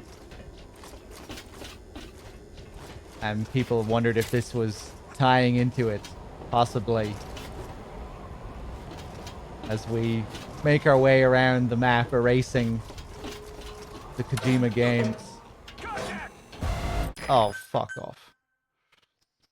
Professional with the 14 months. Thank you. And Jazz with the Prime sub. Thank you.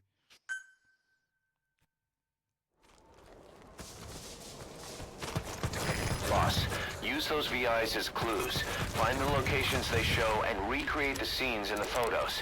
We're counting on you, Snake.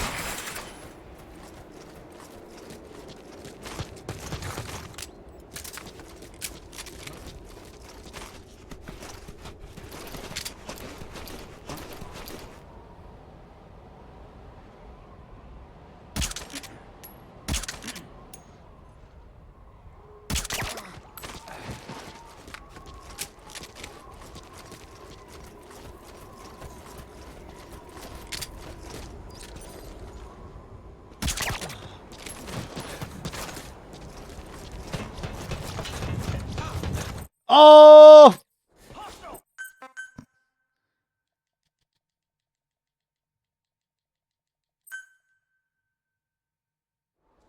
Just let me restore the logo, please. Boss, use those VIs as clues. Find the locations they show and recreate the scenes in the photos. We're counting on you, Snake. Okay. It's really not worth it. That's the worst thing. Boss, use those VIs as clues. Find the locations they show and recreate the scenes in the photos. We're counting on you, Snake.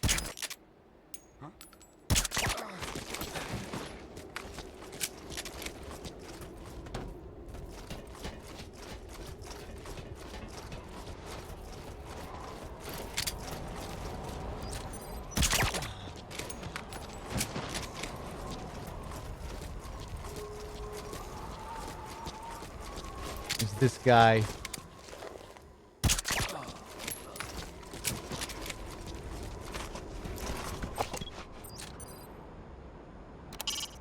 Metal Gear...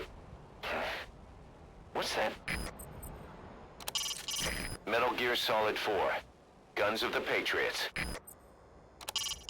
Snake's model was 14,000 polygons. I have you. It disappeared. I couldn't tell you why, but it looks like that gun's light erased the marking. You see any more of those things around there?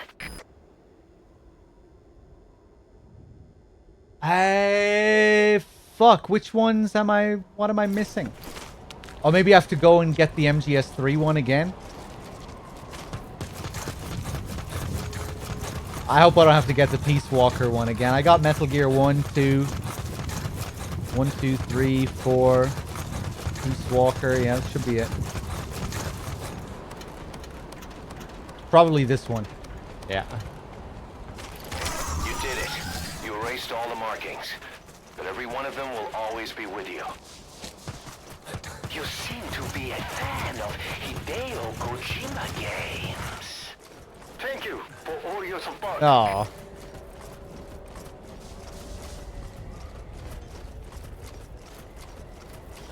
My pleasure.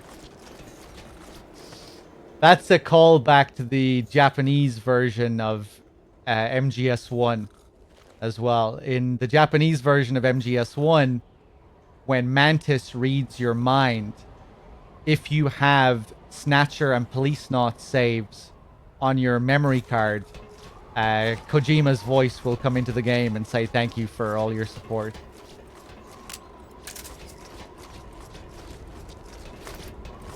But of course, in the West, those games didn't release on PlayStation. And Police Knots didn't release at all. I think you needed to have a Snatcher and a Police Knot save to get the message. If you just had one, you wouldn't get it. But if you had both of his previous games, you got it. I'm pretty sure anyway. I might not be 100% on the details there, but I think that was it.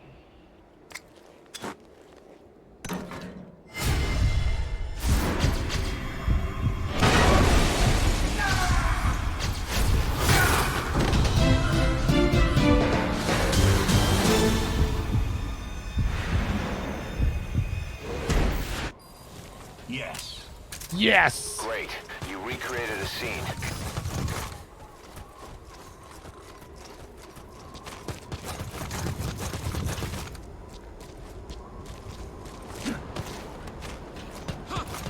I don't fucking believe it.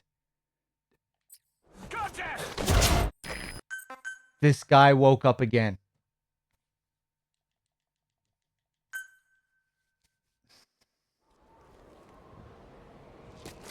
Okay, did we... Use those VIs as clues. Find the locations they show and recreate the scenes in the photos. We're counting on you, Snake. Okay, it's still... It counted it. We got a checkpoint after we destroyed the tank. Nice.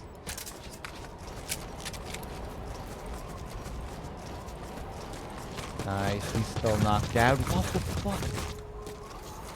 This guy is still awake, but this guy isn't? Or that guy's still asleep, but this guy isn't? I don't understand.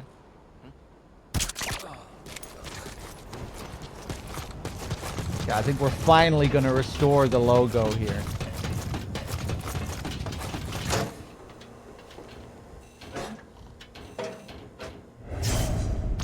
Kojima Productions. You can also restore the Kojima Productions LA studio over there. See the red one? That's the LA studio, the guys that made Metal Gear Online.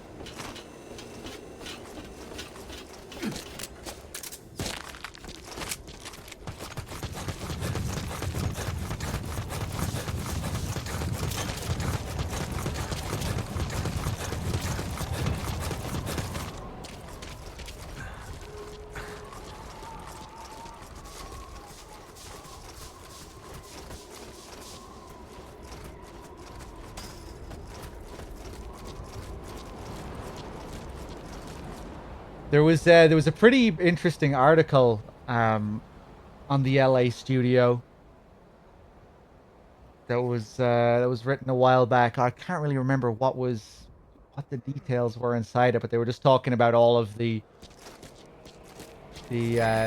issues developing the online for this game, or for the Phantom Pain. Just all kinds of drama. I think it was a Kotaku article.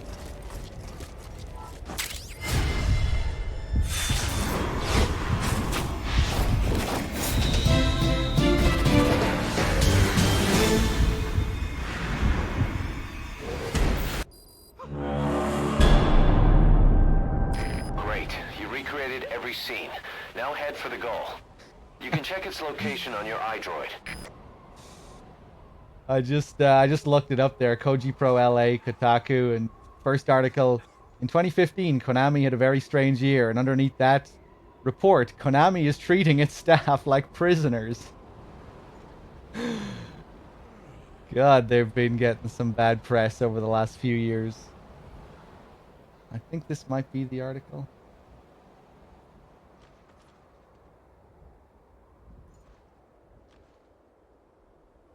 I can't remember if that's the one. I don't have time to look into it now. Okay, I think we can finish this now. We got all the scenes.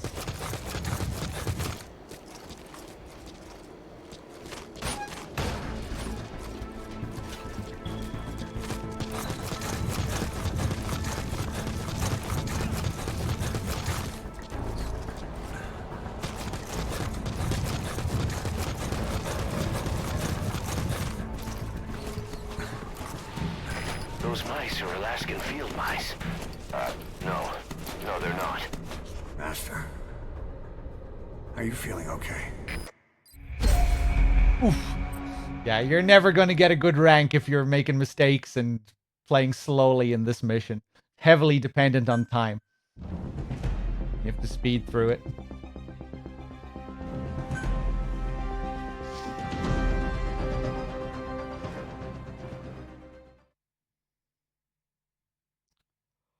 Not yet, Snake! It's not over yet!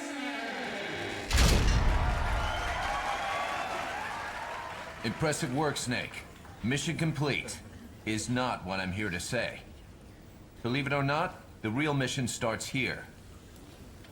Huh? This is not Master Miller. Snake, you're too late. It's me, dear brother. I'm gonna ask you some questions about Metal Gear Solid 1. If you answer all of them correctly, then and only then do you truly clear this mission. However, don't expect anything in return. Your warrior's pride is riding on this. Huh? You didn't think you made it this far by yourself, did you? But you'll have to solve the rest of this riddle yourself. That's pretty good. These questions will test your knowledge of the original Metal Gear Solid from 1998. The difficulty level is hard. Get just one question wrong, and the mission is over. There are no continues, my friend. Don't even think about looking up the answers online, or I'll know. Ready? I think that might be the one, Mr. Man. The link that Mr. Man just posted. It was a Polygon article. Yeah. Yeah, I think that's the one. Worth reading if anyone's interested. Take the quiz. Yes. Here we go. Snake! Question? What did Snake call Otacon's love for a certain female character? Stockholm Syndrome, Nightingale Syndrome, Kessler Syndrome, Metabolic Syndrome, or Gulf War Syndrome? Well, Gulf War Syndrome is, of course, mentioned in the game a few times, but it is Stockholm Syndrome. Correct. Question?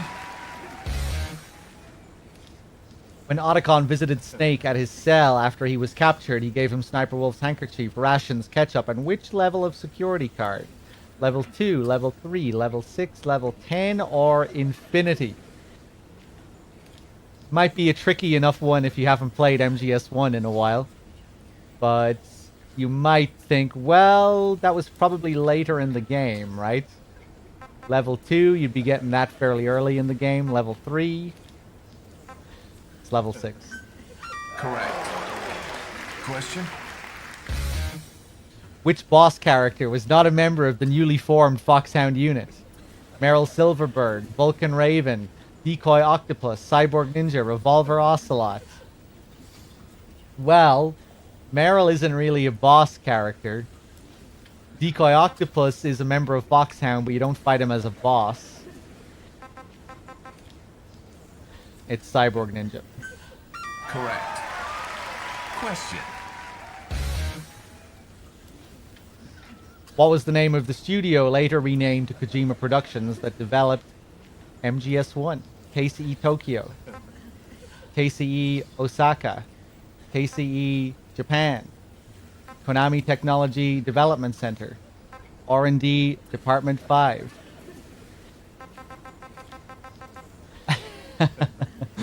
R&D Department 5? That's the new department. That's the post-Kojima Productions department. Correct. KCE Japan. You're pretty good. Question. In MGS1, who did Otacon fall in love with? Naomi Hunter, Meryl Silverberg, Mei Ling, Nastasha Romanenko, or Sniper Wolf? This is way too easy to be on the hard mode list of questions. What the hell? Correct. Question. Johnny Sasaki ended up unconscious and unclothed outside the holding cells. In the Japanese version, he wore boxer shorts to hide his private parts. How were they hidden in Western versions of the game? What I like about this one is that you can apply every single one of them, apart from pixelization, to MGS2. With Raiden during the Arsenal Gear sequence. Covers his crotch with his hands, with the straw, with a different camera angle during the cutscene before. Different pose, you could say as well, I guess. Pixelization. Correct. I'm glad you remember. Question. Snake attempted to give Meryl a handgun of which caliber? 25, 44, 8mm, 45, or 38? 45. Correct. Question. After escaping the base, Snake and Meryl encountered a family of which animal? Buffalo, seal, polar bear, caribou, or penguin? The final cutscene of the game. The caribou, of course. The Aleutians, the caribou is a symbol of life. Correct. You've got quite a memory. If you think you'll get the answer out of me, forget it. There isn't even any sodium pentothal here. Question. In total, how many prototypes were made of the stealth camouflage Otacon developed? 2, 3, 5, 8, or none? If you take away the one I'm wearing, that leaves 4. Hey, this isn't first grade math class. Maybe you could say more if you're including other enemies that use the stealth camo, but yeah. Correct. Now for the final question. Let's finish this. Have at you, Snake. Question. What did the PAL in PAL key signify? Peripheral abstraction layer, protect and lock, palladium, personal adaptive line, or permissive action link?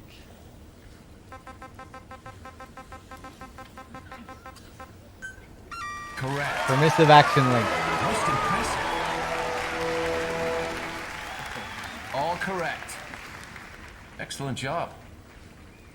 But there are no more special bonuses, which makes me wonder. Why are you here then?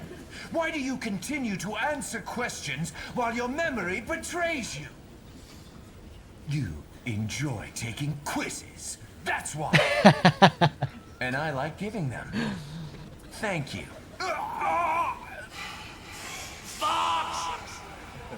Robin Atkin Downs is a legend.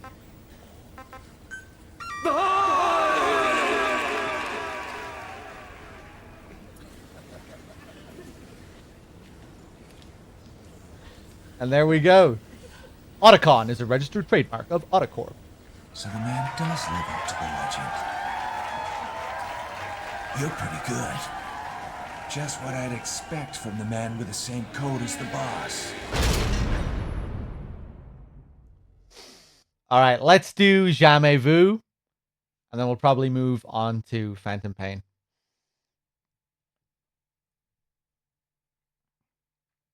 If the game loads. Titus with the 2 months. Thank you. Still enjoying your Elden Ring playthrough on YouTube.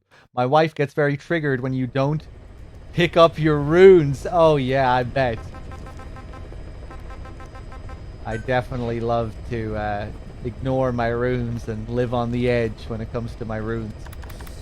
I'm glad you've been enjoying the playthrough. Cheers. Jamais Vu. Let's do it. I used to be good at this mission, but not anymore.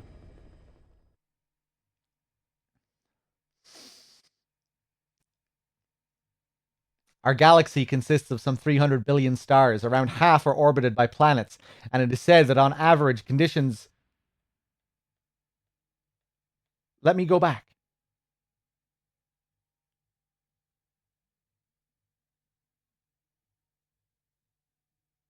It's okay. I think we'll be good. Just let the game take a shit.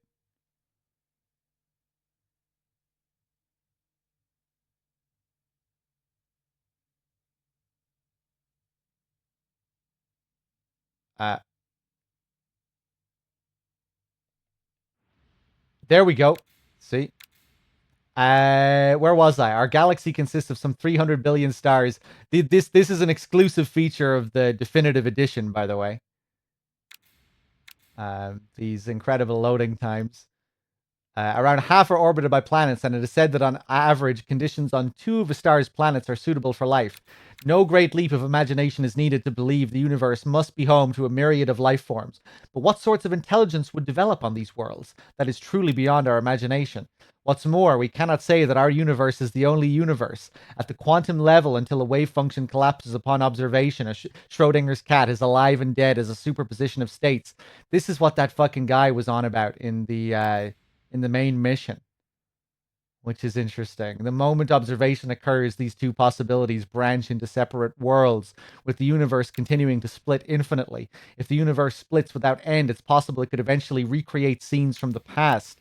And if those moments played out differently, it wouldn't negate what happened in our reality. A paradox would simply mean another future. The following is one possible story in one possible universe, born of paradox after paradox after paradox.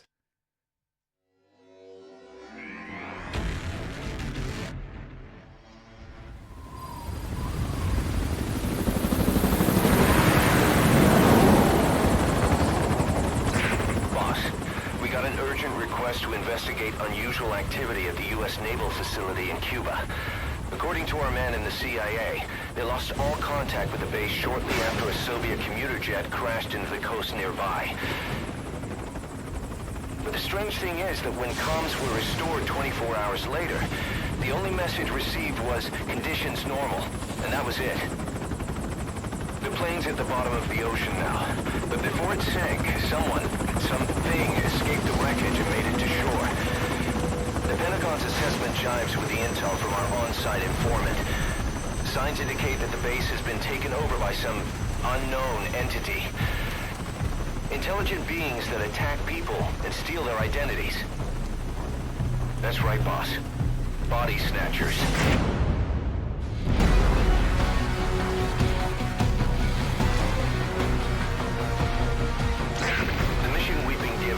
Exterminate any and all snatchers occupying the site. Now I know what you're thinking. Legendary hero or not, these things aren't exactly your jurisdiction. But we've got a secret weapon. A man from another world. A dark, distant future. A man made into a war machine with no human body for those bastards to snatch. As payment, all we need to do is hand over the XOF badges you've gathered on your missions.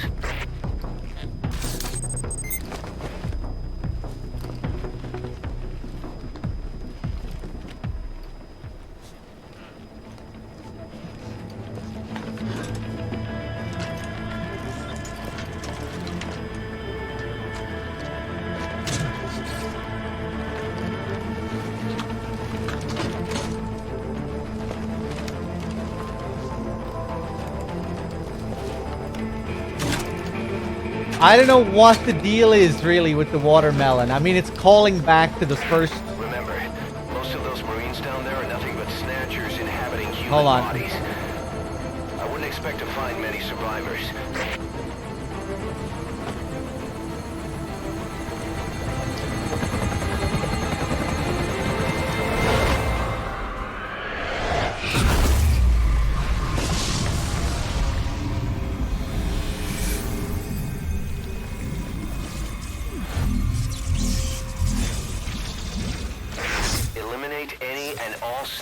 Occupying the Cuban naval base and prison camp.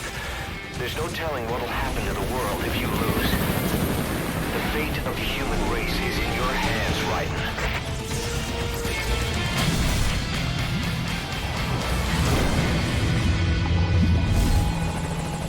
But, yeah, it calls back to the very first Rising trailer when it was going to be a Kojima Productions game, which showed the blade mechanics, and they just showed Raiden cutting through a load of watermelons on a table. Snatchers are posing as Marines. But yeah, it's kind of weird how they use it in that scene where he hands it over to Snake, and Snake looks at it and kind of holds it up to you, and then what does he do? He gives it back to the guard. It's really weird. It has the Koji Pro logo on it. Yeah, I don't know. I don't know To what. pick them out, you'll first need to mark a target. That'll let you feel them out. I don't know. With your hardware, you'll be able to see. Then they offer Raiden the blade. He puts it aside. He wants to use the gun instead.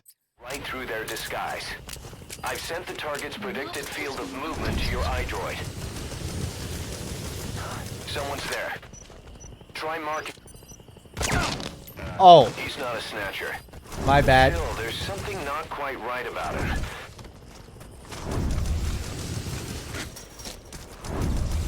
Hello.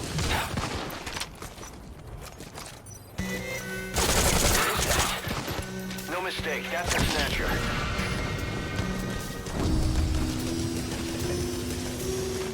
Don't worry, I'll play the Snatcher music.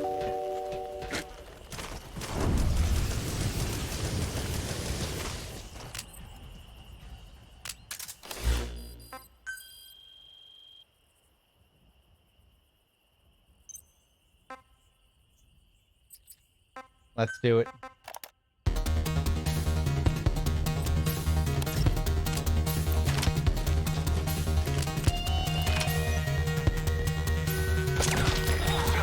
What are those things? Take care of the next one.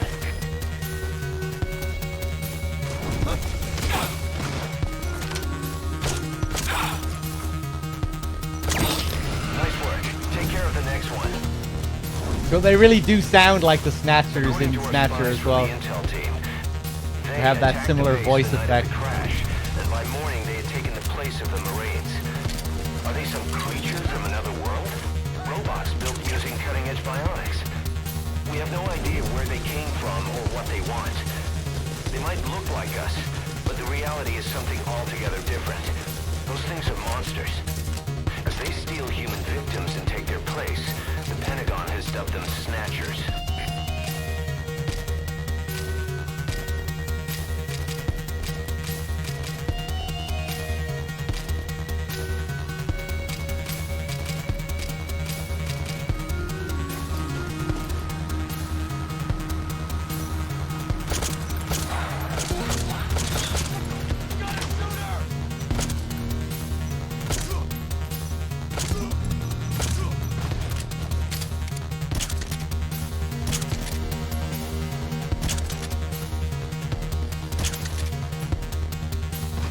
Nice. I don't think that second guy is a Snatcher.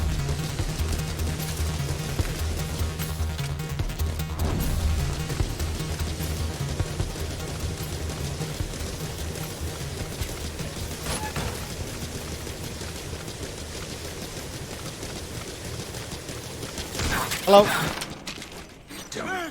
No mistake, that's a Snatcher. Eliminate it.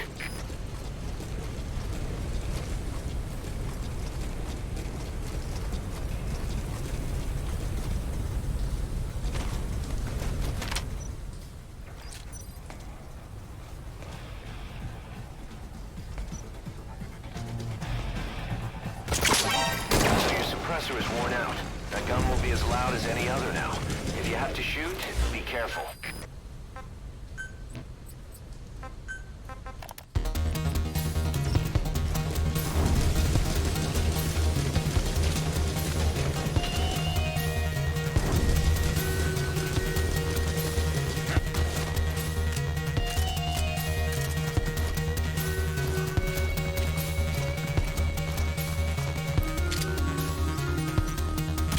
Interrogate him. Find out what he knows.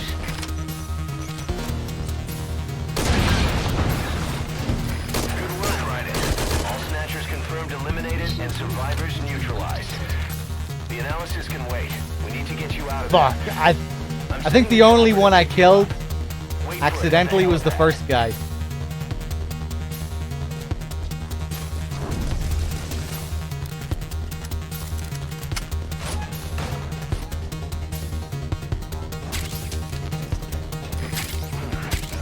That gun's light is an unusual color.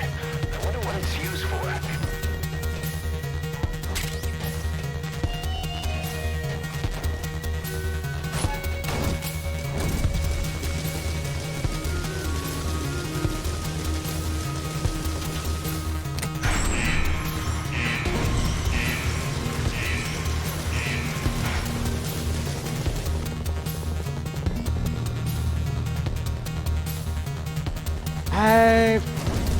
Hold on, I'm missing something.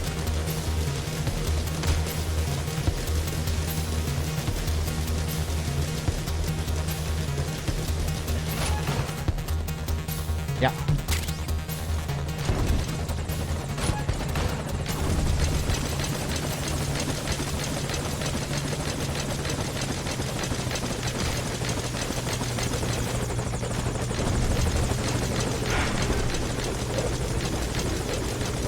Reinforcements. Where do they come from? I'll have the chopper wait in the air. Take them out, Raiden. I'll mark the threat with the chopper's searchlight. Eliminate that one first. He's targeting the chopper. Deal with him first. Fuck you.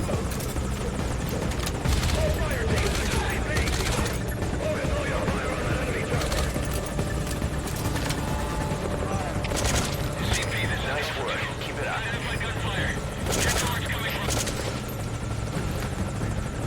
Delta 2, what's wrong? Come in, Delta 2.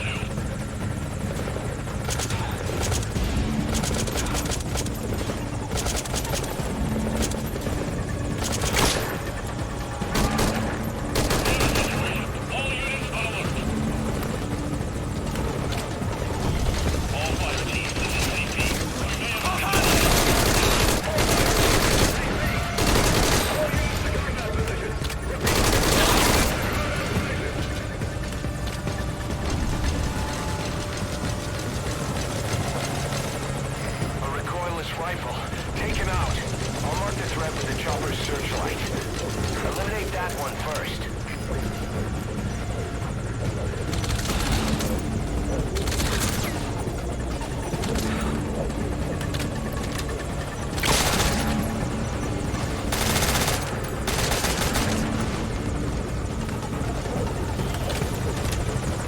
God, the chopper! Do something!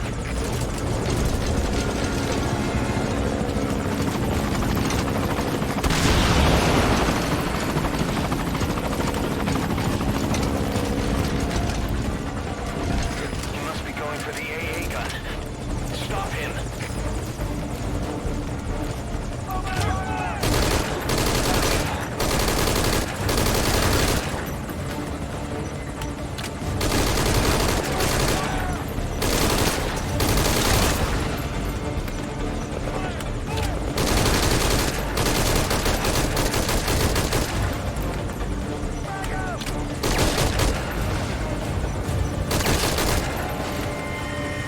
This is so messy, but I'll take what I can get.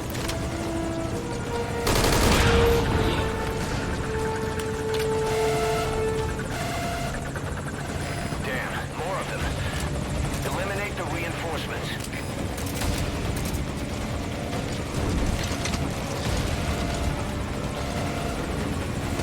They're bringing out the big guns.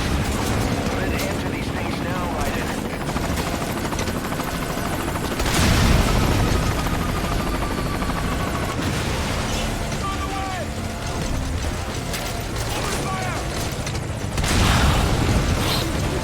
I'm not reading anything. Target's eliminated. That's my boy. Get on the chopper.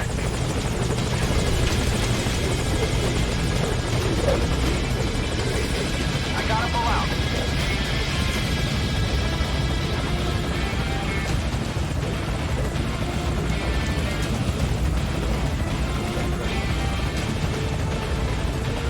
I'll be happy with an A rank. That's probably going to be a B.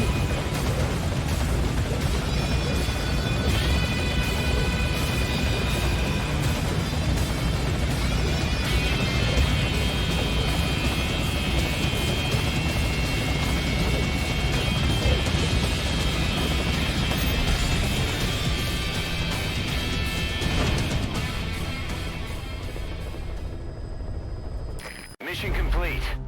Thanks, Raiden. Oof, yeah. Those 4 alerts. Rough. 0 retries at least. I'll take solace in that. Boss, the crisis is over. Thanks to Raiden. But they never could determine what those snatchers really were. I just hope they didn't have anything bigger planned. This whole thing was like Some bad dream.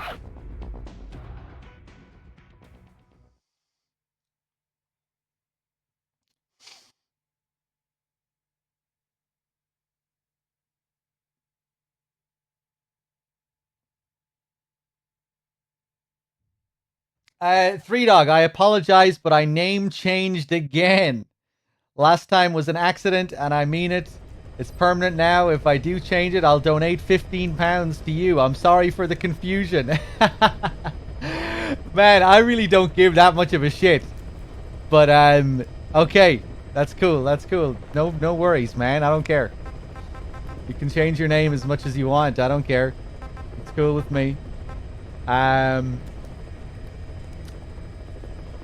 Oh, we do need to listen to the agent's recording as well. Let's do that.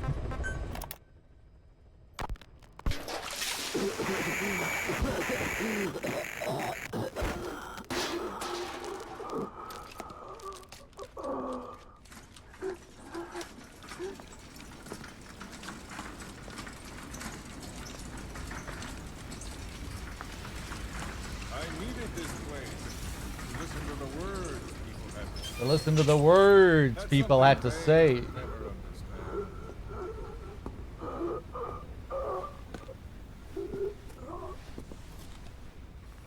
You've done your part. You told us plenty.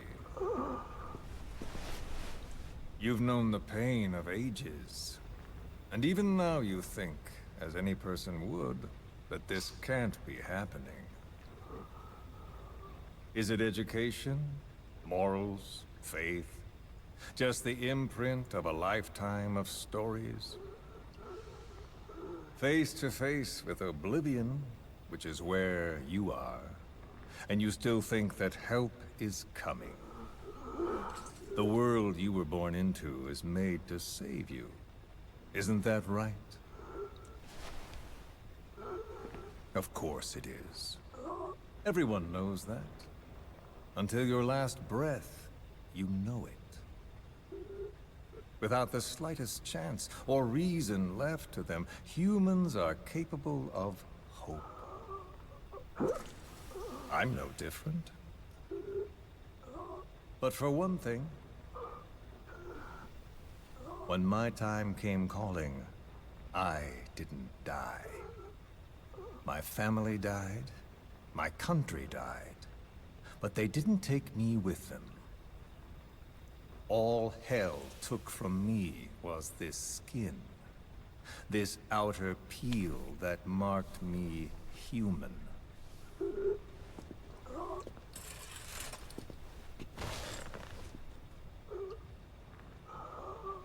My village had an oilseed field and a fine factory.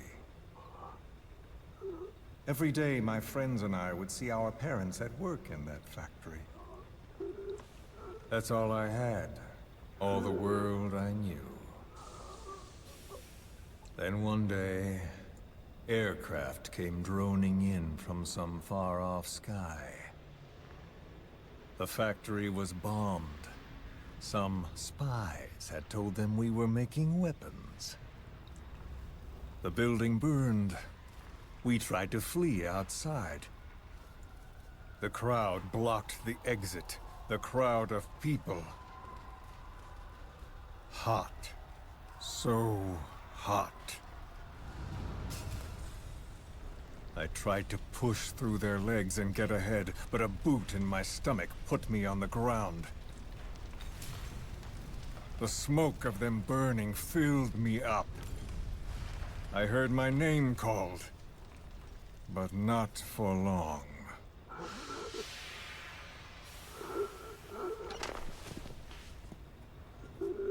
At the infirmary they carried me to, a nurse in the corridor saw me and remarked, as if it happened every day, they should let the poor thing die. Those are the only words of my mother tongue I remember. It was the language of my village. Until foreign troops invaded. Then the last identity I had left, the words I spoke, were pulled from me. My skin would never feel anything again. This face would be burned again, in torture, at foreign hands. But I still writhe in that burning factory, doused in scalding rapeseed oil. That's all I have to feel, that pain. All I have to remind me I exist here.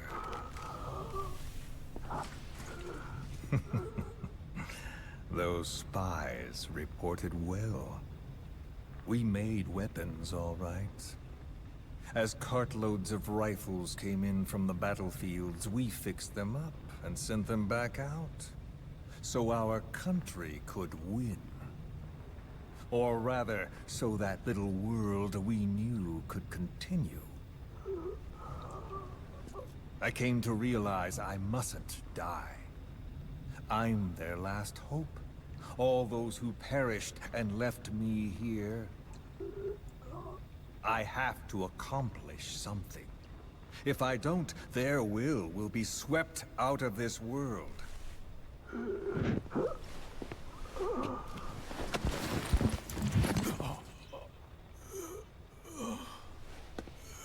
So, do you see me now? Tell me, what do you see? Hmm? You have eyes. What do your eyes see? Yes, that's right. You see a skull face. You see me. This skull is who I am. My mark, my proof of humanity. I have no country, no language. I have no face. But I haven't lost my skull. So I told myself, the pain and effort that keep me alive will never know relief, never bear fruit, never be repaid. I know that, but I told myself to focus on some hope, a non-existent hope, to guide me through this burning world. A hope. Call it a dream. A melancholic delusion. As the pressures within me stretch me to bursting, and I force myself not to cry out, though the words I thought were carved into me are gone, and all I knew is dead. I know how you feel. I've felt that. So show me that I'm not the only one. That you too can return to this world for revenge. Do you see me? Don't die. Don't die. Ah. Another good one. There we go. There we go. I think it's time to start up the Phantom Pain. Let me quit out of the game and delete my main save so we can start a new file. Of course, the game doesn't let you start new games for some stupid reason. Let's do it.